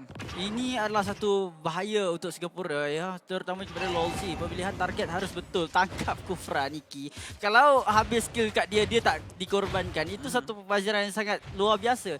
Kalau kena comeback, Lolzi boleh untuk dipersalahkan dekat sini. Tapi perebutan turtle yang sedang berlaku, Nicky masuk. Tetapi kita lihat untuk pasukan Indonesia lebih menghormati damage daripada pasukan Singapura. Ya, sebabkan Nelson masih lagi dalam perjalanan. On the way ke tanda Pedrin yang sudah muncul. Nah, Diablo melakukan pertukaran lane untuk didapatkan lagi resources. Sekarang ni saya nampak senjata bukanlah kepada Baby Kid sangat seorang saja. Akan tetapi Diablo yang dah dapat Demon Hunter Sword, dia punya aura-aura kena dekat Nicky sekalipun boleh dikorbankan dengan secara yang pantas. Bukan itu saja, Roy pun telah melengkapkan Lightning Truncheon akan menambahkan lagi keupayaan daripada sudut magical attack-nya tersendiri. Jadi kalau digabungkan bersama dengan Diablo dan juga setup daripada Bray ataupun tangkapan daripada Lolzi, Indonesia akan merasa kesakitan yang agak besar sebenarnya. Namun kalau kita lihat daripada sudut kutipan gol pun taklah jauh sangat di antara kedua-dua kontijen. Ini 4 berbalas 6 daripada sudut kill dan hanya lebih kurang 500 gol saja yang dimiliki oleh pihak Singapura. Ya benar, 500 gol saja. Tapi sekurang-kurangnya mereka ada kelebihan daripada sudut menara.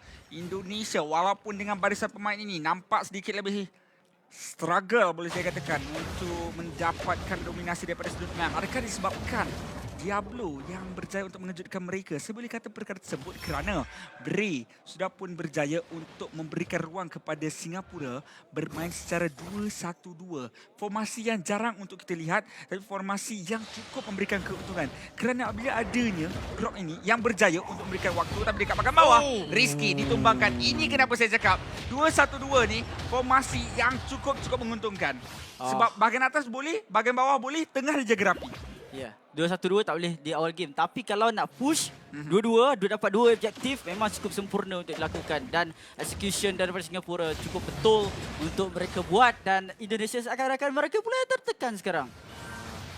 Kalau pada dahulu kala 2-1-2 ini tak boleh lagi untuk dilakukan kerana jungler agak terlalu sibuk dan tidak mempunyai clearance wave yang pantas. Tapi bila Grok diarahkan untuk berada di bahagian tengah, nak dijatuhkan pun susah, clearance pun boleh, nak lari pun mudah dan itu memberikan ruang untuk Singapura bermain sesuka hati mereka. And that's why I suka sedikit drafting yang dilakukan oleh pihak Singapura ini. Mereka ada job desk masing-masing dan mereka tahu apa yang mereka perlu lakukan ketika ini. Manakala untuk Indonesia pula nampak a bit better tapi still ada that few communication punya issue dekat pihak mereka tersendiri. Dan lihat bagaimana team fight ini akan berlangsung. Percubaan dapat!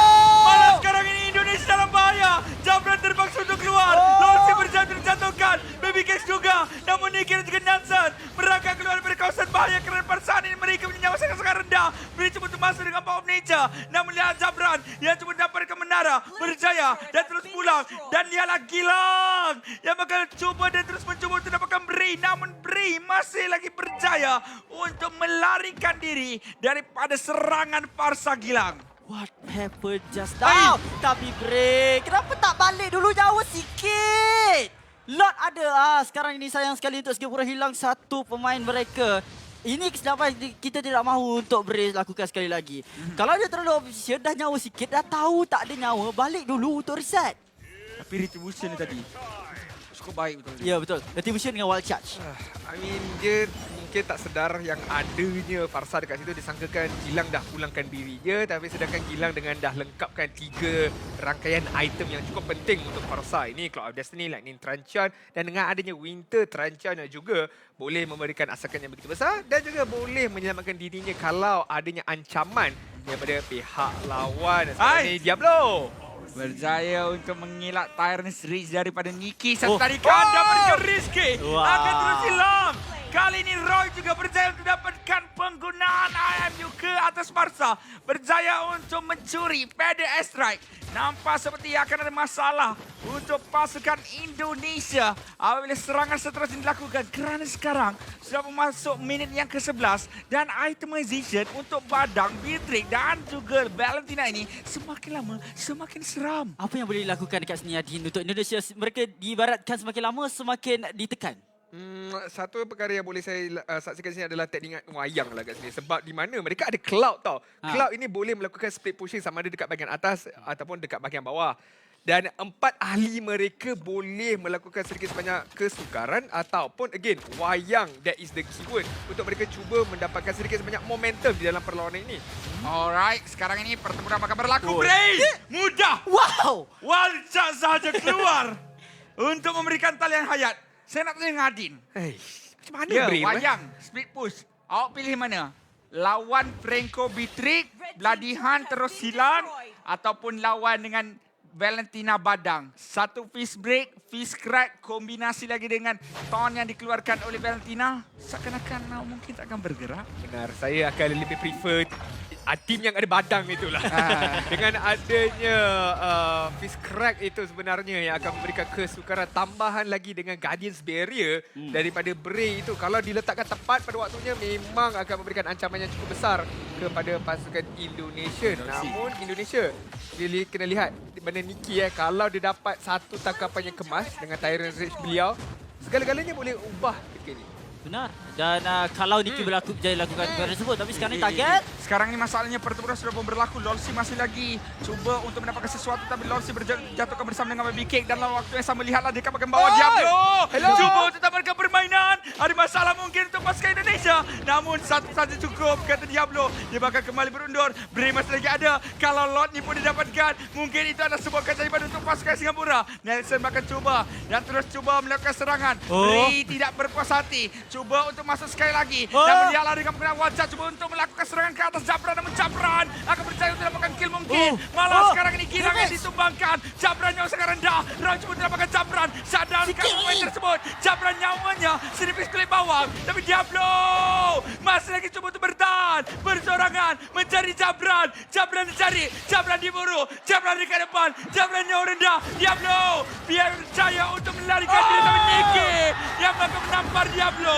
Dan berjaya juga untuk ditumbangkan. Satu Eindhoven yang sedikit terlewat. Kalaulah waktu Tyrant Street dilepaskan, Eindhoven itu datang. Mungkin boleh. Tapi pada saat ini, dia sebabkan Lord sudah sampai. Dan pemain-pemain Singapura sudah kembali untuk hidup. Mungkin pertahanan sempurna boleh dilaksanakan oleh Singapura. Ya, benar. Sebab apa? Lord ni dah sampai. At least ada 4 pemain pasukan Singapura telah pun dihidupkan. Tapi walaupun Indonesia dapatkan lot tersebut, Indonesia telah menerima kerugian yang besar dengan mana pintu di bahagian bawah dah pun ditebuk. Akan tetapi mungkin mereka boleh redeem dengan adanya lot ini, dapatkan tarik di bahagian bottom. Dia dapatkan Nikki, dah dihari kena bakal, bila saya lepaskan. Wow! Jatuhkan Rizky, bukan melihat dengan bomb, Jabran untuk masuk. Dengan pernah blazing duel, malah Roy masuk dengan Blika ke hadapan, dapatkan double kill, dapatkan triple kill, untuk pasukan Singapura. Maniac juga untuk Roy dapatkan. Gilang, 3 bersorangan saja, hampir white out sebentar tadi. 3 lawan 1, Baby Cake masih ada. Cuma untuk dapatkan menara. Gilang cuma untuk dapatkan pertahanan, berjaya saya kira. Namun minion masih lagi ada. Cuma untuk dicari, cuma untuk menambahkan permainan. Tapi dalam waktu yang sama Gilang dikejar. Nikki dalam 10 saat saja lagi. 2 ini cuma untuk dicari, cuma untuk dimusnahkan. Gilang berjaya untuk menewaskan 1 minion. Dan berjaya juga untuk menjadi wira bagi pasukan Indonesia daripada berlaku perkara yang sama. Wah, tapi saya rasa Singapura perlu hantar seorang balik, akan tetapi tak boleh juga keadaan tersebut sebab mereka dah lepaskan satu lagi pintu masuk di bahagian bawah. Jadi Singapura, adakah ini tindakan yang berbaloi bagi pendapat awak, Din? Sebentar tadi, apabila mereka dah dapatkan maniac tersebut, hanya adanya Gilang seorang saja, mereka memang seharusnya pergi terus cuba mendapatkan inhibitor turret dekat bahagian tengah. Walaupun inhibitor turret mereka tersendiri pun telah ditebuk dekat bahagian atas maupun dekat bahagian bawah. Akan tetapi, that last minion, catapult minion itu sempat untuk dibersihkan terlebih dahulu. Tidak sempat untuk mereka lakukan apa. Lihat instant replay ini. Jujur saya cakap, Diablo play a big part dengan penggunaan fist crack dia bersama-sama juga dengan Roy. Sebab tak ada siapa yang cari dia dekat bahagian tengah tersebut.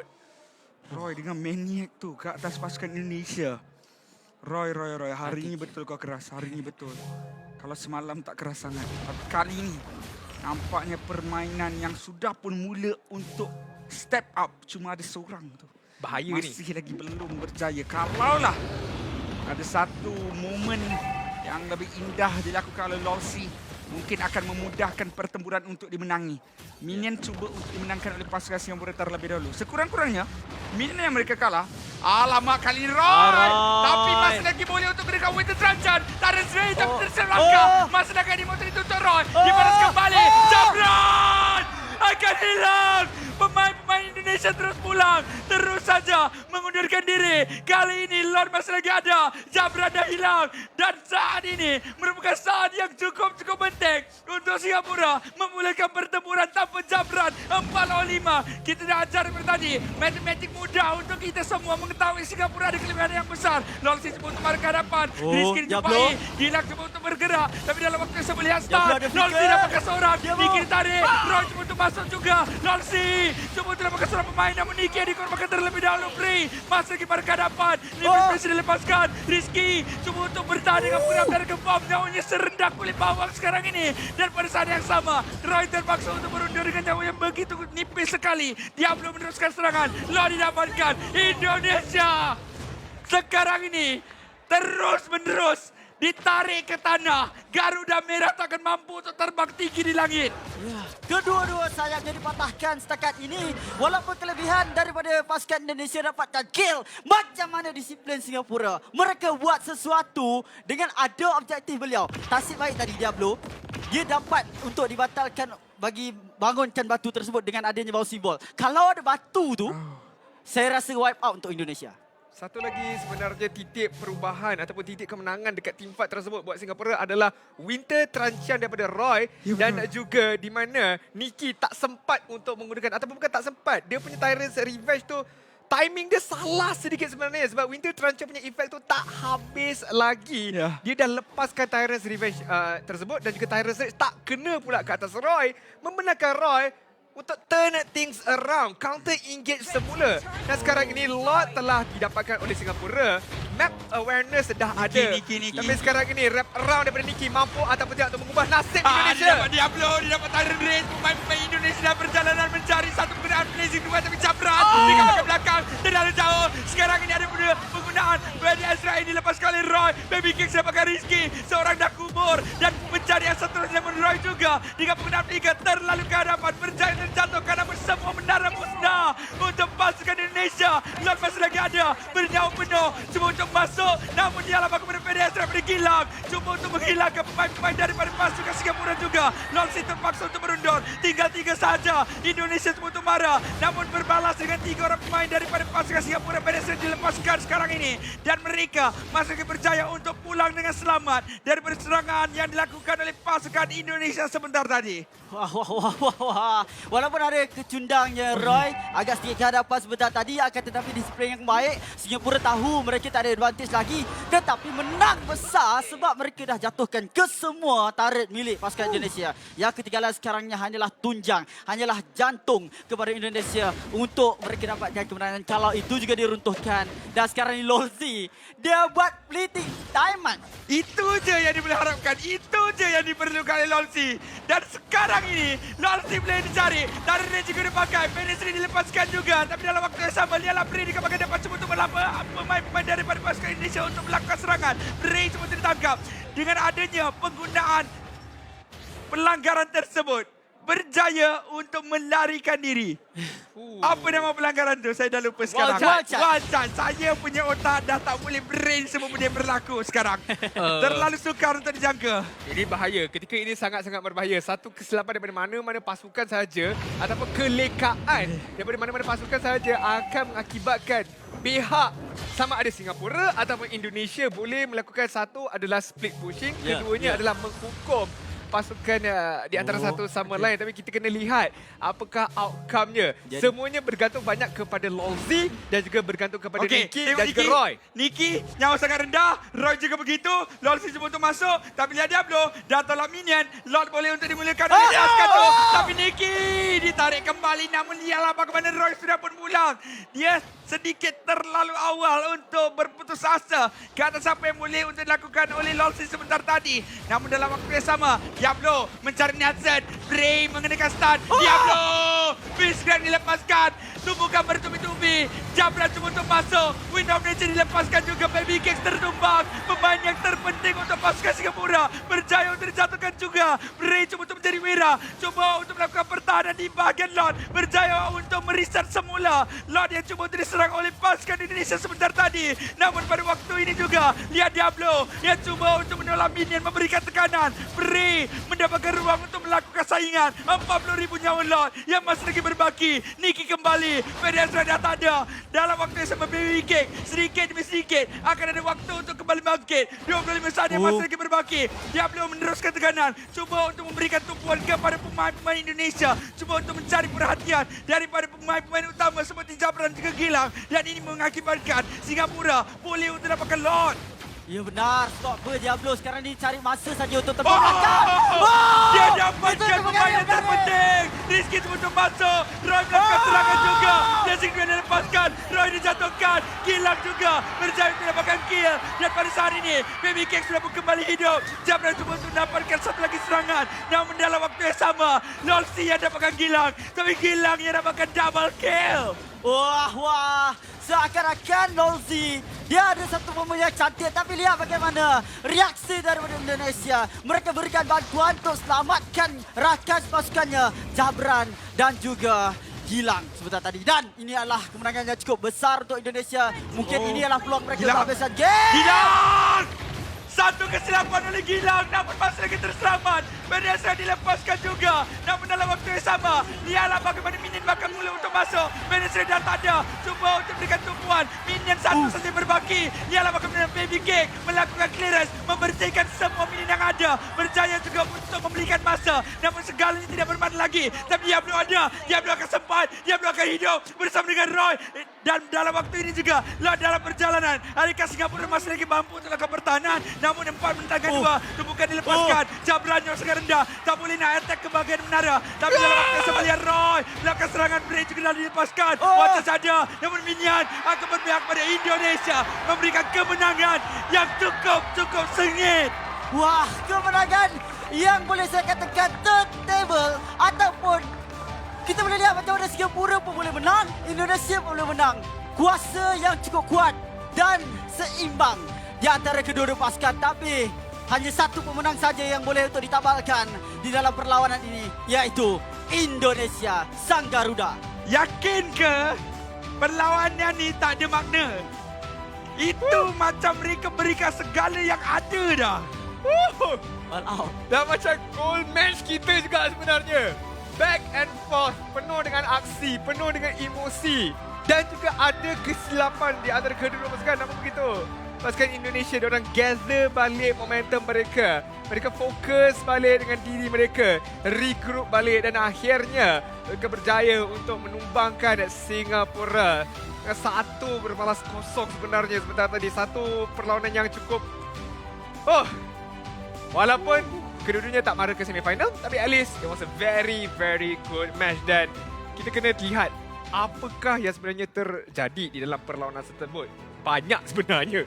Kita lihat bagaimana Diablo menggunakan ultimate-nya. Kita lihat bagaimana kesilapan-kesilapan yang dilakukan. Sebentar tadi Lolzi berjaya untuk mendapatkan tangkapan yang cantik. Tapi again, kekemasan daripada Kufra itu tersendiri. Dia mengelakkan diri dia daripada terkena beladihan walaupun dah terkena hook.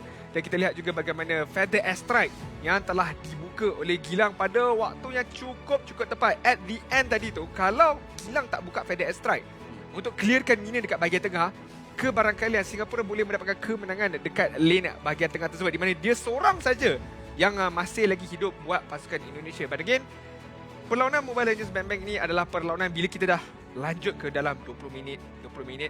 It's about the game yang siapa kurang buat kesilapan, pasukan itu yang boleh mendapatkan kemenangan. Dan lihat bagaimana Indonesia kurang buat kesilapan dekat fasa-fasa terakhir itu. Di situlah momen mereka mendapatkan kemenangan. It wasn't a clean victory, tapi hey, menang is still menang. Ya, betul. Sebab kalau kita lihat untuk pasukan Indonesia, daripada awal permainan, mereka yang sering kali buat kesilapan. Begitu juga Singapura, sama-sama banyak. Akan tetapi di bahagian late game itu, saya dapat rasa sengitnya perkara tersebut. Dan terutama saya ingin berikan kredit kepada Badang yang mana dia cuba sedaya upaya untuk lakukan split pushing, untuk lakukan flanking. Tapi ruang tak cukup banyak dan juga tangkapan daripada Franco tersebut pun telah diberikan satu tindakan yang cukup cepat daripada Indonesia. Saya nak tengok juga replay dekat setelah dapatkan Gilang tu.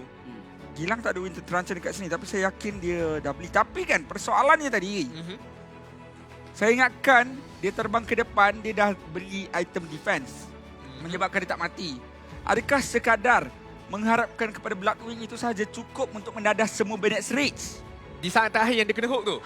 Kebarakalan dia dan satu lagi adalah saya tak pasti kesemua bandage rush itu dikenakan sebab kalau kita lihat dia ditangkap tu di sebalik tembok. Dia tak ditangkap di dalam tembok itu juga sebenarnya. Dia masih lagi sempat untuk menggunakan dia. So, I'm not too sure about the full damage of bandage rush itu dikenakan sepenuhnya ke atas Gilang sebentar tadi. Dan mungkin juga Bloodwing yang macam mana awak cakap cukup ada armor sedikit. Sebab ada shield. Ada shield tu, yes. Dan kita boleh lihat bagaimana output damage ataupun yang sebetulnya statistik sekarang ini untuk Rich Guy jatuh kepada Jabran seperti mana yang kita lihatkan. Cloud bermain yang cukup berbisa, Gilang damage dia cukup besar. 162,000.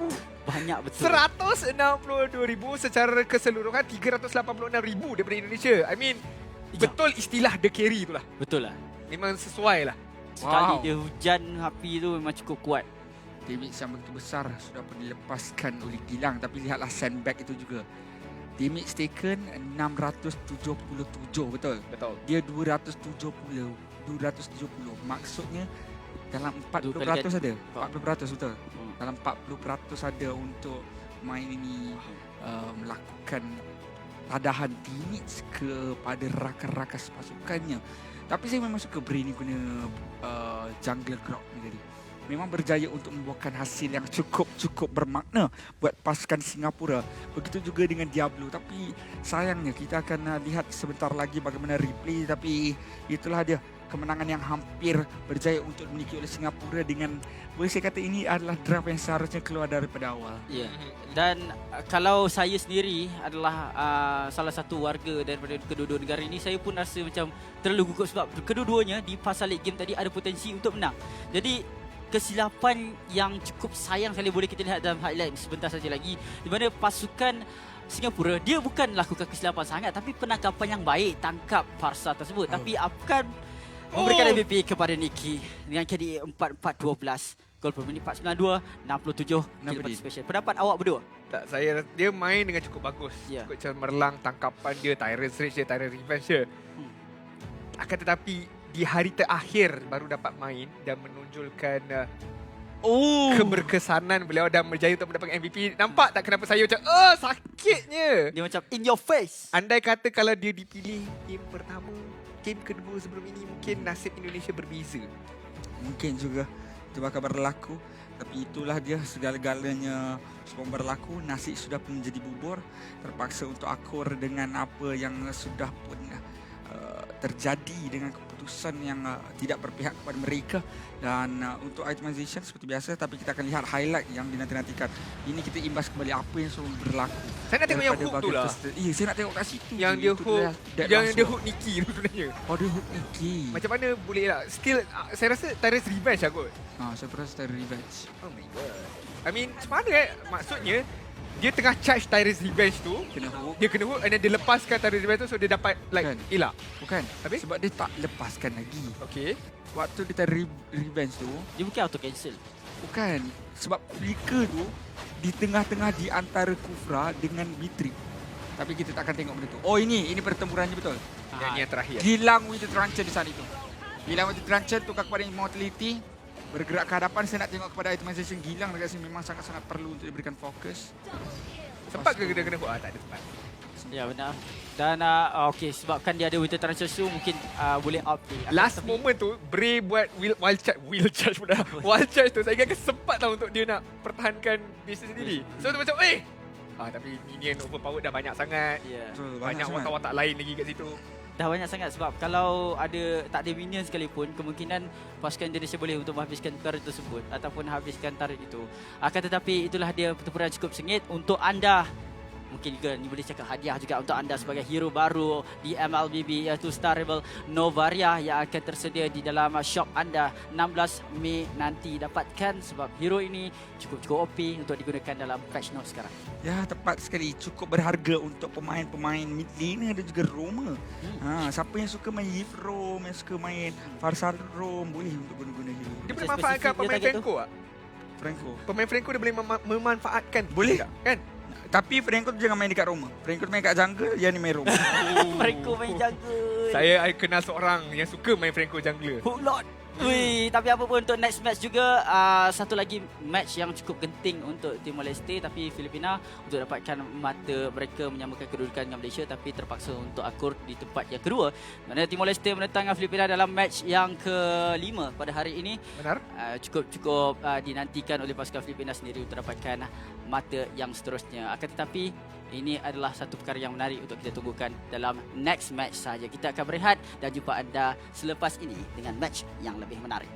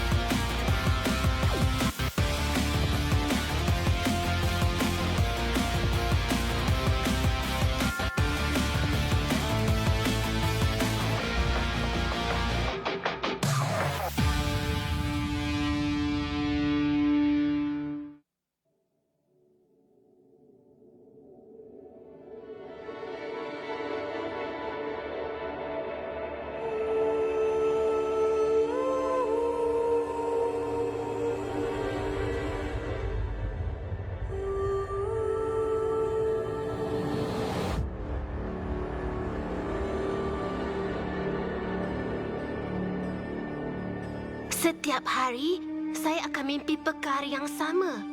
Satu mimpi yang berulang-ulang. Ia mimpi tentang takdir. Apa yang kamu fikirkan? Ibu, kenapa kita nak kena bina Star Atlas? Kita telah memeta bintang untuk menuntut semula takdir kita. Takdir kita? Jika kita dapat merungkai rahsianya, kita mampu bebas dari takdir yang mengongkong kita.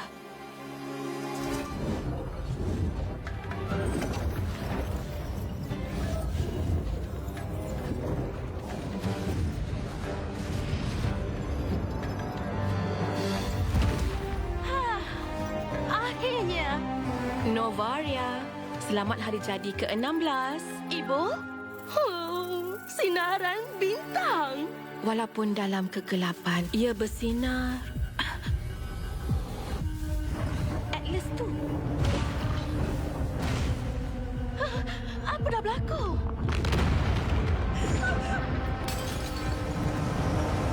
Ia tarik semua benda ke dalamnya. Novaria! Ibu! Bertahan! Ibu! Kena! Bertahan! Langkaui hantu!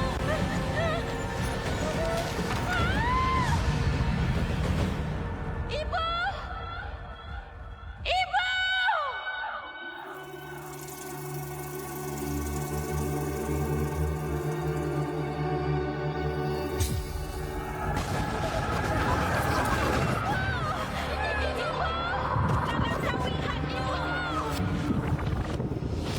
Selamat hari jadi ke-16. Akhirnya. Mimpi yang sama lagi. Apa yang kamu fikirkan? Ibu? Ia memang cuma satu mimpi ke? Jika kita dapat merungkai rahsianya, kita mampu bebas dari takdir yang mengongkong kita. Takdir?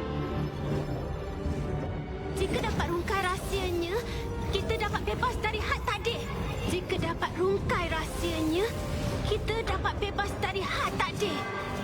Akhirnya, hampir selesai.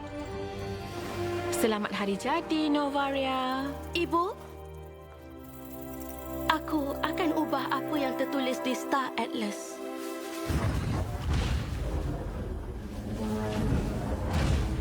Tapi kenapa? Tak,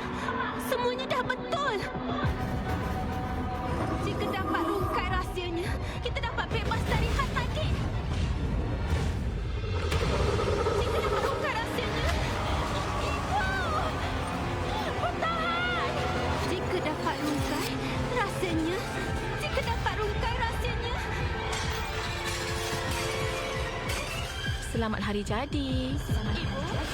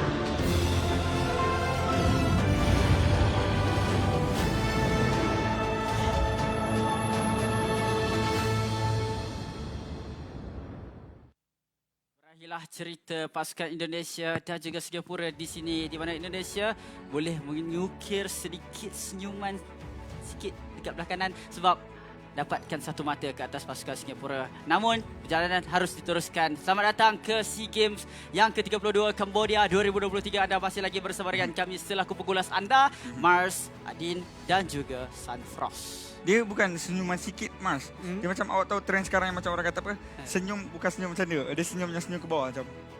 Oh, faham. Tapi mata berair. Mata berair. Tak tahu lah. Tapi at least kita lihat bagaimana pasukan Indonesia berjaya untuk mendapatkan mata pertama mereka. The only single mata yang mereka dapat. And I think macam mana nak kata, dalam setiap kekalahan kan, obviously kita akan rasa sedih, obviously kita akan rasa disappointed. Tetapi yang pentingnya adalah untuk kita ambil apa kesilapan-kesilapan kita, apa kesalahan-kesalahan kita dan harapnya diperbaiki untuk a better future nantilah. Tapi sekarang ni apa kata kita lihat terlebih dahulu jadual untuk hari ini. Match yang telah berlangsung di mana pasukan Cambodia telah ditewaskan oleh pasukan Myanmar pada awal hari ini. Diteruskan lagi dengan pasukan Malaysia, kontingen Harimau Melaya kita berjaya untuk mendapatkan kemenangan ke atas Vietnam 1 berbalas kosong, manakala pasukan Laos berjaya menumbangkan Timor Leste pada match ke-13 sebentar tadi. Benar, dengan mana telah pun mendapatkan kekalahan tapi cerita dia belum berakhir lagi di SEA Games, mana mereka terpaksa untuk berentap bersama dengan kontingen Filipina pula selepas ini sahaja untuk pasukan Timor Leste. Manakala untuk perlawanan seterusnya berbaki satu lagi best of one untuk Malaysia menentang Laos. Ya, tepat sekali, Malaysia menentang Laos sebagai penutup peringkat kumpulan, namun tidak berakhir di situ tuan-tuan dan puan-puan. Kita akan meneruskan lagi dengan peringkat semifinal yang pertama dan juga yang kedua, yang mana sekarang ni kita dah tahu semifinal yang pertama di antara Malaysia berhadapan dengan Kemboja. Semifinal yang kedua, Myanmar akan berhadapan dengan siapa? Sama ada Vietnam ataupun Filipina. Ianya bakal ditentukan di perlawanan kali ini, tuan-tuan dan puan-puan. Kalau Timor Leste mampu, maafkan saya, sebenarnya dah ditentukan. Myanmar lawan dengan Filipina, sebab saya baru teringat. Kalau Filipina tak menang sekalipun, dua sama dengan Vietnam, mereka masih lagi menang head to head bersama dengan Vietnam. Cuma, jadi saya rasa semifinal 1 tu adalah bukan match Malaysia dulu. Saya rasa, saya tak pasti. Sebab mereka baru habis lolos. Mungkin. Saya tak pasti. Kita akan dapat konfirmasi sebentar nanti. Tapi untuk standings terkini, macam mana Sunfrost cakap, kalau kita lihat daripada, kita tak kiraukanlah Malaysia sekarang ni. Filipina dengan Vietnam ketika ni lah. Anda kata Filipina kalah sekalipun, maknanya mereka akan share points dengan Vietnam. Tetapi Filipina dah menang against Vietnam head to head. So Filipina is still orang yang layak ke peringkat semifinal. Ataupun kontingen yang layak. Jadi dah ditentukan sekarang siapa semifinalis kita. Cuma sekarang Timor Leste boleh untuk all out lah. Kalau takkan nak balik tengah tangan kosong. Lagipun untuk mereka-mereka yang bakal bertarung di semifinal, mungkin ini adalah perlawanan panas badan untuk mereka terlebih dahulu. Tak betul lah kan? At least mereka ada momentum. Betul. Sebab tak naklah dengar ada alasan macam, kita orang dah tak on form. Mana nak cari waktu scream lagi? Tak sempat. Mana sempat nak set scream? Scream dekat SEA Games. Mana cepat. Sebab match adalah back to back sebenarnya kan. Maknanya sebab semifinal match bukannya hari esok. Bukannya malam nanti. Dia kalau dijadualkan pukul 5.30 nanti. Kalau tak silap saya, kejap je lagi. So mungkin untuk siapa ni? Filipina dan juga Malaysia adalah macam mana Sunfrost cakap, match pemanas badan dan pemanas jari untuk pasukan Filipina. Tetapi mungkin kat situ mereka boleh test the water lah bagi pendapat saya. Namun kita akan masuk ke dalam venue kita di Phnom Penh, Cambodia, di antara pasukan Filipina ataupun Timor Leste yang berjaya untuk mendapatkan kemenangan. Mungkin panasan jari boleh dibuat untuk pasukan Filipina, tapi kalau Timor Leste dapatkan mata, not bad. Not bad. Dan inilah dia, pemain-pemain yang masih lagi dahagakan kemenangan. Kemarau kemenangan melanda Timor Leste untuk aksi di kategori lelaki bagi Mobile Legends Bang Bang ini. Mereka mencari satu mata yang cukup berharga untuk dibawa pulang ke tanah air mereka. Benar sekali. Kita dah tengok badang.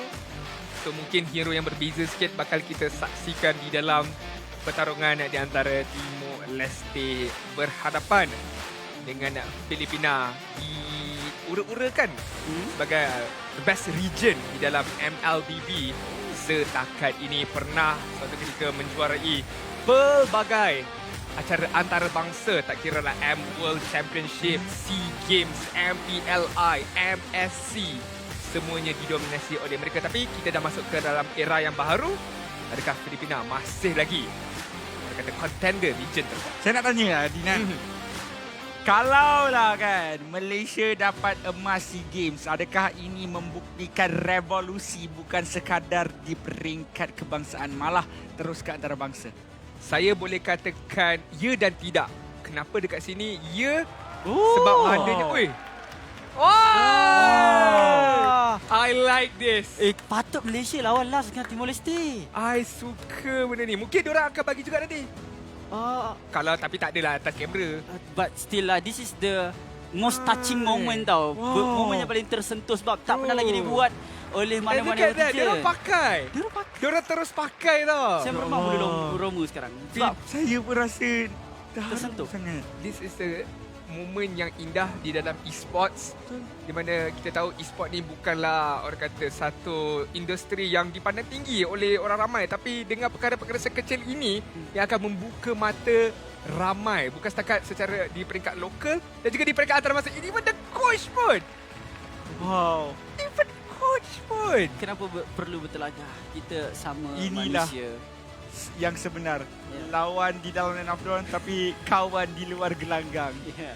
Teams jangan disambung skrip je. Saya tak boleh. Saya dah dengar benda tu, tak boleh sebenarnya. Tapi benar, this is a very touching moment sebenarnya, momen yang indah di dalam e-sport. Saya harap semua orang klip momen-momen tu dan post dekat TikTok dan hashtag ramai-ramai. Kita jadikan trending momen ini, kita tunjukkan di mana e-sport pun ada touching moment seperti physical sports juga. Benar, dan kita boleh lihat bagaimana semangat mereka belum lagi patah dengan reaction yang mereka telah buat yang dibarisi oleh Noobski, Loliet, Butterfly, Hitokiri dan Felun yang akan mengharumkan nama negara mereka. Walaupun mereka kalah tapi mereka bermain untuk negara.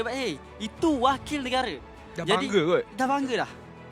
Saya suka Timor Leste membawa satu semangat kesukanan yang cukup tinggi. Malah berjaya untuk menampilkan juga nilai murni di pentas Asia ini. Berjaya untuk membuktikan satu nilai yang cukup berharga dalam isukan yang mana kita sememangnya masih lagi dalam komuniti yang sama. Masih lagi mampu untuk menjadi rakan di luar permainan. Dan inilah permainan yang harus mereka tempuhi, harus mereka dapatkan. Dan mungkin dengan ini mereka boleh untuk dapatkan chance. Saya nak tengok Timor Leste akan diberikan masa 1-2 tahun. Macam mana dia orang boleh develop. Kalau drafting mereka yang boleh saya katakan cukup baik, cuma mereka perlu pengalaman saja. First pick jatuh kepada pasukan Filipina. Tapi bagaimana development mereka belajar dari kesilapan. Kalau saya dapat lihat Timor Leste boleh buat sesuatu dengan MLB mereka. Dia tengah cari kamera. Dia tengah cari kamera nak tunjuk. Siapa?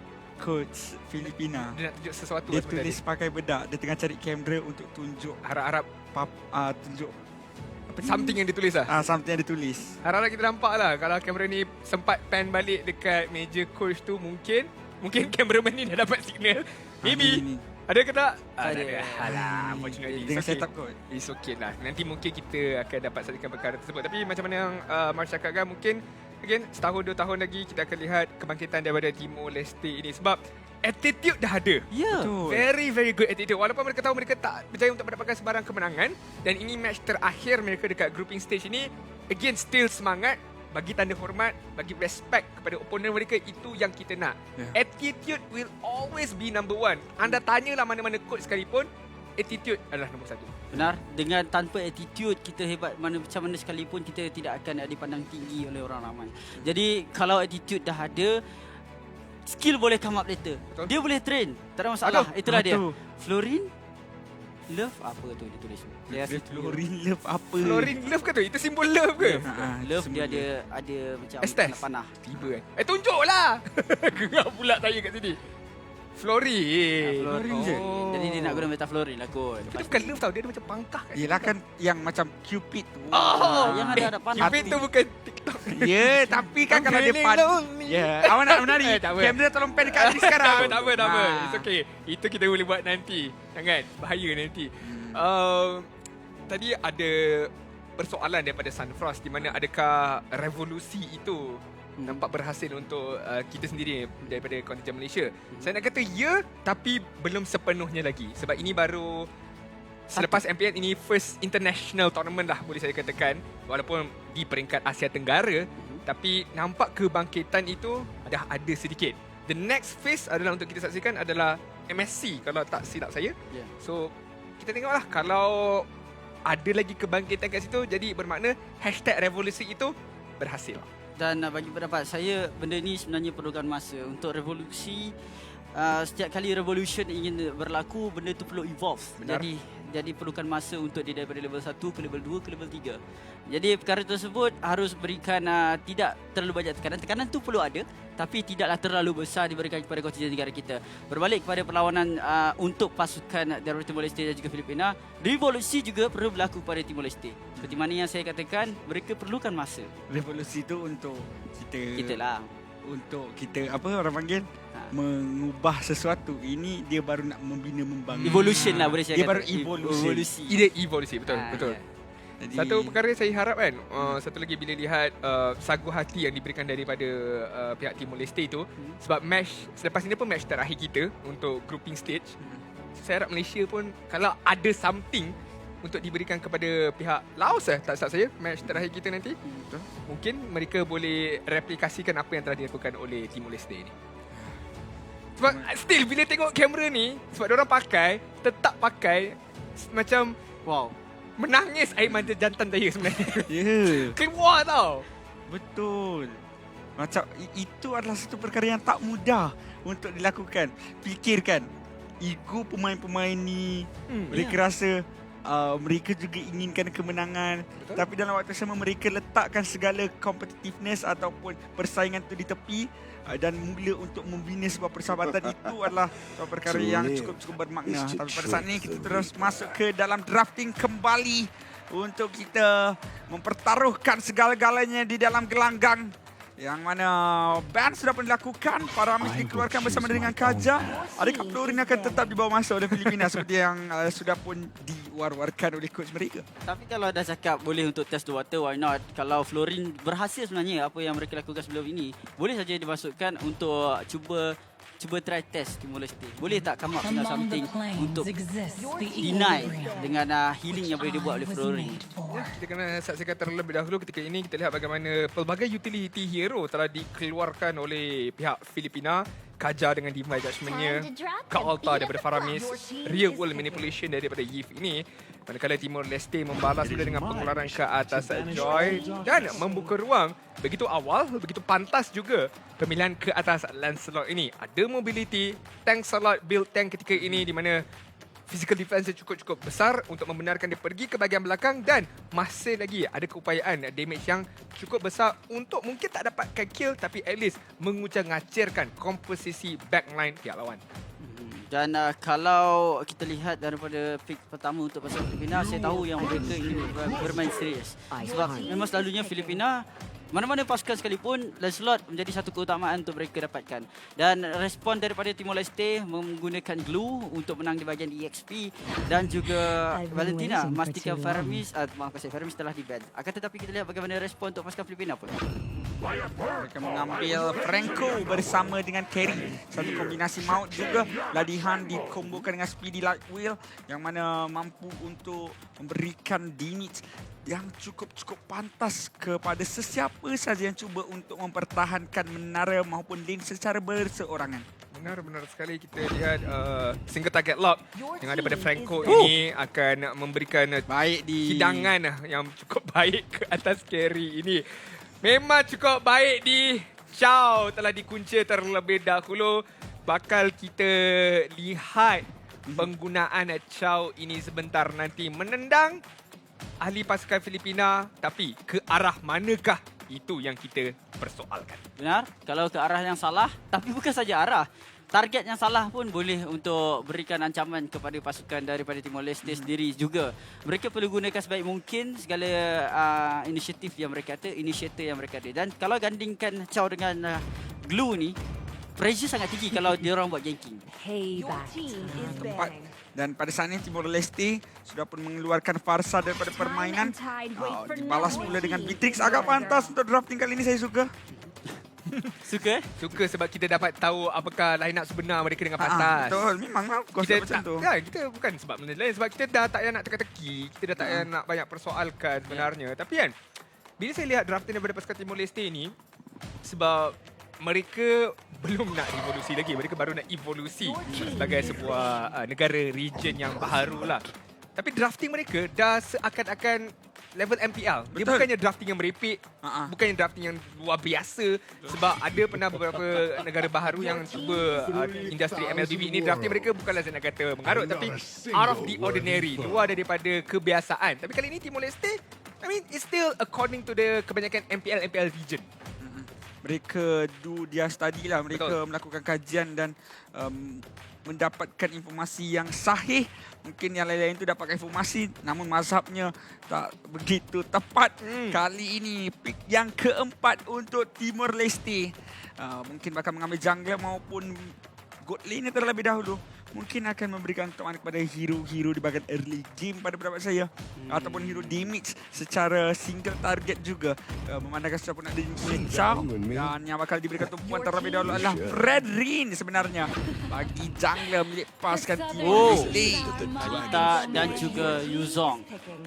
Jadi sekarang ni Yuzong nak tangkap siapa? Valentina ada mobility yang cukup tinggi. Kalau salah langkah, boleh saja Yuzong ini untuk dihukum. Sekarang ni terletak kepada marksman yang mana saya rasakan Melissa adalah salah satu pilihan yang terbaik juga untuk pasukan Timor Leste. Berdapat untuk lari daripada Yuzong. Akan tetapi Karita, itu perlu dirisaukan juga. Marksman yang boleh jaga diri antaranya. Kemungkinan Brody? Saya rasa Melissa okey. Selain daripada itu, Moskov ada pendapat saya okey juga. The odds of miracle. Brody. Alright, Brody. Awak disebut pasal hero early game. So, Brody memang tepatlah dengan kategori early game tersebut. Dengan boleh melengkapkan cukup dengan BOD pun dah besar damage yang boleh dikeluarkan. Tetapi setup itu yang lebih penting untuk dilaksanakan. Yes!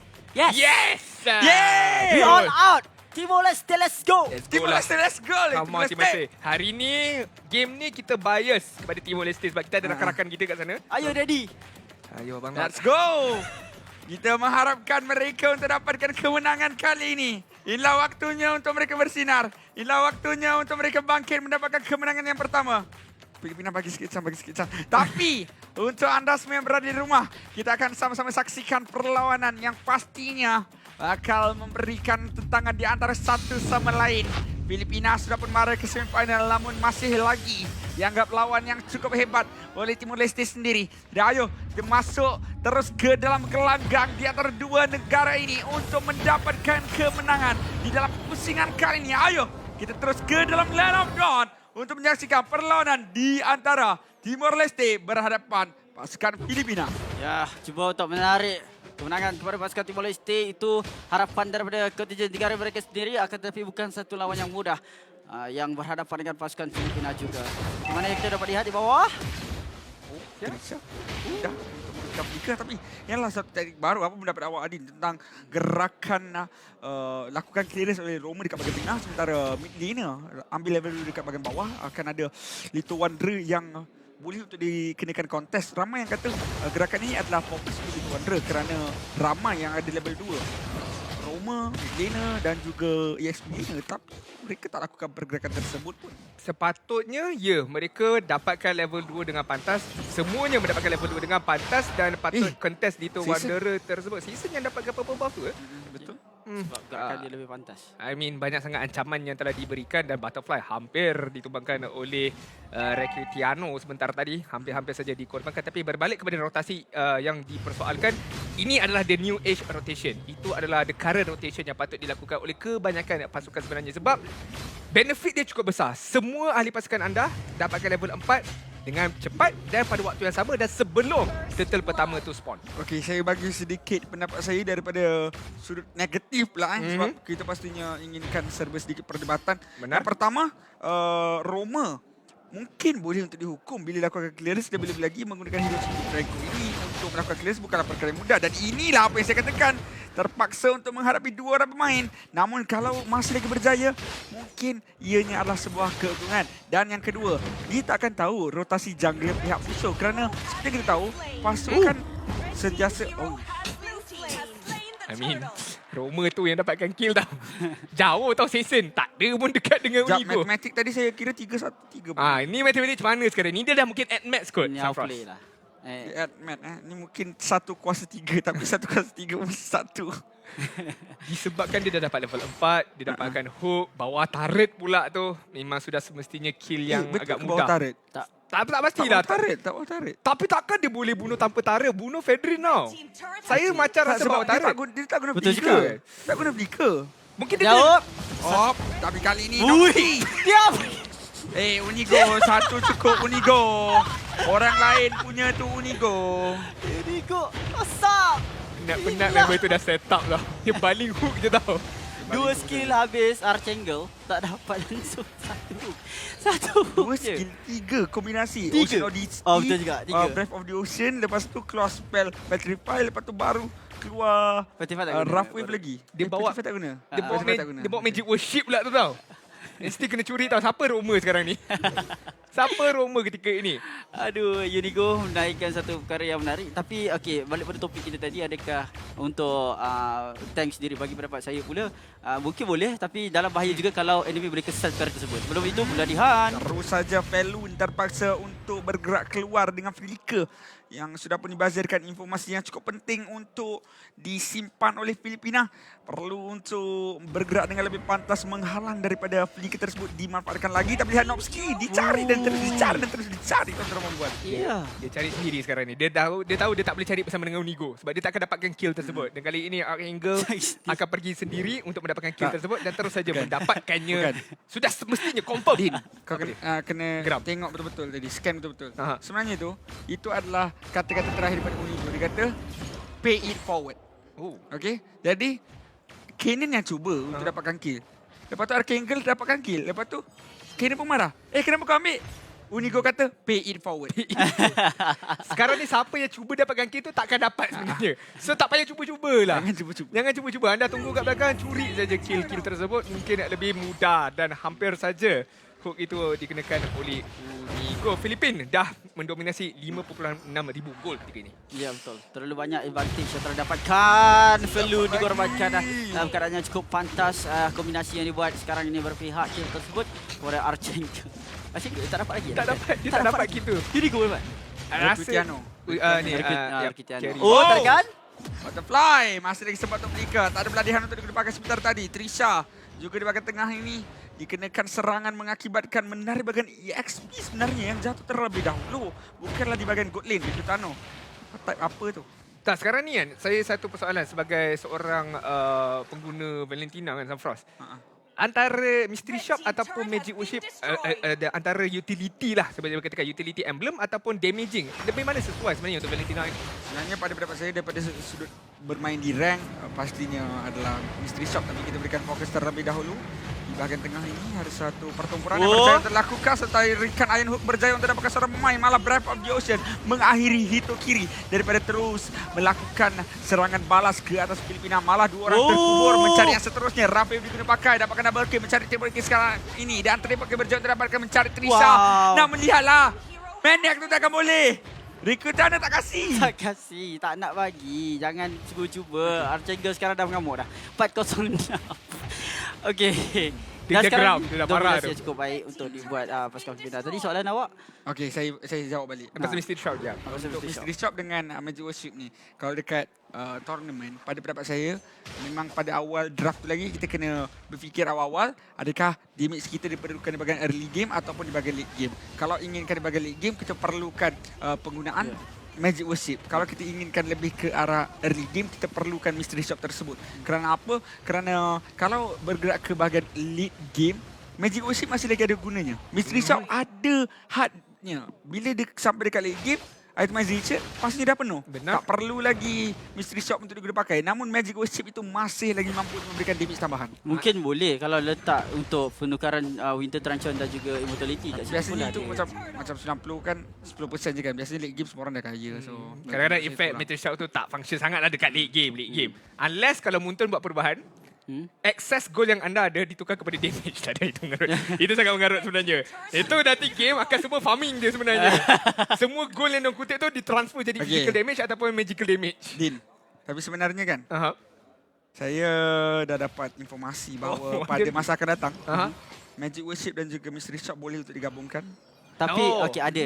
Dalam masa ada jadi macam tu, Mystery Shop tapi telah di nerf 95%. Ya, tapi sekurang-kurangnya masih ada capability untuk pakai dulu. Okay. So damage ada, murah pun murah dan sekarang ini tangkapan oleh Puniko. Terus saja hidup kiri ditumbangkan. Penggunaan konsil mencari mangsa yang seterusnya. Season. Kristal dulu. Dan terus melakukan pertempuran dengan Black Dragon Form sebagai pembuka. Gelanggang dan Butterfly berjaya untuk ditumbangkan dengan cukup pantas. 12 berbalas kosong. Cuba untuk mencari rekod 20-0 daripada Malaysia. Tapi nampak seperti terlalu pantas untuk Filipina. Meneruskan dengan kemenangan yang cuba untuk dicari. Mendapatkan 13. Mencari yang ke-14. Cuba untuk dapatkan Opski. Namun dalam waktu yang sama lihat Season yang sangat rendah. Hampir dikorbankan. Boleh mungkin untuk mereka mendapatkan 18. Tapi kali ini sudah pun capai kepada 17. Cuba untuk dapatkan yang seterusnya. Berjaya untuk dapatkan 17, mencari yang ke-18 dan menara dimusnahkan terlebih dahulu. 2 di belakang Malaysia. Ya, dan akhirnya Filipina telah pun mendapatkan kemenangan. Dan inilah adalah perlawanan terakhir di antara Timor Leste dan juga Filipina. Timor Leste berjaya untuk mendapatkan kemenangan, akan tetapi inilah satu momen yang cukup manis untuk mereka juga. Tapi 8 minit perlawanan, bukan paling pantas ke setakat ini? Saya rasa paling pantas bukan setakat dekat SEA Games dan juga career professional casting saya juga sebenarnya. Saya rasa. Iya ke? Saya rasalah. Akan tetapi tanda hormat harus kita berikan kepada kedua-dua pasukan ini. Kedua-dua telah memberikan yang terbaik. I mean, Filipina diorang tak, orang kata, macam mana kata, diorang all out lah. Diorang hormat. Diorang tak hold back tau. Diorang all out juga. Diorang kita akan bayar yang terbaik. Kita tak akan simpan apa-apa. Kita akan bayar yang terbaik. Timor Leste pun sama. So, Filipina itu tanda hormat yang terbaik sebenarnya. Ya. Dan saya apa yang dilakukan. Setuju dengan fakta bahawa sekiranya kita memberikan segala yang termampu, itu bermakna kita menghormati anda sebagai musuh. Jadi kita akan teruskan bersama dengan analis. Dipersilakan Adil. Alright, 8 minit perlawanan telah kita saksikan sebentar tadi, antara yang terpantas untuk kejohanan SEA Games yang ke-32 ini, di mana daripada sudut drafting, bagi pendapat peribadi tak ada isu sangat. Cuma daripada keupayaan mereka tu, namun begitu, saya tak akan seorang, saya akan bersama dengan rakan-rakan saya juga sebenarnya. Oh, saya ingatkan bersama dengan korang. Inilah rakan-rakan saya.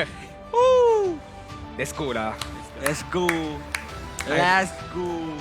Alah, can we stay lah? Boleh tak stay kat sini lama sebenarnya? Saya suka lah.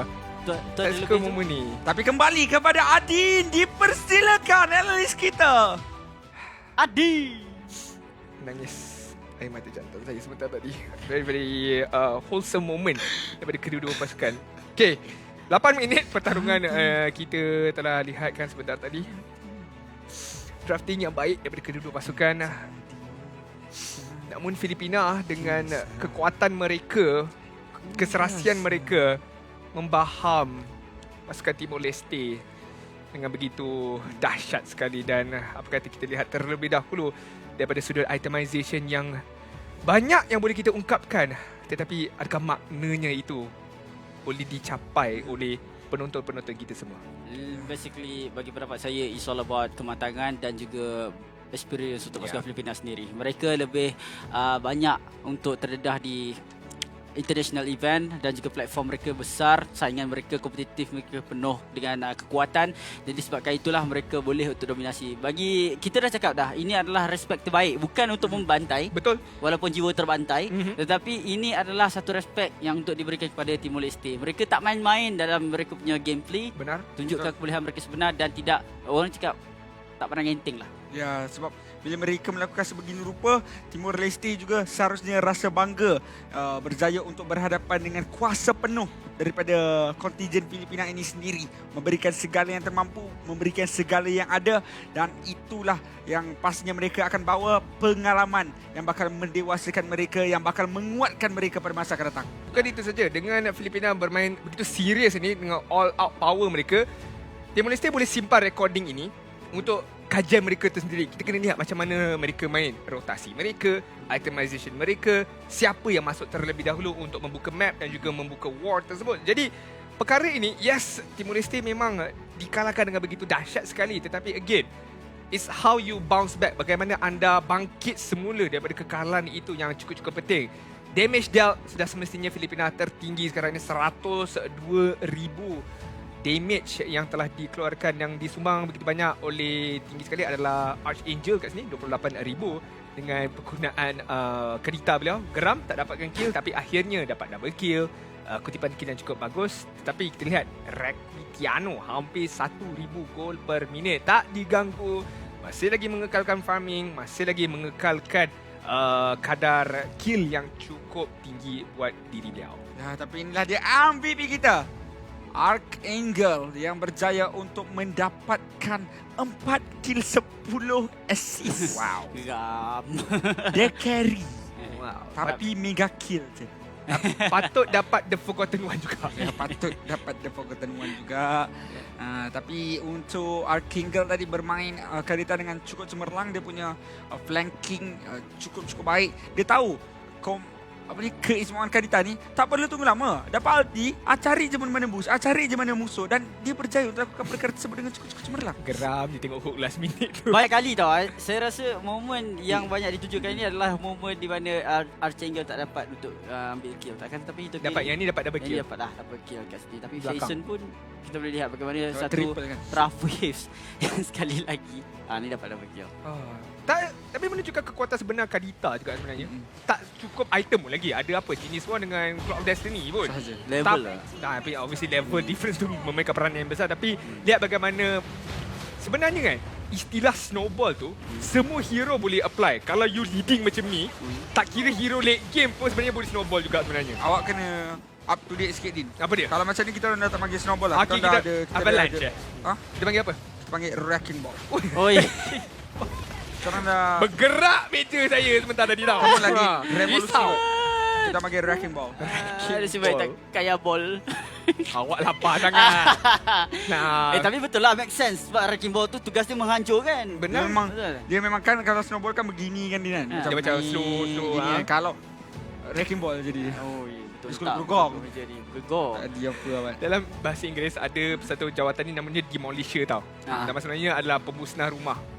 Ataupun pemusnah bangunan lah technically. Macam itulah yang wrecking ball tu. Dia datang tanpa diduga, tanpa dijemput, memang terus musnah. Tapi ada satu perkara yang datang dah dijemput juga sebenarnya, iaitu Novaria. Pada 16 Mei, anda semua boleh mendapatkan hero ini dan gunanya dekat Land of Dawn. Sekarang ni tak kira siapa musuh, tak kira siapa yang kawan, momen untuk Novaria dah tiba. So game on. Tak lama lagi. Ada beberapa hari lagi untuk Novaria. Cepatlah post. Game on. Game on punya post. Dan this is your moment. Game on. Okay, faham? Okay, untuk next match yang paling penting sekarang. Next match macam mana? Apa yang penting sangat ni, Mas? Penting sangat sebab inilah dia dessert yang kita nantikan. Malaysia menentang dengan Laos. Game terakhir untuk grouping pada hari ini. Jadi seperti apa yang kita dah cakap banyak kali, kita harapkan manisan untuk pasukan Malaysia dapatkan kemenangan secara penuh. Tapi kita harapkan konsistensi masih lagi ada untuk pasukan daripada Malaysia. Dan doa terpanjatkan kepada mereka. Kita akan berehat sebentar untuk melihat perlawanan yang cukup sengit dan dinantikan oleh rakyat Malaysia selepas ini. Jumpa anda.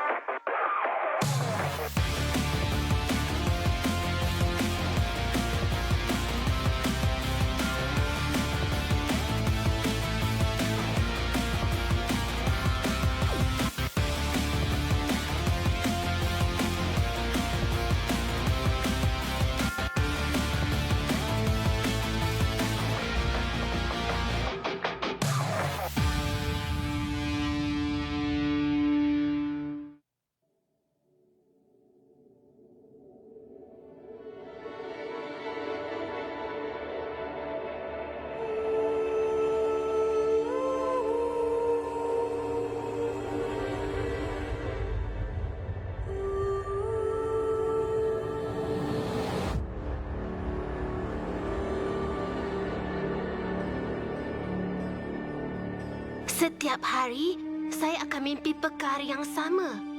Satu mimpi yang berulang-ulang. Ia mimpi tentang takdir. Apa yang kamu fikirkan? Ibu, kenapa kita nak kena bina Star Atlas? Kita telah memeta bintang untuk menuntut semula takdir kita. Takdir kita? Jika kita dapat merungkai rahsianya, kita mampu bebas dari takdir yang mengongkong kita.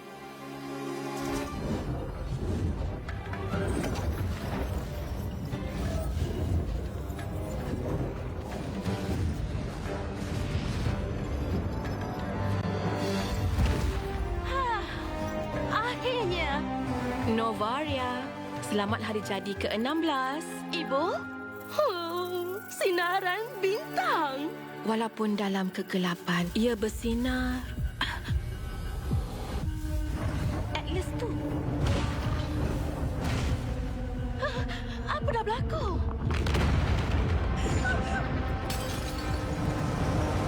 Ia tarik semua benda ke dalamnya. Novaria! Ibu! Bertahan! Ibu! Kena! Bertahan! Langkawi hantu!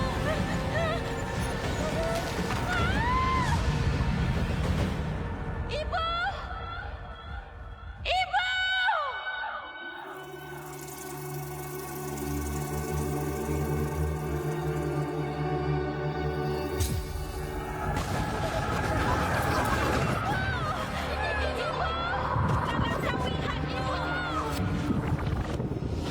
Selamat hari jadi ke-16. Akhirnya. Mimpi yang sama lagi. Apa yang kamu fikirkan? Ibu?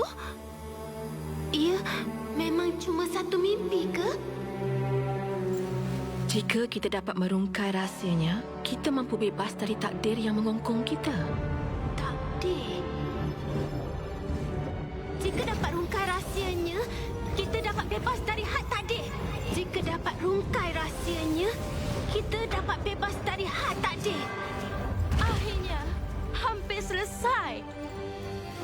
Selamat hari jadi, Novaria. Ibu,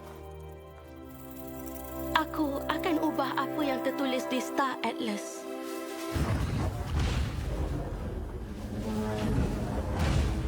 Tapi kenapa? Tak, semuanya dah betul. Jika dapat rungkai rahsianya, kita dapat bebas dari had takdir. Jika dapat rungkai rahsianya, bertahan! Jika dapat rungkai rahsianya, jika dapat rungkai rahsianya.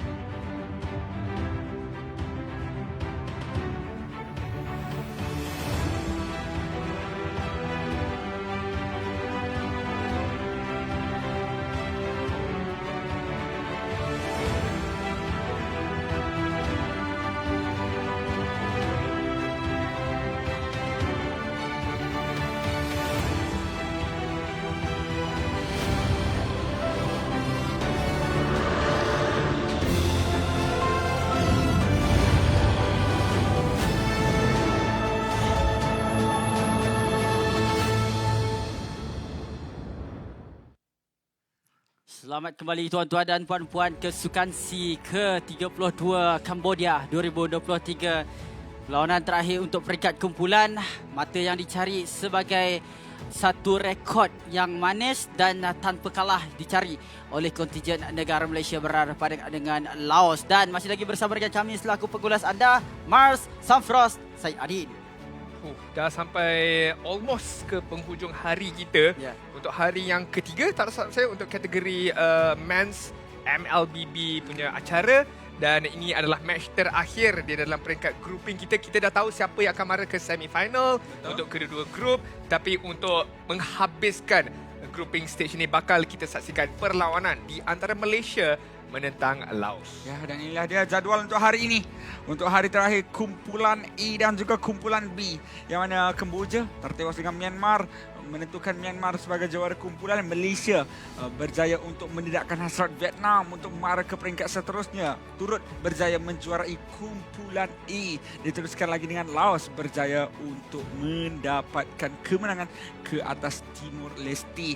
Dan diteruskan lagi dengan kekalahan ke atas Singapura satu mata. Akhirnya buat Indonesia seterusnya Timor Leste yang berjaya untuk menambat hati para penonton, namun tidak berjaya juga untuk mendapatkan sebarang kemenangan dalam peringkat kumpulan maupun Sukan C ini. Dan akhirnya satu lagi perlawanan untuk Malaysia di peringkat kumpulan berhadapan dengan Laos. Walaupun sudah pun sah kita merupakan juara kumpulan di kumpulan A ini. Ya, perjalanan pasukan Malaysia, titian perjalanan mereka masih lagi belum berakhir. Sekiranya grouping ini telah pun diselesaikan disebabkan dengan perlawanan semifinal yang telah pun ditentukan, yang mana Malaysia akan bertembung bersama dengan pasukan Cambodia daripada grup B, manakala untuk Myanmar akan bertembung dengan pasukan Filipina. Satu keadaan yang cukup sukar dan sulit bagi Myanmar mungkin, tetapi Malaysia juga akan berikan saingan kepada pasukan Cambodia selaku juara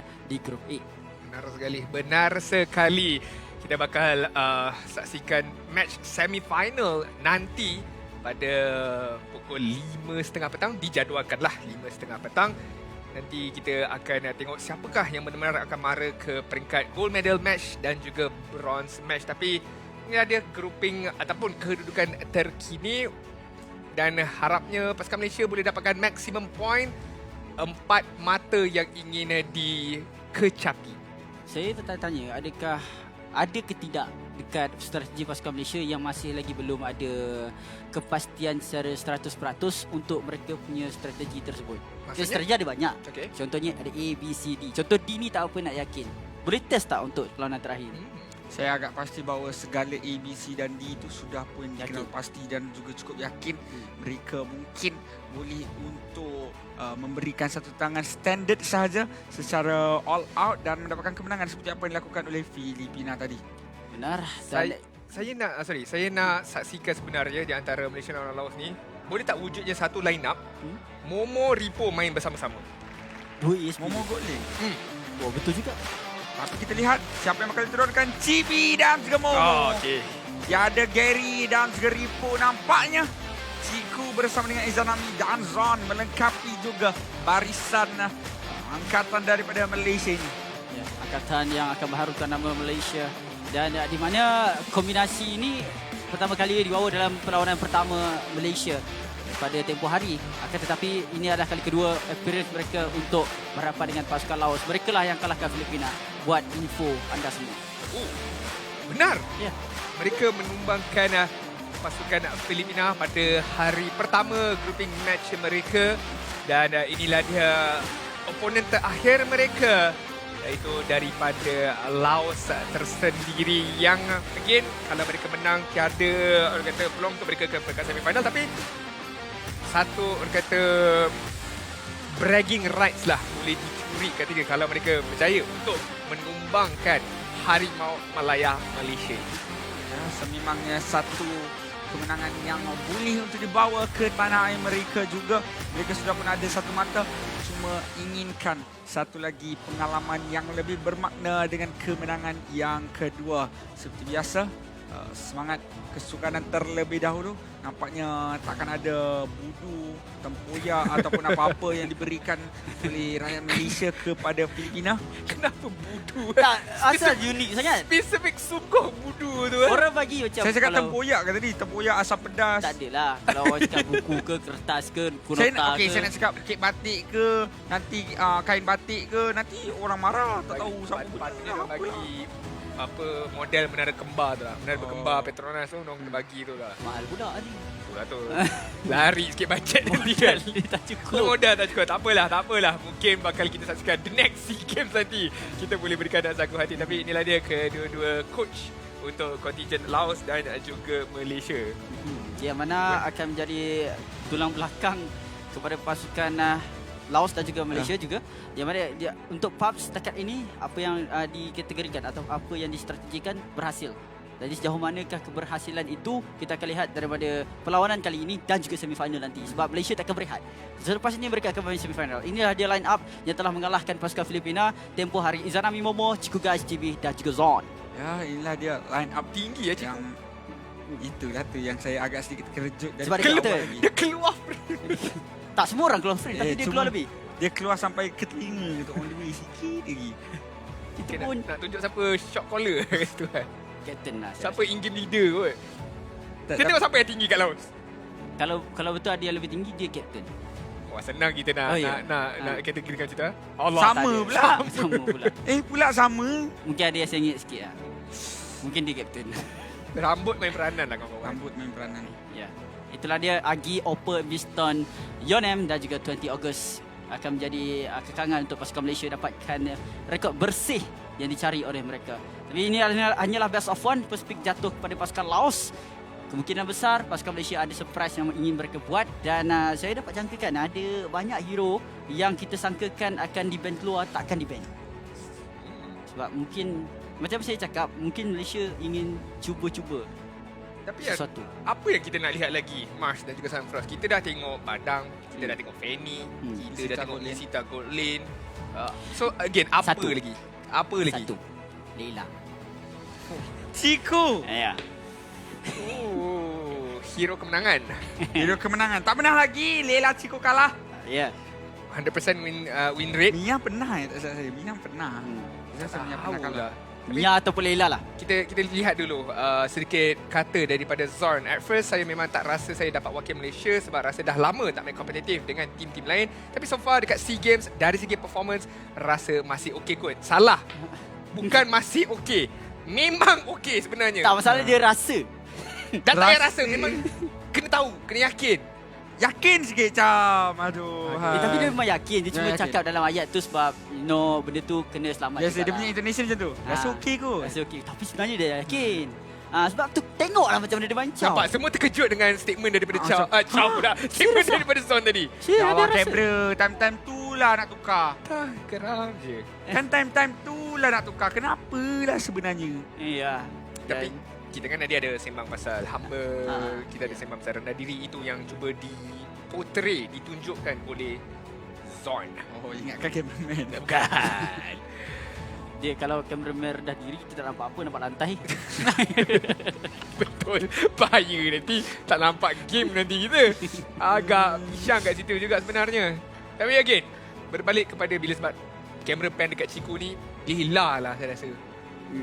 Mia ke. Kalau mereka betul nak test the water lah. Kalau hero tu memang sesuai untuk diguna pakai. Sebab saya ingat masa Ciku guna Leila dia tu, ditanya kenapa Leila. Sebab dia kata opponent pakai Franco, and Franco jarak dia confirm tak boleh nak tangkap Leila punya. Sebab dengan range Leila yang cukup besar. Make sense kan? Jadi tak mustahil untuk digunakan. Sekarang ni Franco pun lazim diguna pakai. Lazim. Siapa lazim diguna pakai? Lazim siapa? Lazim itu bahasa. Oh, bahasa. Sorry. Anak kandaku. Ingatkan pemain daripada Laos tadi ke? Dia dah makan budu tadi. Dah seronok dah dekat tepi tu. Okey, kali ni untuk pasukan Laos pula. Kalau dapat yang dekat tangan, lawa juga dia punya gelang tu sebenarnya. Bracelet dia tu, nampak tak? Yang belah kiri. Saya rasa tangan kiri pakai tu atas kepercayaan dia. Okey juga. Iya ke? Okey juga. Oh ya. Okey juga. Tapi boleh kena nampak lawa. Kalau dapat tangan dekat Momo tu lawa, jam. Itu jam yang sangat cantik lah. Dan hal lasak. boleh untuk digunakan. Jadi tapi Chibi tak ada apa-apa. Dia apa sebenarnya penting juga. Kalau tak ada apa-apa ni senang untuk move. Screenshot, translate. Tolong someone. Egi translate tuan-tuan dan puan. Kalau ikutkan lah kan Saya daripada rasa saya tahu. Lakukan kerja anda. Follow masgameplay.tv. Jangan bukan. Jauh sangat. Jauh, salah dan tak tepat, tak betul, mustahil, Kenapa awak mengarut, begitu pasti? tak apa-apa, sangat dislike, tak suka, ban. Semua benda saya nak lontarkan kat sini sebenarnya. Semua saya nak lontarkan kat sini sebenarnya. Tapi kan, saya sukalah momen ni sebab untuk kita bertiga. Sebab kita kena bersukaria terlebih dahulu. Sebab ini match yang tak ada banyak sangat tekanan. Betul. Tekanan nanti Itu kejap lagi lah. Yang kejap Garang lagi. Puri Lapel semua tu. Itu rotation yang lain. Lah. Kita dah settle, kita punya tugasan kat sini. Tapi mereka yang dekat Cambodia, dekat Phnom Penh masih lagi belum selesai tugasan mereka. Wow! Inilah dia. Inilah dia. Inilah yang kita kata. 1-0. Tapi kalau 2 memang mustahil kak. Memang 1-0 dia boleh. Memang 1-0 dia boleh kak. Tak puas kak. Janganlah expose dia macam tu. Korang ni tak baik tau. Dia penat datang jauh-jauh untuk berikan sokongan. Tapi saya rasa tu bukan rakyat Malaysia. Tak kisahlah. Yang penting dia tunjuk jalur gemilang lah di tu. Saya tak kisah siapa pun. Lainlah dia daripada mana sekalipun. Kalau dia tunjuk jalur gemilang pun saya kata tak. Yes. Sokongan dia berikan. Saya nak tunggu ada orang kibarkan flag Terengganu. Pakai laptop kan? Pakai laptop. Ya Allah. Aini Izanami. Aini Izanami. Betul lah. Saya first time nampak. Tak, yang tu bahaya sikit sebenarnya. Itu pecah rekod. Tolong screenshot. Dia lah orang paling berusaha sekali untuk buat trend tu. Yang mana yang laptop tu? Ya. Sanggup dia buka sheet. Saya kan nak cakap satu benda je. Dekat Kemboja ni sekurang-kurangnya ada satu benda paling gempak sekali. Iaitu? Nombor 1, culture diorang saya tengok daripada awal sampai sekarang. Sentiasa tunjuk gambar member. Betul. Tunjuk gambar player. Sebab aib rakan. Betul. Dan sekarang diorang punya effort. Kalau nampak kamera, memang aku tunjuk. Apa benda yang aku ada aku nak bagi segala juga. benda tak kisahlah. Yang penting sekali, tengok macam ni. Yang ini saya sokong. Saya tak nafikan. Macam mana Mas statement tadi saya nafikan sepenuhnya. Yang ni saya sokong. Sepenuhnya sebagai kata semangat saingan sebenarnya. Semangat saingan. Itu dia yang saya nak. Ya, saya faham support Laos tu kan. Tapi kenapa gambar? Sebab tu saya cakap dia masih mementingkan sebab rakan punya gambar. Sama ada benda tu aib ataupun tidak. Yang penting member dia viral, terkenal dekat Sarah bintang nanti.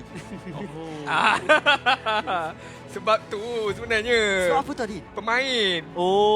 Kontijen wanita. Dia jadi sebarang buff. Saya dah tahu gambar. Yes. Tak, sebenarnya kan. Dia nak kongsi fame. Kongsi fame. Tengoklah ni. Dia buat tangan tu. Dia pusing. Walaupun dia yang datang kat stadium, dia tunjuk member dia pun sama-sama share. Famous lah.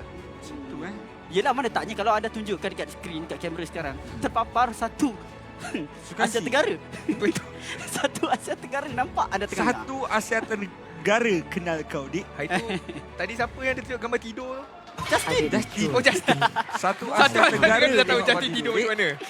Okeylah, yang sekarang ni yang kita nak tengok, satu Asia Tenggara nak tengok sekarang ni adalah drafting untuk kedua-dua pasukan yang telah pun dimulakan sekarang ni. Laos di belah kiri anda telah mengeluarkan Fanny bersama dengan Valentina, manakala pasukan Malaysia telah mengeluarkan Wan dan juga Glue di sayap kanan. Ya, respect band kepada tapi tak ada Gary sekarang. Saya baru sedar satu perkara. Respect Benson. Alang-alang korang dah cakap. Saya nak cakap perkara tersebut. Sebab saya takut perkara tersebut akan memberikan impak yang besar. Contoh? Taktik untuk mengambil Fanny di first pick sebegitu yakin oleh Malaysia apabila berhadapan dengan Vietnam sebentar tadi adalah untuk memastikan terus-menerus respect band diberikan ke atas hero tersebut. Sedangkan kita tahu sebenarnya CB tidak mempunyai hero tersebut.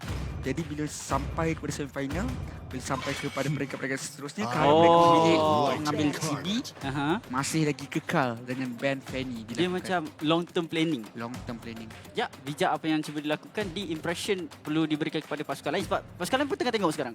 Jadi kalau dia tahu Fanny itu adalah ancaman, mereka pakai apa-apa assassin sekalipun ataupun apa-apa jungler sekalipun sama ada Chibi ataupun carry, ini akan membuatkan pasukan lain cuba keluarkan Fanny. Dan kat situ kita dapat kelebihan. Betul. Itulah apa yang saya cuba untuk katakan tadi. Sebab tu mereka first pick tu itu adalah psychology play. Memang kata Gary, nak tak nak kau kena buat benda ni untuk memastikan kita dapat satu slot ban tu. Dan mereka berjaya untuk melakukan perkara tersebut sekarang kat atas Laos.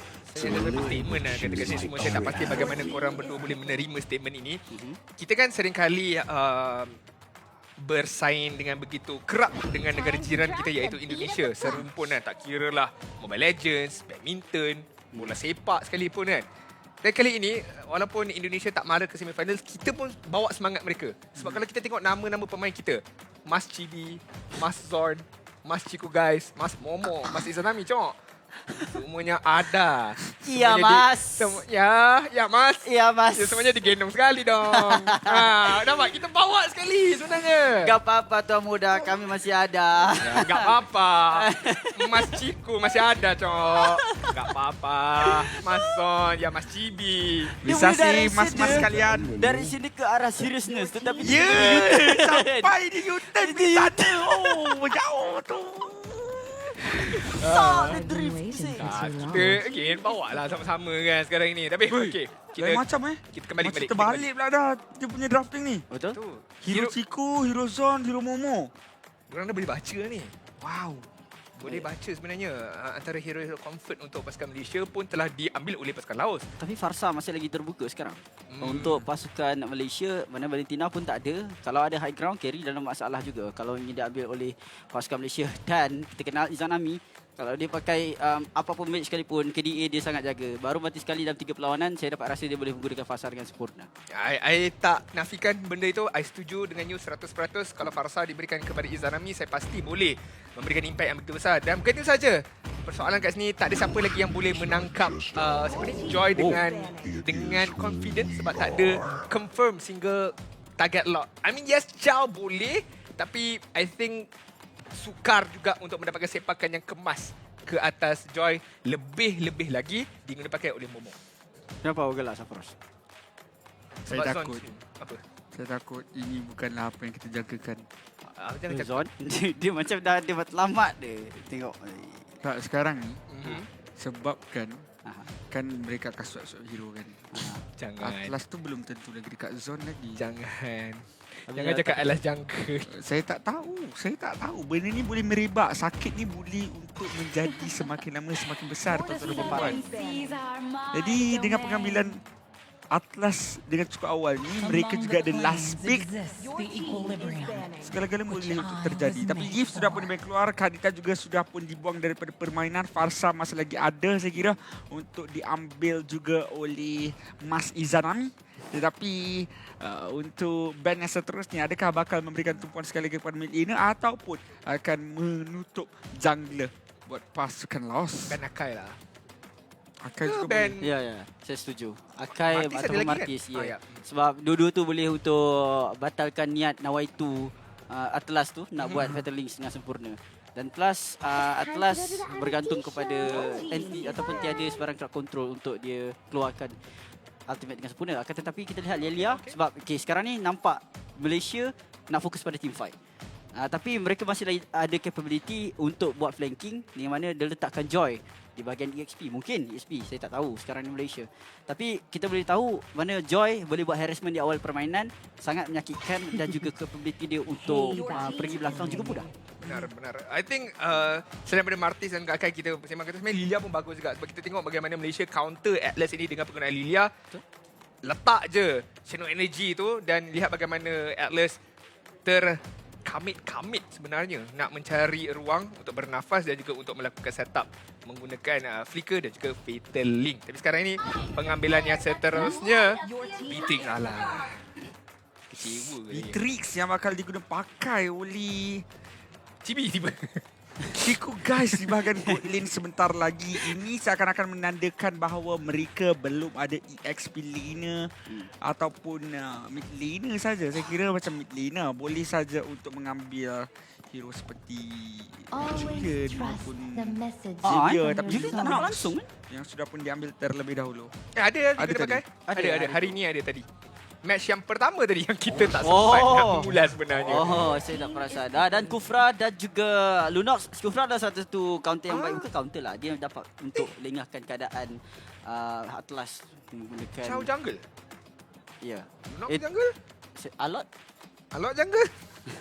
Saya rasa macam Lunox jungle. Chow jungle lah kan sebab nanti mid lane orang macam agak pelik sikit. Tapi nak execute senang ke?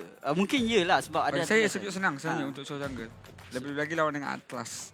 Boleh saja untuk menggunakan hero tersebut. Dan jadi inilah dia hero terakhir Malaysia. Bagi berapa pilihan di mereka kumpulan. Kalau mereka nak. Sebab mereka tak ada mid laner sekarang ni. Joy boleh pergi ke bahagian mid lane. Fredrin boleh pergi ke bahagian EXP. Hellcat. Wah, itu lah. Hellcat pun boleh sebenarnya. Macam mana? Kan! Dah cakap! Hellcat untuk Chibi yang bakal dimainkan. Nujum Pak Belalang berada di Malaysia sekarang ini. Kita dah kenal lah. Kita kenal, kita sayang kat pemain-pemain kita. Yes! Ini pun kita sayang. Yeah. Ini pun kita sayang. Benar. Benar sekali. Kita masih lagi mahu menggunakan curse untuk berbalik pada Malaysia. Kita dah tak... Okay lah, kita explain sekali lagi lah. Mungkin orang tak faham. Orang tak faham. Sejarah dalam MPL Malaysia untuk kita barisan pengulas. Bila orang tu mengulas tiga orang. Dua daripadanya mengulas tim, memberikan prediction kepada tim A.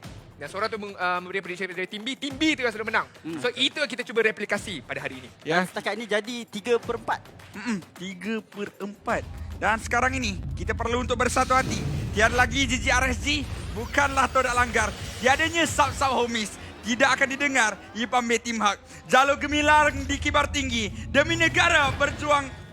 Demi negara mereka berjuang. Di bumi Kemboja kejayaan diraih. Tanah Malaysia bersorak girang. Ayo kita masuk dengan sorakan Malaysia boleh. Untuk kita bersama-sama memberikan semangat kepada kontijen negara kita. Untuk pusingan yang terakhir ini di antara Malaysia berhadapan Laos.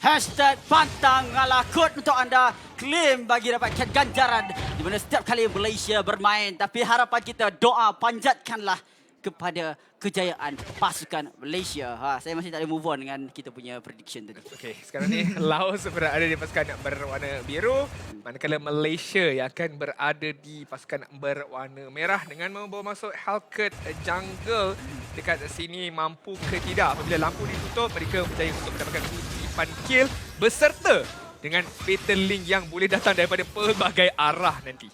Betul, itu yang kita harapkan sebenarnya sebab kalau kita lihat dari kombinasi antara skill set yang ada pada pasukan Malaysia, semuanya boleh dah capai. Sebab, okey, contoh Atlas kumpul kepada satu tempat. Chibi bawa keluar dia punya skill. Semuanya kena pada satu tempat. Cikugas pun sama. Jadi semuanya boleh untuk complement each other. Saya suka nak tengok cara memainkan Joy ni. Betul ke dia boleh tak mati langsung lagi? Tapi Zon, percubaan untuk melakukan harassment ke arah Agi. Agi terpaksa untuk berundur. Sep akan dilepaskan Zon. Yang ditemukan oleh Your Name. Penggunaan Chow yang baik selaku jungle. Zon terpaksa memakan ubatnya sendiri sementara tadi di mana hero yang seringkali digunakan pakai oleh Zon, hero tersebut dan berjaya untuk mendapatkan kill yang pertama ke atas Atlas ini. Tapi masih lagi awal Zon, masih lagi belum mendapatkan level 4-nya. Sudah pasti pasukan Malaysia di saat early game ini perlu bermain sabar, perlu bermain dengan lebih berhati-hati. Dan The Momo telah menggunakan flicker. Pada ketika ini sangat bahaya.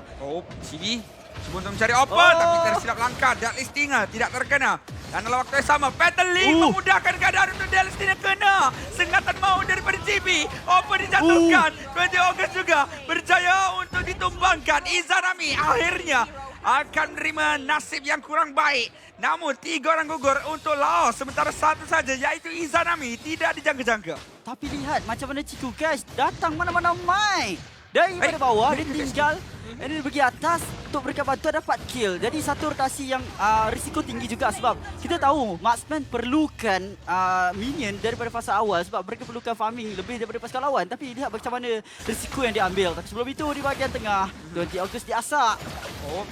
Diasak namun 20 Ogos melepaskan Tarn's Reach. Akibatkan Izanami terpaksa untuk berundur. Namun dia berjaya untuk membazirkan skill set pemain tersebut dalam kedudukan yang cukup berbahaya untuk Agi. Tak sempat untuk Brilliance ni. Akan ada serangan dilakukan. Izanami mendapatkan kill. Pancingan yang baik daripada duo angkatan Malaysia kita, Izanami dan juga Zon di bahagian mid lane sebentar tadi. Poin yang diberikan oleh Mars sebentar tadi memang benar. Kalau gold laner keluar daripada lane-nya tersendiri, sudah pasti tidak akan mendapatkan kutipan gol yang lebih banyak kerana meninggalkan minionnya sendiri. Tetapi apabila berjaya untuk mendapatkan kill, itu yang akan menerbalikan keadaan semula. Oh, lihatlah bagaimana kedudukan yang cukup-cukup sukar untuk dipertahankan oleh 20 Ogos. Malah sekarang ni Bistan akan dikepung daripada dua arah berbeza. Cibi cuba untuk masuk. Singatan Dallas 3 perlu untuk dia lawan Bistan. Di Special juga sudah pun dilancarkan oleh Chico, guys.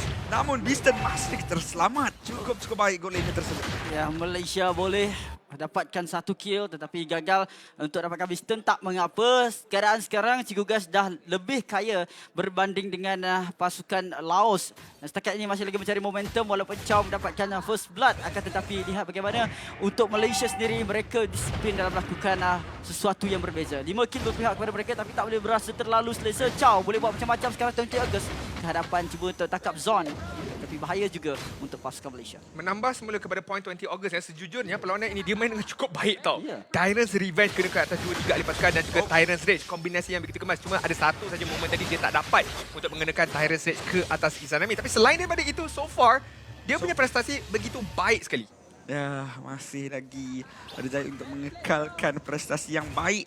Tapi saya juga ingin berikan pujian kepada Yonim yang melakukan Chow dengan masih lagi boleh saya katakan cemerlang sebagai pengguna Chow jungler. Cuma masalahnya di sini adalah dia cuba untuk masuk ke dalam pertempuran namun sering kali diganggu oleh Zon dan juga Izanami. Dia tak boleh sepak Izanami. Dia tak boleh juga sepak GB. Yang boleh sekarang disepak cuma Zon, Ciku, guys. Itu je. Momo macam kalau disepak dia kena ton juga. Saya rasa apa yang dia boleh buat adalah apa yang Zon buat dekat game yang ketiga sebelum ini. Di mana Your Name kena sepak Atlas. Masuk ke dalam. Dia bukan masuk dalam. Okey, boleh gunakan bantuan turret tu ialah sebab Chow dengan turret ni sahabat yang baik kalau nak dapatkan kill. Akan tetapi kalau dia boleh gunakan Way of Dragon tu, pisahkan advantage seperti pemula initiator untuk pasukan Malaysia. Kat situ dia boleh menang dah. Bila dia dah boleh tendang Atlas keluar daripada keadaan tersebut, yang lain boleh commit pada team fight. Bukan tangkap Zon tapi tangkap Ciku Guys ataupun Izanami ataupun Chibi. Bergantung kepada follow up mereka lah sebenarnya. Kalau pantas Zon. Tapi Zon lebih pantas dengan pelika dia masuk dengan pedaling, dia tangkap terus saja Chibi. Melakukan satu sengatan ke arah Agi. Namun lihatlah bagaimana Yonim tiba dengan cukup pantas cuba untuk menjadi Wira. Namun dia mulai dalam masalah. Menerima damage yang cukup besar. Zon melakukan serangan. Tapi Izanami terus melakukan electrifying fist mengakibatkan Agi akan terus saja menerima kejutan elektrik dan dijatuhkan 7 berbalas 2 namun belum berakhir. Menara retribution Cibi cuba untuk masuk Ciku, guys. Menara damage. Tetapi menara terlebih dahulu yang berjaya untuk dimusnahkan oleh pasukan Laos. Tapi sebenarnya Your Name terpaksa untuk akur. Dengan kejatuhan dia terpaksa untuk pasrah dan berserah. Dikejar dan dia akan ditumbangkan oleh Izanami walaupun ada bantuan daripada menara. Ya, saya suka disiplin yang ditunjukkan oleh Zon. Peka dia terhadap map. Orang tu dalam semak. Dia flicker masuk semak terus Alfi. Dan sekarang satu lagi pertempuran berlaku. Oppa berjaya untuk dijatuhkan. Cuba untuk dapatkan kill yang seterusnya. Tapi sebenarnya Laos perlu untuk bertindak dengan lebih selamat lagi daripada terus mencari pertempuran yang tak mampu untuk mereka menangi. Ini adalah perubahan yang besar daripada Zon sebenarnya. Sebab dahulu kala Zon merupakan pemain yang ingin mendapatkan momen-momen tersebut. Mendapatkan fatality yang besar. 4 ke atas junior ahli pasukan PLR. Tapi kali ini, seorang pun dia tak kisah. Dia akan tarik, dia akan angkut. Kerana dia tahu follow up daripada rakan-rakan dia cukup untuk menumbangkan target tersebut. Dan saya harapkan prestasi ini diteruskan lagi. Bukan setakat dalam perlawanan ini, tapi perlawanan seterusnya. Tengoklah bagaimana Your Name terus saja hilang. Damage yang sebegitu besar sudah pun mampu untuk dilancarkan oleh pasukan Malaysia. Berjaya untuk memberikan satu lagi masalah buat pasukan Laos dengan adanya level yang tinggi dan juga gold difference yang sudah pun berjaya untuk dicipta 5.000. Berjaya untuk didapatkan oleh pasukan Malaysia, meningkatkan lagi mereka punya kuasa milik untuk mendapatkan itemization dengan pantas. Oh, ini sebenarnya ada satu benda yang saya rasakan untuk pasukan-pasukan lain yang sedang melihat benda ni. Kedua-dua jungler kita berkebolehan untuk guna assassins. Jadi kalau mereka berhadapan dengan CB, kalau mereka berhadapan dengan Gary, mereka nak fokus apa? Lihat pada itemization. Kalau kita boleh tengok untuk second item Hellcat, si Halbert nak elakkan regeneration supaya dia sempat untuk keluarkan damage, tak ada regen, dapat kill. Bukan itu sahaja, malah si Halbert yang sudah pun di-revamp, memberikan atribut tambahan apabila Hellcat tersebut berhadapan dengan hero yang lebih tinggi daripada sudut HP. Dan kita tahu Hellcat ni lebih-lebih lagi apabila full damage lawan dengan mana-mana hero pun kebanyakannya lebih tinggi HP-nya daripada beliau. Dan penambahan itu adalah per second. Maksudnya dia tambah 8 untuk setiap basic attack, setiap damage dan sebagainya. Dan kita tahu di mana tersebut. Alamak, sekarang ni Ciku Gas pula 1 lawan 1. Ciku Gas cuba untuk dijatuhkan. Masih lagi ada Flicker. Zon tiba cukup pantas. Cuba untuk lakukan satu kapan. Flicker masih lagi ada. Cuba untuk masuk tapi Opper yang bakal dikepung. Tak perlu Flicker pun. Battling saya cukup untuk mendapatkan kill ke atas pemain tersebut. Okay, kembali kepada fokus Halbert tadi kan. Dia kan DPS sebenarnya. Hellcat ni walaupun dia burst, tapi setiap sengatan tu kira macam satu basic attack. Dia nak dapatkan burst dia tu pun dia kena basic attack terlebih dahulu. Disebabkan itu jugalah akan memberikan manfaat daripada si Halbert tu. Dan tambahan pula berhadapan dengan Chow Jungle yang sudah semestinya akan melengkapkan item defense, item nyawa. Berhadapan dengan Kufra pun lebih kurang sama juga. Jadi a very good understanding daripada Chibi sebenarnya melengkapkan item yang cukup penting iaitu si Halbert yang akan memanfaatkan diri dia di dalam perlawanan ini apabila berlanjutan sehingga ke 15 minit maupun sehingga ke 20 minit. Ya, kalau nak dibandingkan burst ataupun DPS untuk nyawa yang tebal di badan game, kalau kita lihat daripada drafting dan untuk pasukan Laos, mereka akan buat itemization menyebabkan nyawa yang tebal. Jadi pilihan DPS adalah lebih tepat. Boleh letak pada Chibi, boleh letak pada Ciku Gas dan Izanami yang boleh buat burst kat sini. Okey, saya terangkan dengan lebih lanjut. Sebab mungkin saya memang tertariklah nak bincang tentang bahagian Halbert ni. Tapi kali ini 20 Ogos cuba lakukan sesuatu Momo, santai saja, bertenang. Dan saya kira lot ini sudah pun menjadi milik Malaysia. Laos masih lagi mencuba. Your Name ada dekat belakang sana. Retribution ada dalam genggaman untuk digunakan pakai. Chibi memerhati. Chibi memberikan fokus. Sengatan tidak terkena. Cuba untuk melarikan diri dengan Jikundo. Chibi perlu untuk berhati-hati. Dan Nampol dibuka. Mencari mangsa. Opper dalam kedudukan berbahaya. Chibi nyawa rendah. Chibi dapatkan kill. Namun lihatlah bagaimana Zon berada di belakang hadapan. Dapatkan 4 ataupun 3 sebenarnya. Namun Mister masih lagi terselamat kerana Purify untuk dia melarikan diri. Malah Mister dia bakal terjatuhkan double kill untuk Izanami. Lihatlah bagaimana Chibi menjalankan tugas dengan cukup cemerlang, berjaya terdapatkan lol walaupun adanya Your Name yang berhampiran. Chibi cuba untuk masuk. Namun lihatlah bagaimana Jikundo menghalang pemain ini. Namun mega kill masih lagi dimiliki oleh pemain jungler daripada Malaysia, Chibi, yang berjaya untuk mendapatkan lot dan juga 4 kill tanpa sebarang kematian. Cubaan yang baik dilakukan, ada objektif yang saya boleh nampak untuk pasukan Laos sendiri terutamanya daripada Your Name kita tadi, akan tetapi gagal sebabkan dengan adanya 2 orang pemain tak boleh nak masuk langsung ke dalam kawasan lot tersebut dan Chibi walaupun nyawa rendah, bantuan daripada Zon itu menyelamatkan beliau.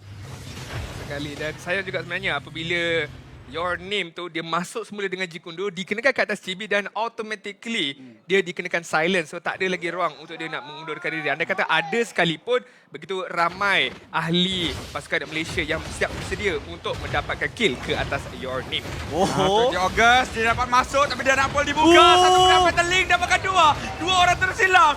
Penggunaan brilliance hanyalah untuk membazirkan masa saja. Agi akan tetap ditumbang oleh Ciku Gas. Double kill untuk Ciku. Momo cuba untuk masuk bersama dengan Izanami. Tapi dia lapakkan Mister. Cuba untuk mengelak. Namun Lord masih lagi ada. Berjaya untuk dapatkan triple kill. Mencari maniac untuk Ciku. Namun tidak akan diberikan. Malah Crystal yang bakal dimusnahkan. Inilah dia. Atlet negara kita. Yang berjaya untuk membanggakan rakyat Malaysia. Mengibarkan jalur gemilang di bumi Kamboja. Kita harus raikan dengan kemenangan ini. Dengan laungan Malaysia boleh. Dengan laungan demi Malaysia untuk kita semua. Ya, Malaysiaku gemilang, cemerlang dan terbilang. Mereka membuktikan line up mereka terpilih ke SEA Games adalah cukup kuat, cukup kukuh. Harapan yang tinggi untuk pasukan Malaysia. Tapi perjalanan kita masih lagi belum berakhir di sini. Semangat kesukaran masih lagi tunjukkan. Kita diciptakan daripada tanah. Jadi harus kita bersifat bumi. Ada lagi match yang akan datang yang akan memberikan kita satu pertandingan yang cukup kuat. Akan tetapi kita akan huraikan dengan lebih lanjut dengan analisis yang lebih detail lagi daripada saudara kita, Syed Adin. Silakan Adin. Tahniah kita ucapkan kepada kontingen negara kita. Kemenangan bersih di peringkat group stage. Menidakkan segala tomahan, menidakkan segala kritikan tentang selection dia mereka. Mereka telah terbukti mereka lah individu terbaik. Dan apabila digabungkan di bawah naungan Malaysia, di bawah nama Malaysia, mengibarkan jalur gemilang itu, mereka boleh memberikan yang terbaik. Dan harapan dan juga sokongan harus kita berikan lagi kepada mereka untuk meneruskan perjuangan di perlawanan semi-final match. Tetapi pada perlawanan terakhir sebenarnya tadi menunjukkan kita boleh bermain dengan pelbagai cara. Walaupun diasak, kita boleh comeback. Walaupun ditekan, kita ada peluang untuk mendapatkan kemenangan. Kita boleh bermain secara wrecking ball. Bukan setakat snowball, wrecking ball pun boleh. Tiada masalah. Kita boleh bermain dengan AOE crowd control dengan ditunjukkan oleh Zon sebentar tadi. Dan juga itemization yang telah diungkapkan oleh Sunfrost. Kenapa si Halberd telah dilengkapkan oleh Halkett dengan pembaharuan ke atas si Halberd tersebut. Lagi tebal nyawa pihak lawan, lagi mudah, lagi kuat itemization itu akan dikenakan ataupun digunakan pakai oleh Halkett. Tapi kalau kita cerita sepenuhnya, kita lihat bagaimana Izarmi masih lagi satu saja kematian yang telah dicatatkan oleh beliau, akan tetapi tiada sesiapa yang boleh tangkap dia secara konsisten. Itu keyword dia, konsisten, menyebabkan Izanami boleh keluarkan damage dengan begitu besar sekali. Lihat, 3 item saja yang telah dilengkapkan. Kalau tidak silap saya dekat situ, ada Holy Crystal, adanya Genius One dan juga adanya Glowing One. Itu pun sudah mencukupi untuk pergi ke backline, keluarkan Electrifying Beats dan juga Vengeance dia untuk dikenakan ke atas pasukan pihak lawan. Tak ada boots. Tak ada masalah. Ada sebenarnya. Ada. Tak ada.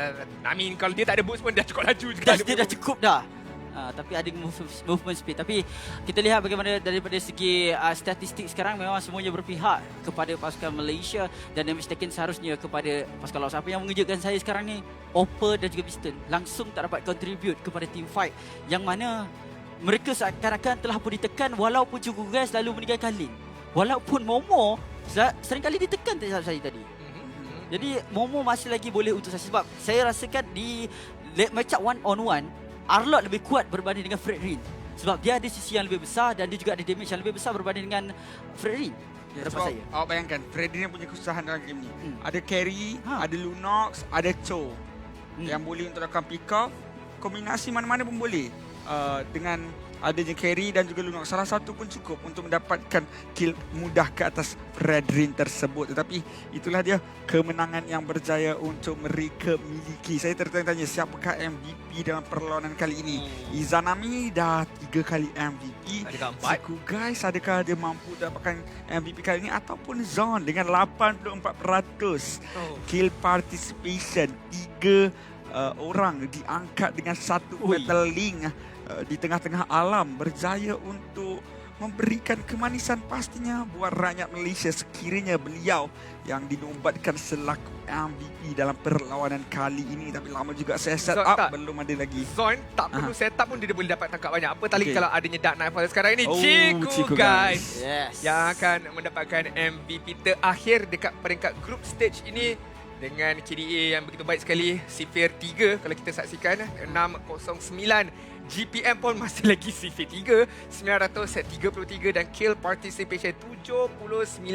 Seawal rotasi yang pertama pun dia dah hadir untuk memberikan bantuan. Setelah dapat je level 4, dia dah tahu ada Nibiru's Passion, dia terus gas dekat bahagian tengah untuk memberikan bantuan, dan bantuan itu telah diberikan dan menjaya untuk mendapatkan ganjaran kill untuk dirinya. Dia pun fokus kepada DPS juga. Jadi 2 DPS untuk pasukan Malaysia. Mas bermain dengan sangat baik. Kan, saya nak cakap pasal item ni kan, saya suka sangat si Halberd ni. Sebab kan, awal dulu saya fikir, dia naik 8 tu kan, bukan 8 dekat HP. Orang selalu fikir 8 per HP musuh, tapi 8 tu per physical attack anda. Maksudnya, dia naikkan percentage daripada physical attack orang tu. Jadi saya selalu fikir hero-hero yang tinggi physical attack lah kan yang akan dapatkan kelebihan. Tetapi tidak, sebab dia akan naikkan 8% itu kalau kita ikutkan daripada sudut burst tak begitu tinggi. Tapi kalau kita naikkan kepada sudut DPS burst, maksudnya hero macam Carry, macam Cloud, macam Hellcat, dia bukan basic attack basically. Tetapi hero tu dia punya ultimate adalah basic attack. Contoh macam Carry, ultimate dia adalah basic attack. Cloud, ulti dia adalah basic attack. Dan juga Hellcat, dia punya Deadly Stinger adalah basic attack. Begitu juga dengan Beatrix. Dan itu memberikan satu kelebihan. Dia macam ibarat Chang'e dekat bahagian mage. Jadi kalau hero-hero macam ni dah gunakan si Halberd, ini akan menaikkan setiap butir tu 8. 8%. So, kali 5. Jadi 5 Ah. sengatan memang cukup kuat. Kalau tak ditadah daripada orang yang tak ada nyawa tebal sekalipun, tak ada masalah. I mean, apatah lagi dengan hero-hero yang ada attack speed yang tinggi. Si Halberd pun dah memberikan attack speed. Dan kalau hero itu secara natural pun attack speed tinggi pun akan memberikan manfaat yang besar. Dan sebut pasal manfaat yang besar, Dark Knightfall tersebut adalah satu manfaat yang besar telah digunakan oleh Zon kerana setup yang boleh dilaksanakan oleh beliau lagi mudah sebenarnya. Orang semua dah buta, orang semua dah tak nampak dia dekat mana. Again, berkali-kali dia boleh menangkap 2-3 ahli pasukan pihak lawan dan dia yakin dengan follow up yang ada dekat bahagian belakang yang sering kali diberikan sama ada oleh Izanami, oleh Chico Guys dan juga rakan-rakan yang lain. Jadi tahniah, syabas kita ucapkan kepada kontijen Malaysia. Rekod tanpa kalah di dalam grup paling A. banyak menang. 4 points menewaskan Filipina, Vietnam, Laos dan juga Timor Leste. Tanda hormat kita berikan kepada mereka. Akan tetapi kali ini kemungkinan kebarangkalian mungkinlah hari kita. Ya. Ini mungkin hari kita, tuan-tuan dan puan-puan. InsyaAllah kalau doa kita panjatkan, kita harus serahkan kesemuanya kepada Tuhan, tapi kita berikan tanggungjawab itu kepada pemain-pemain kita. Jadi seperti apa yang saya cakap, Malaysia punya perjalanan belum lagi berakhir. Sebab di sini kita akan lihatkan secara pastinya semifinal 1. Lepas saja ini 10 minit lagi Malaysia akan berlawan dengan Cambodia, tuan rumah. Kita tengok macam mana Cambodia punya performance. Cukup kuat. Ini pun adalah satu match yang cukup gerun sebab bila-bila masa saja Malaysia boleh untuk dikalahkan. Diteruskan lagi dengan semifinal match kita yang kedua, best of 3 juga. Myanmar berhadapan dengan Filipina. Kalau kita imbau kembali dekat M4, Falcon Esports pernah menewaskan Blacklist kalau tak silap saya dekat peringkat kumpulan. Walaupun kontijen Filipina bukanlah Blacklist International, akan tetapi Falcon Esports yang mewakili Myanmar, mereka dah tahu sedikit sebanyak corak permainan Filipina ini. So mungkin ada kejutan juga dekat semi-final match yang kedua itu. Namun begitu again guys, kita perlu beri kata pengagum untuk kontijen negara kita. What a game! What a way untuk kita akhirkan grouping stage ini dengan rekod tanpa kalah. Kita doakan, kita harap mereka boleh terus berjuang, mereka boleh terus bersemangat untuk layakkan diri mereka ke goal match kita. InsyaAllah. Dan untuk anda boleh dapatkan hero terbaru iaitu Star Rebel Novaria yang ada pada 16 Mei nanti. Kita dah banyak kali sebut pasal benda ni. Apa yang menjadi tumpuan kita, masih lagi kehangatan kemenangan pasukan Malaysia, kita perlu ada lagi dalam diri kita. Sebab macam saya cakap, dalam masa 10 minit lagi, Malaysia akan bermain sekali lagi berhadapan dengan tuan rumah. Tak tahu kenapa saya sebut banyak kali benda tu, tapi sebenarnya agak sedikit nervous. Kita bagi rehat sekejap, mungkin dalam 30 minit baru mereka akan berhadapan dengan Kemboja nanti. 30 minit je. 30 minit. Kalau ada masa rehat, okey. Ya, betul. Kita akan berikan mereka rehat terlebih dahulu. Tetapi sekurang-kurangnya inilah mula langkah Harimau Malaya ke pentas akhir, tuan-tuan dan puan-puan. Kita menginginkan grand final itu. Kita menginginkan slot di grand final. Jadi inilah halangan dan juga cabaran yang perlu untuk kita tempuhi berhadapan dengan Kemboja sebentar lagi. Doakan bahawa atlet-atlet kita di bumi Kemboja sana bersiap sedia untuk mendapatkan kemenangan. Ya, bagi emot bendera negara Malaysia dalam komen-komen tu untuk berikan sokongan kepada anda. Jadi banjirilah komen tersebut dengan bendera negara Malaysia dan tanda love untuk memberikan semangat dan cinta kepada kontijen negara kita. Ini adalah satu perkara yang cukup penting untuk kita dapatkan emas. Tapi tak apa, untuk anda di rumah berehat terlebih dahulu untuk kita sama-sama saksikan kejutan yang bakal berlaku sebentar saja lagi. Jumpa anda selepas ini.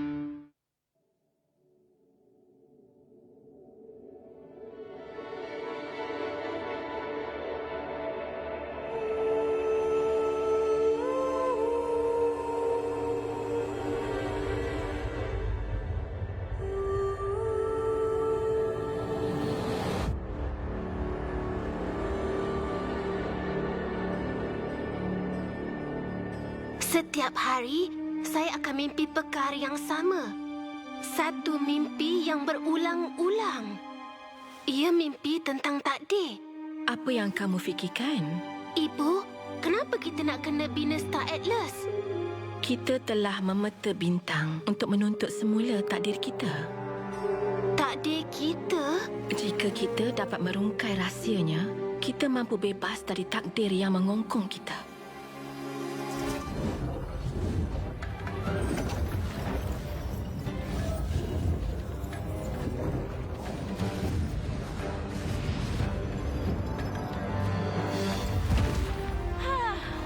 Akhirnya.